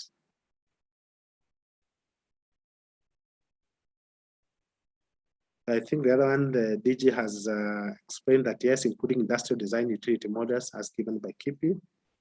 There is one by Anne. Kindly confirm if all this applies to the likes of KEBS, KPA, KRA, Kentrade, etc. Yes, it is for all MDAs that are involved.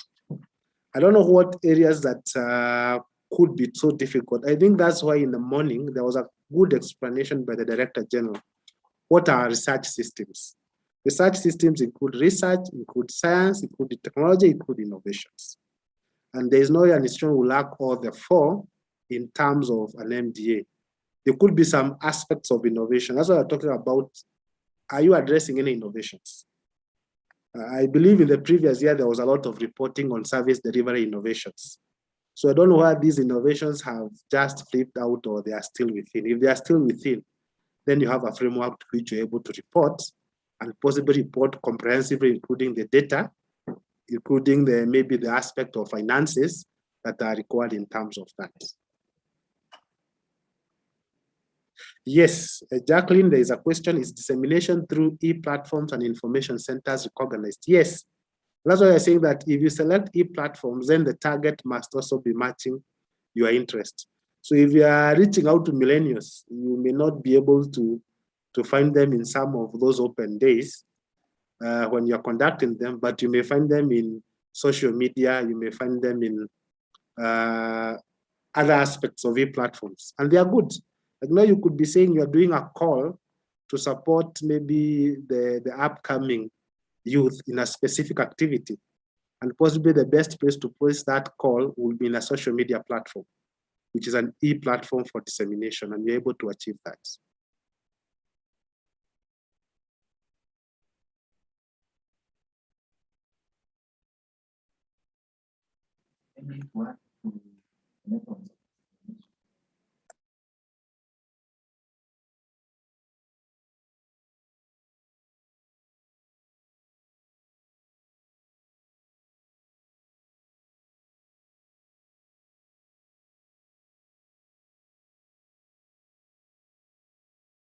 And mute. Just a minute. Yes. I was saying when we address the scope of dissemination, you can look at also areas of publishing programs or policy briefs. They are part of dissemination. Publishing project findings in national journals, statewide publications, etc.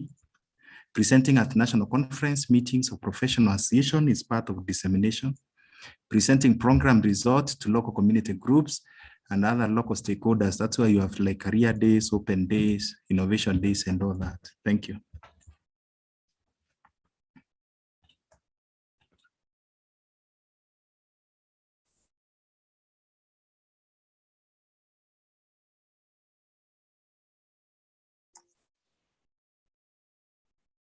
Yeah, and we are not, there is a question that Anne is asking. He's saying, I'm not exactly getting where the funding is coming from.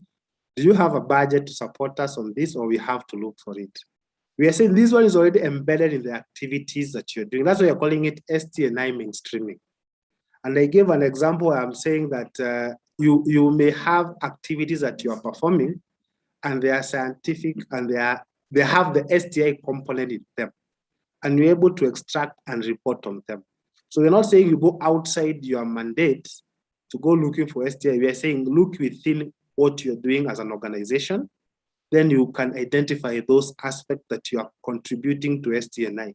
Then you're able to report it.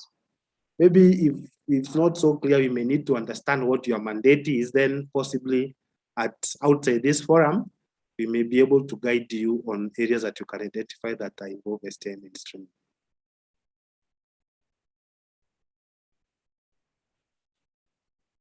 Yeah, and there is also additional aspect from our Director General by exploring opportunities in partnership.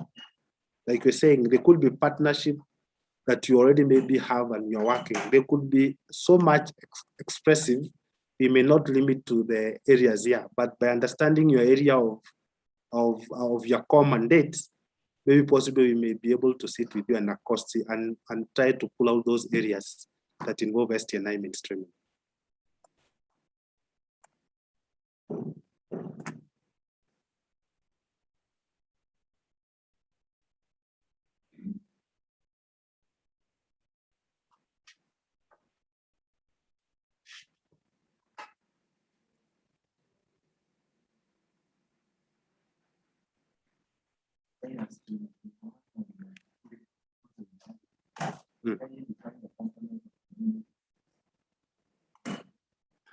Yes, I have addressed how you're getting the dometer.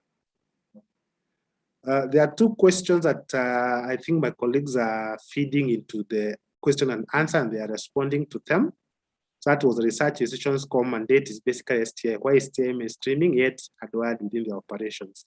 There is an answer coming from my colleague Javan. Then there is dissemination of research findings can be virtual also, via journals, virtual conferences, and even emails. Consider that COVID-19 going forward will limit organizations of big conferences. Yes, that's true. I think also there's an answer that's coming from Bondface in that chat, in that question and answer forum.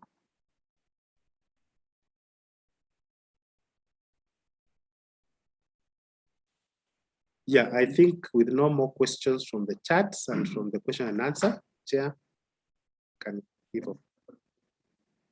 So that I can finish.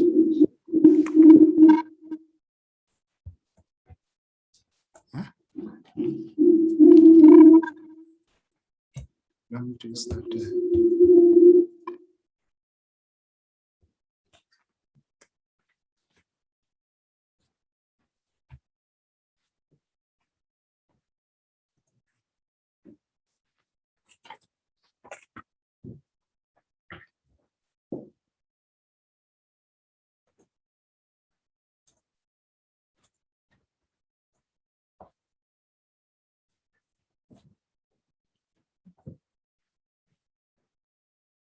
Good afternoon again.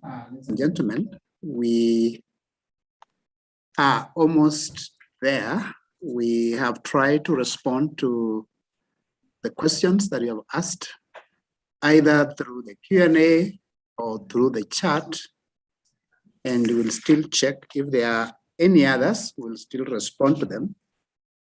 I revert back to George. I hope you've been able to get the answers that you had to the questions that you had actually asked for. And if not, I think we would still be glad to be able to respond.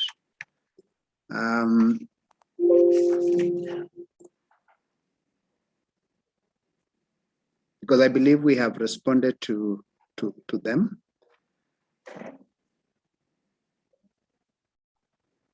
And I don't see any other question. Neither do I see a hand as well, just for people to get an opportunity to say what they want to say.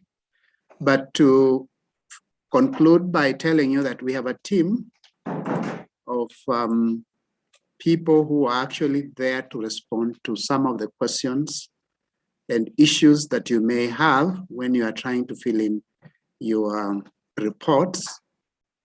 And you'll find those numbers on our website. You can call any of those numbers. Somebody will be there to give you the necessary assistance that you require.